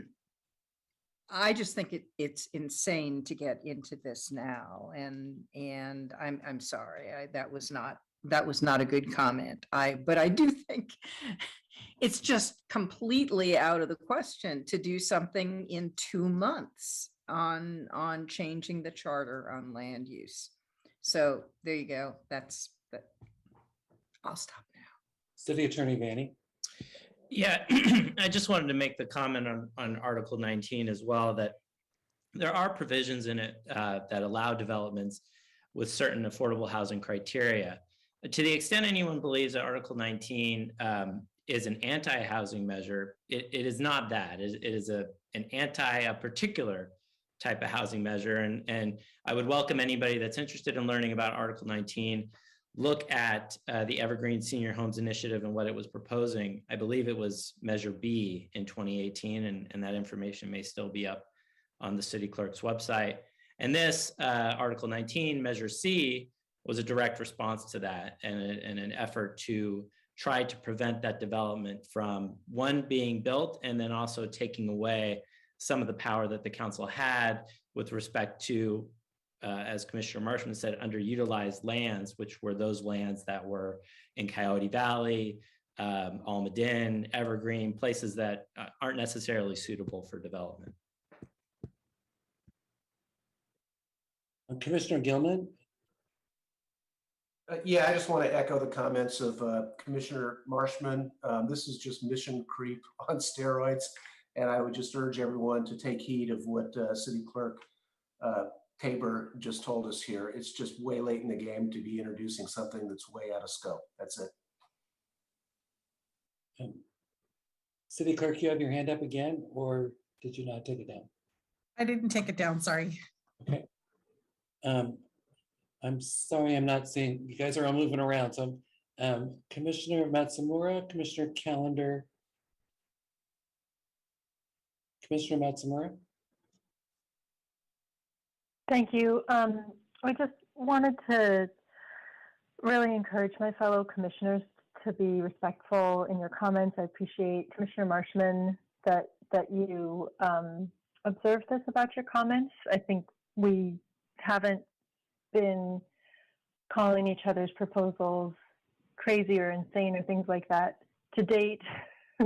We're now, I know it's late, but I would hope that we would continue to do that. You know, I wouldn't recommend this, but I do want to say that technically what we could do is submit a request to City Council for an extension of the deadline, but just note so that it's not that there is no way to do it, it's just that that's what it would require, because we are serving under that resolution, I think, and I will, as always, request corrections if I'm understanding procedure wrong, that's what it would take, is actually getting approval from the City Council to extend our work. Again, I don't know that I would recommend it, but I do think anytime that we're discussing, you know, an issue, as Commissioners Amador and Fuentes have said, that's an issue of equity. I want to be precise about whether something's impossible or what it would actually take to move it forward. Commissioner Calendar. Yes, this kind of reminds me of the discussion when I started bringing this up way back in May, saying that we're taking away any time to basically be able to discuss other issues, and when are we going to be able to do, when are we going to be able to get to other issues? And so here we are. Now we're at the end, and so the issues of justice always have to go to the back of the bus and be relegated to, we don't have the time for it. Well, the time for justice is always now. You know, even though I love meeting with everybody on Mondays and so many different Fridays, I don't want to be meeting with y'all for so much longer. I do want to wrap this up, but I also want to deal with the issues of justice that our community is begging to be dealt with. I believe, Mr. Chairman, we do have a motion that's on the floor, and I'm going to support the motion because I'm always going to stand on the side of justice. I know that, and I want to thank Commissioner Matsumura for talking about the simple fact that, you know, we do need to make sure we have respectful discourse in our discussions. And so I do know that many of us have had respectful discourse. We may not always agree, but we don't have to be disagreeable with folks. So I do want to thank Commissioner Marshman. She's always been very stellar in terms of her eloquence, and want to thank her for being basically respectful. But I have to tell you, I hate being here. I hate the fact that I've been hollering and banging on pots and pans and trying to say that we need to get to these issues. And now we're coming to the end. And so the issues of justice have got to be put in the back of the bus and not dealt with. I want to deal with them.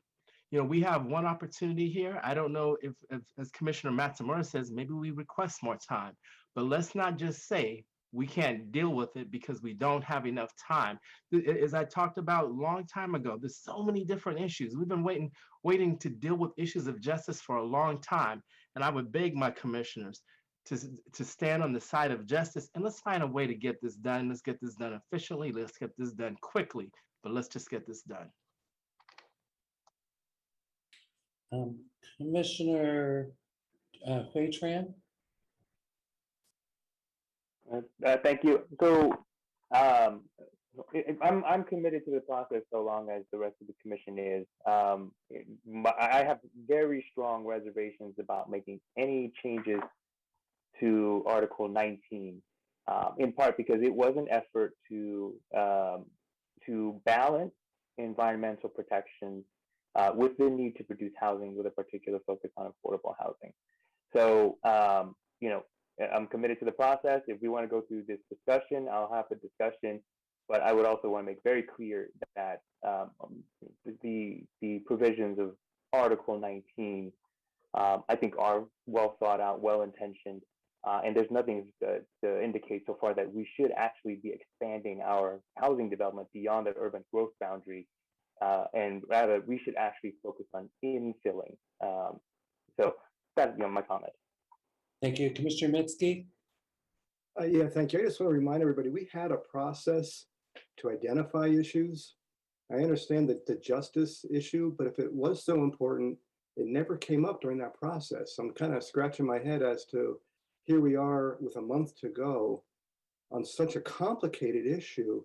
I don't know that we can do it justice in the amount of time. I wish we could, but I just, based on our process and the time that we had, I just don't think we can do it. Okay, I'm going to go back to hands that second round. Commissioner Siegel, Commissioner Segura, Commissioner Amador, Commissioner Marshman. I just think there's a pending vote for an educational day. Are we going to take that vote? I know there's a second, Commissioner Segura. I'm going to let the discussion happen, and then I've got to go back to the clerk as well because there's a different question for me about this. So we'll deal with the motion, but I've got to deal with, I want to hear from everyone first. This is second round. So Commissioner Segura. Yeah, I would like to, also call out the fact about respectful discourse. I think that's incredibly important. I mean, there's no reason to use words like crazy, or insane. We don't, those words should just be omitted really in this context. And secondarily, I'm not sure about this, but does the city clerk decide if we have an extra day of learning? I just, maybe because I'm in education, I just feel like it's always a great time to learn and we should always learn more. And there's nothing wrong with that because just because we have a time to learn doesn't mean anything's decided. It just means we have an additional amount of education from which to have the discussion. And so I think, I'd like to know if that's the case. Fellow commissioners are asking for extra time, and it just sounded like that's not an option. But who ultimately determines whether it's an option or not? I'm just not aware that it was the city clerk, but I may just be mistaken. Thank you, Commissioner Segura. Commissioner Amador. Great, thank you. And to answer some questions that came up from commissioners, one, Article 19, again, it's a very complex issue, and I know that it's not something that we want to take on and build, right, what has been for conservation, but rather preserve. How can we preserve our own communities? How can we preserve our own people from being displaced? There's going to be about almost 500,000 people being displaced within the next couple years, right? And again, who are going to be these people? Are going to be minorities, are going to be people that already don't have a voice. And so it's really crucial that we take a look at it in that aspect of how can we support the work that it's already happening of anti-displacement and as a charter within that equity lens. And then as well as why didn't we mention it earlier, right? Again, there were so many topics that going back to Commissioner Calendar, Rick, you know, he talked about it. He said we need to take a look at it, and we didn't. And now when we're like finalizing some of our recommendations and we got some time down and we're actually going back and seeing what else can we really formalize, what else can we look at with an equity lens, what else needs to be. And there's a lot of more things. This charter hasn't been open in 35 years, right? And we must recognize that whoever made this deadline of having us be within 8 months, 9 months, was very harsh, right? Because there's so many things. And again, 35 years since the last time that the charter had any amendments looked by community. And so it is crucial that we take a look and we stop and think about what is happening right now, that this is something crucial. This looks into the equity, this looks into accountability at all levels. And so again, I do want to ask for that extra time, and I hope that we learn something. And if there is, like Commissioner Fuentes said, if there is no charter change, if there's a policy recommendation that comes out of it, then there's a policy recommendation. But we had that place and time for studying it. We had that to provide to community as well. Thank you, Commissioner Avanar. Commissioner Marshman, Commissioner Percival, Commissioner Fuentes. I want to apologize more directly and more plainly to everyone. I sort of said, I'm sorry, but you are absolutely right. Words like insane and crazy do not belong in this discourse. And I'm really disappointed in myself for having gone there. It was frankly a shock to me that this came up at this late time. I didn't think, I mean, if I had known we were going to be going into land use issues, it's something I'm very interested in, and housing issues and all of those things. But this has just come out of the blue, and that's what I was reacting to. But it's no excuse. It's not a crazy idea, and I shouldn't use the word crazy to begin with. I apologize. Thank you, Commissioner Marshman. Commissioner Percival. Thanks. Great discussion. So I agree with a lot of what has been said. I think in terms of equity, I think housing is by far the most inequitable thing in our city. But it's also, I would suggest, it's also a regional problem. And so much of the inequities that we see in the San Jose housing market are not just tied to San Jose policy, but regional policy, urban policy, more generally, state policy. So I'm very sympathetic, and I believe in justice. I believe in housing justice. I believe in that. I see all the consequences that high housing costs have on our community, and the disparities that it creates and worsens in many ways. And I'm also open to extending the time of this commission, but I'm also wondering, I think speaking for myself, I put my name forward for this commission because I felt like I was qualified to address some of the issues that we've been dealing with over the last 10 months. I don't feel qualified, and even if I had 2 or 3 days of education on these to get into what I believe to be very technical and complex issues of housing. And so if there's a belief that this commission is the best position to do that, then I would support that. But I would also move that the city council appoints people who feel like they can best contribute. And there may be many people on this current commission that believes that they are, and I fully support that. But I also want to put the commission, if it does move forward past the deadline, to be in a position to succeed. And so I guess I was just saying, I'm going to sort of have to reconsider like my ability to be, I think, to add something valuable to this discussion, knowing my limitations on some of those issues. So thank you. Commissioner Fuentes.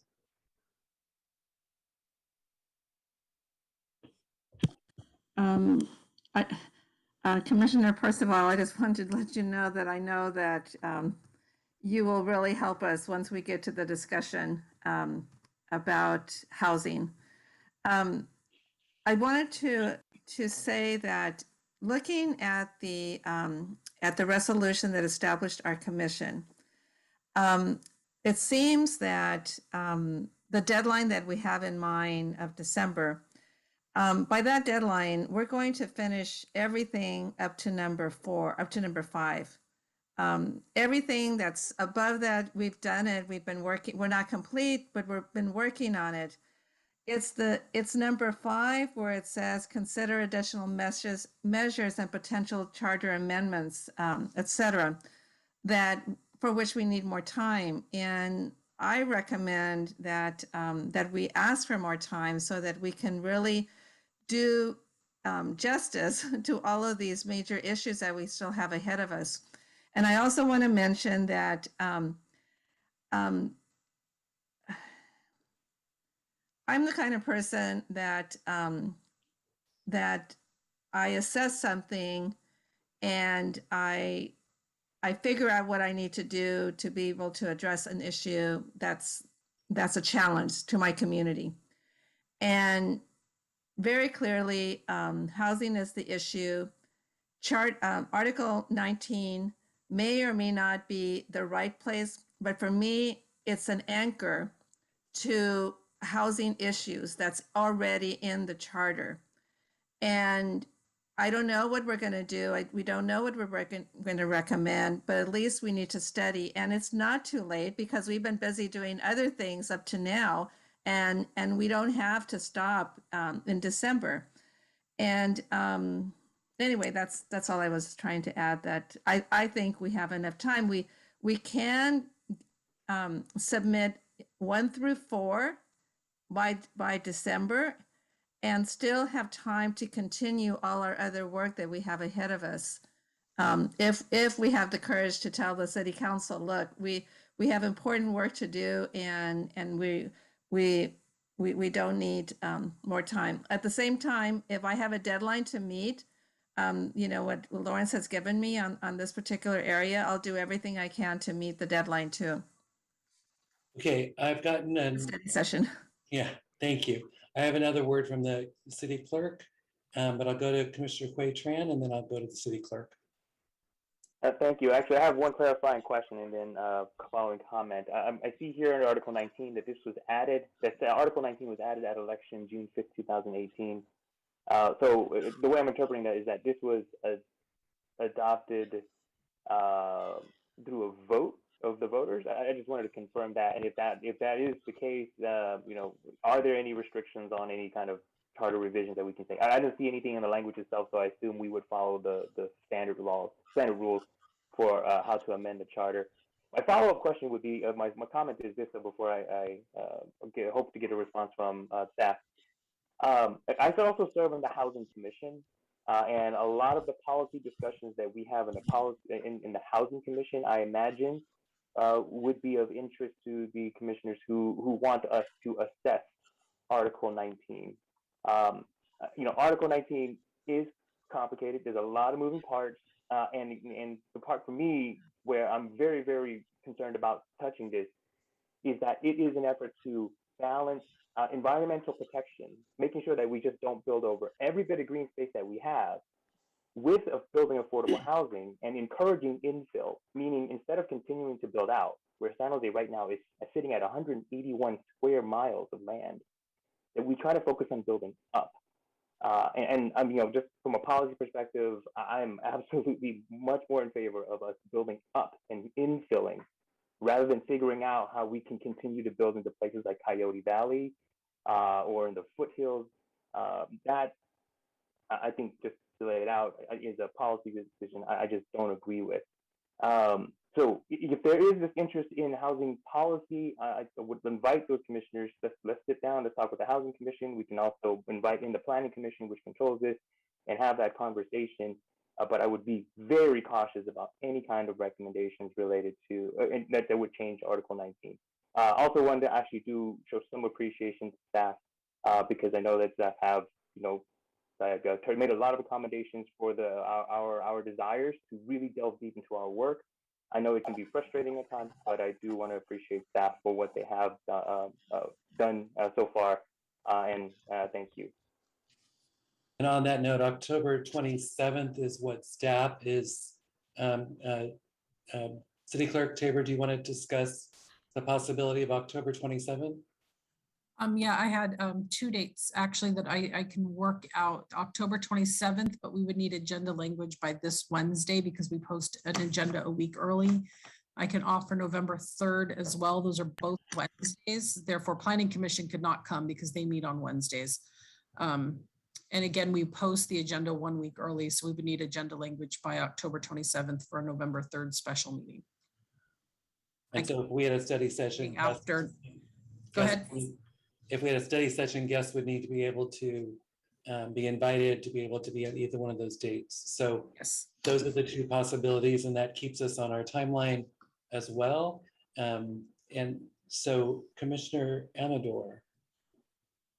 Yes, I also wanted to ask, is there a way, since it's been only Commissioner Fuentes, myself, and I know that another commissioner from my style was interested in participating, can we open it to more commissioners from different subcommittees if they're interested in participating as well in this?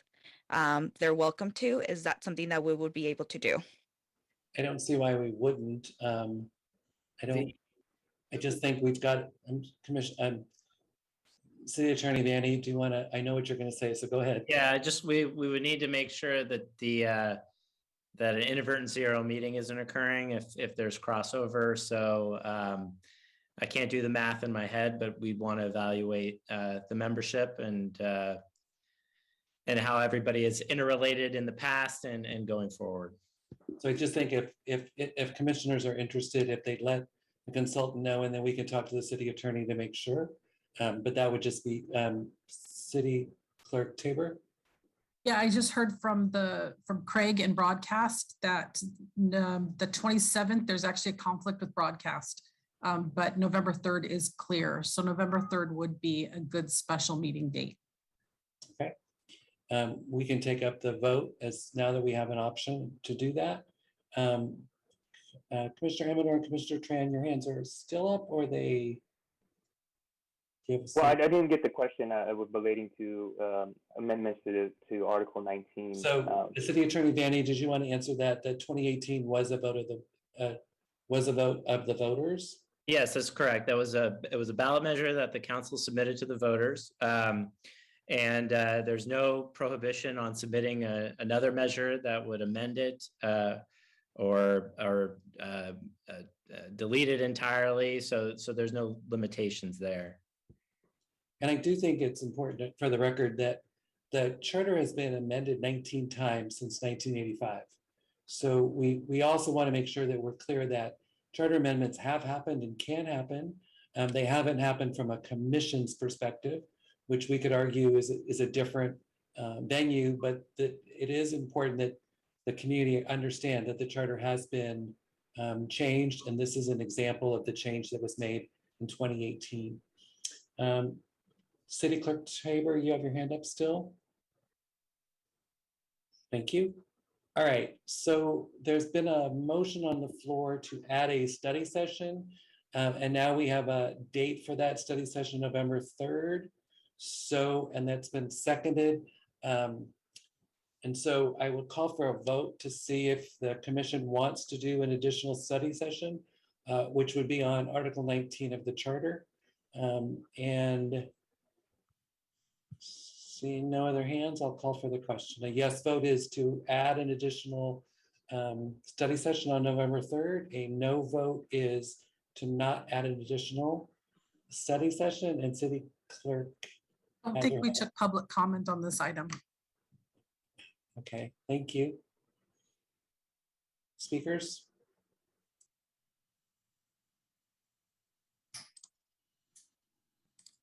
Peter Ortiz?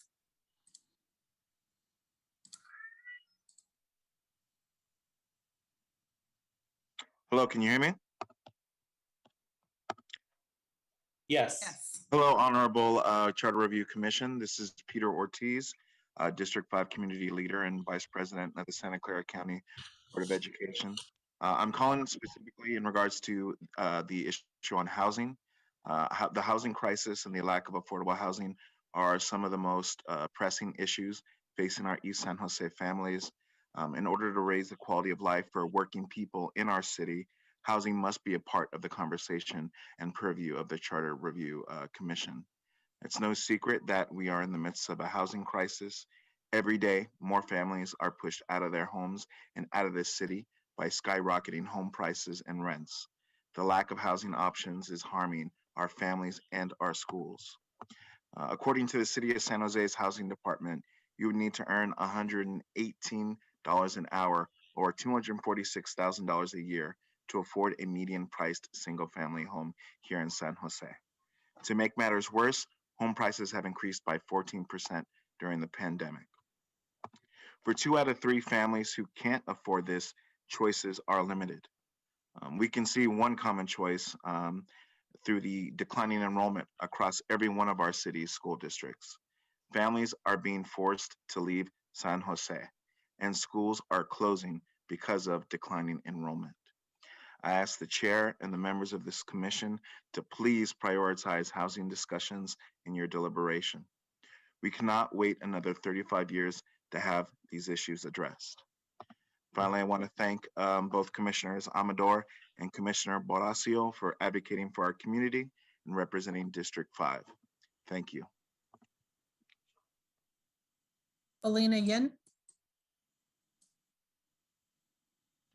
Evening, commissioners. We're nearing the end. I know that this has been a lot of work. However, I do support the motion to add another study session. I actually looked at Article 19 a few years ago, and I found it to be really interesting. And I know that it is very complex. There's a lot of different moving parts in it, and I understand the potential impacts for it. But I do find, that it's inspiring, and it could become, a backbone or a template for future housing legislation that can kind of, protect and have those protections of, there's words in here like quality of life and, protection of the preservation of lands. And I think that should apply to all of San Jose. How that looks like, I'm not really sure. I feel, that's what the study session is for. And yeah, if I could DoorDash you food and coffee, I would. And we're almost there. So I really encourage you to hang in there. And afterwards, we should all go celebrate somewhere. Okay, thank you. Have a good evening. Caller 5140.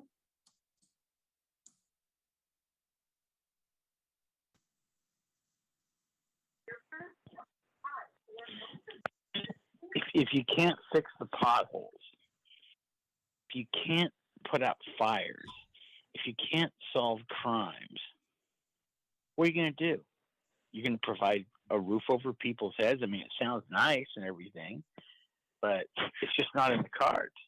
There's no way that you're going to have enough money based on the market value of the properties that are here and the high cost of construction, especially now with the supply chain shortage. I can't imagine what it's going to cost to build places in the next 5 to 10 years with this sort of inflation, especially with an administration that doesn't understand supply chain issues. And oddly enough, I mean, the whole city council seems to support this federal and state administration. It's been a disaster. And I don't think people realize what the cost is to provide opportunity housing or equity housing or low income housing. There's no way the taxpayers are going to be able to pay for this, even if they want to or vote for it. It's not going to work. There's just not enough money, and the city is so mismanaged anyway. Them trying to put a roof over your head is quite laughable. There's not enough books on a library shelf. Our first responder services are just awful, and we spend billions of dollars. And but the ideas of building these urban villages and road diets, they want to do all these things, thinking that this is going to benefit housing. It's not going to really benefit anybody but developers and people.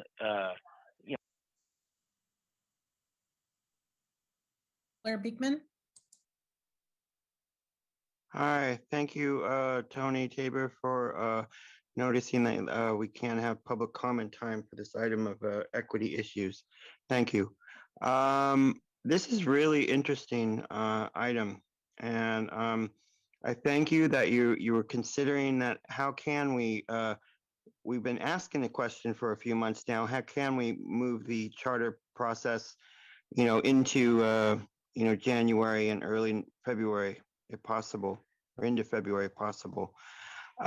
This is an item worth consideration, and I think the ideas of reimagine earlier, these equity ideas were brewing underneath. And is it possible to connect, these housing equity ideas and the real importance of, extremely low and very low income and mixed income ideas? I really hope that just can become an accessible open language. We talk about issues and not the building of more, market rate housing. That's just continuously what we do and how we talk about issues. Why don't we talk about ELI, VLI, and mixed income? And how do we connect these things to, the equity conversation develops into, the reimagine conversations develop into conversations of, the land issues around Ohlone issues, and how that can relate to neighborhood equity of San Jose, and how that neighborhood equity can relate to issues of green sustainability. I think there's ways to connect all these things, hopefully in the next few months. Maybe we can create more broad brushstrokes for the future of the charter. I think that can still happen and be interesting stuff. Good luck how you can work on it and to extend. Back to the chair. Thank you. I'll call the question then. Is that the vote is to have an additional study session on Article 19 of the Charter on November 3rd. Commissioner Marshman, just before we take the vote. I would like to clarify exactly what the study session is on before I vote. Is it on housing generally, what we could do, or is it mostly on Article 19? Can someone say what exactly would be studying? No? Okay. Yes, this is Commissioner Amador. I think it would be on housing in general, like we talked about before. Like Commissioner Fuentes said, right? This has been an anchor. Doesn't necessarily mean that we are going to change or propose any changes in there, but that it is something that we have anchored ourselves into, but it's going to be on housing and how can we, are we looking at different charter amendments throughout the country that have supported affordable housing and the preservation of land and communities.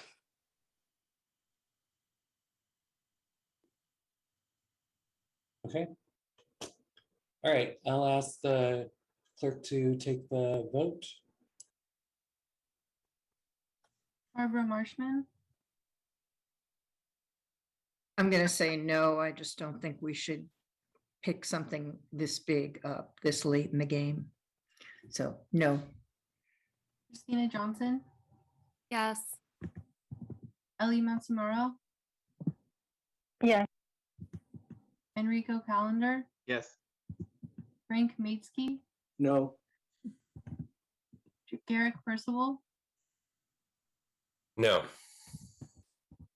George Sanchez. Yes. Hui Tran. Yes. Jeremy Bruce. Yes. Jose Posadas. Yes. Lynn Diep. Aye. Linda Lizotte. No. Luis Barocio, Yes. Magnolia Siegel, Yes. Maria Fuentes, Yes. Sammy Robledo, Yes. Sherry Segura, Yes. T. Tran, Yes. Tobin Gilman, No. Veronica Amador, Yes. Yong Zhao. Yes. Thank you. That motion passes. Thank you. We're with the consultant that's setting up our November 3rd additional study session. Okay, I'm going to move us to old business and to our final reports. Just as an FYI, I want to make note that in the package you received that our community engagement update, those things that we had talked about at our last meeting, those have been sent to you. And if you want to refer to the progress that's been made at our CBOs and the outreach that's being done for the 11/6 public hearing, as well as the updating of slides and materials that are ready for presentation. So if you're going to be making presentations for within your council districts, slides have been prepared and will continue to be prepared on recommendations like for tonight, votes that we've taken. And so I would see Lawrence, especially if you're looking at making a presentation, those slides are ready. Report from the clerk. I have nothing to report. And anything else from the consultant? I think that's it. Just that we're going to be meeting with the CBOs next week to make sure that they are prepared for the last public hearing and that they are getting the word out to their communities, constituents, and helping you all connect with the public. Commissioner Amador. Yes, just to mention back for any commissioners that do want to work with Commissioner Fuentes, myself, and Commissioner Sao, they would go through you and through Mark through. I would ask that you contact the consultant, let him know, and then he can double check with City Attorney Vanny, just to make sure that we don't have any conflicts with the Brown Act. All right. We're now going to move to open public comment from the public on items that are not that did not appear on the agenda tonight. The clerk can call the first speaker. Blair Beekman. Hi, thank you. Blair Beekman here. You know, real good luck. I'm really sorry that I still don't know after all these months what our fate is going to be in the next couple years about earthquake. But to remind yourselves and hope that you guys can talk about the issue, you can be clear with each other what your feelings are about what, like, say, the year 2023 will be about. And it can help you prepare, I hope. And I hope it's a way that we can all better prepare. And it can become a more open subject and we'll be less confused in how to talk about such issues. I hope I'm wrong, and but I feel I need to offer it as a way to offer dialogue of possibly what to expect. And it's important in a strong mayor questions around emergency. I hope there can be what I tried to say, just a sliver of a way to still be considering the idea of a checks and balances form. That can be a responsibility of a city council, basically, and maybe give the mayor just a certain power to be able to ask the city council, can we override a city manager decision? And I know that you guys already are thinking about these things, but just the fact that if we talk about this more now, then it can become a more regular practice within city government, and they can be aware they have that choice. Maybe that's all that this issue needs to offer in the future. Good luck. Oh, the San Jose Sunshine Ordinance from 2007, it's an awesome example. It's like an early surveillance and technology ordinance from the ACLU, that if we have good preparedness practices beforehand, that's half the battle of how to talk about the future of emergency issues and civil issues. Thanks a lot for the meeting today. I really hope you can prolong some things past December and into the springtime. Caller 5140.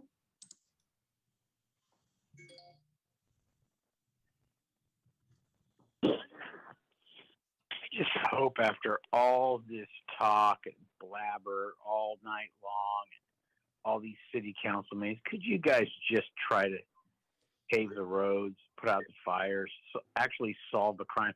I don't think San Jose PD's ever solved a crime in their entire history, unless they try to maybe beat it out of a suspect. It's just this has got to be one of the worst run cities in America. One of the wealthiest places that has a huge tax base is completely squandered. I mean, it's just sad. I mean, go look at the downtown. It looks like, I mean, COVID didn't kill the downtown. The city council and mayor killed the downtown. Look at the boarded up and papered over windows. It's just terrible. You know, what are the there's no business down there. All you see is for lease, for rent, for sale, out of business. It's just sad. And the city focuses on the most inane things.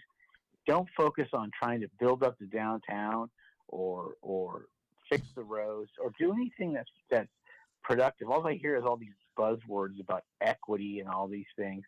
There's no way you're going to have equal amounts of people getting the housing and all the freebies that they want. Somebody else is always going to be in line or have more political connections to get the free stuff or the kickbacks or the housing or whatever. I think people on the city council and the people some of these people on this committee tonight actually have some good ideas. This is one of the few times I've seen the city do something decent. At least people vote no on ridiculous things that are proposed. The people who vote yes, forget it. You guys are going down the tubes. I mean, this city's going down. This state's going down the tubes. This country's going down. Alina Yin.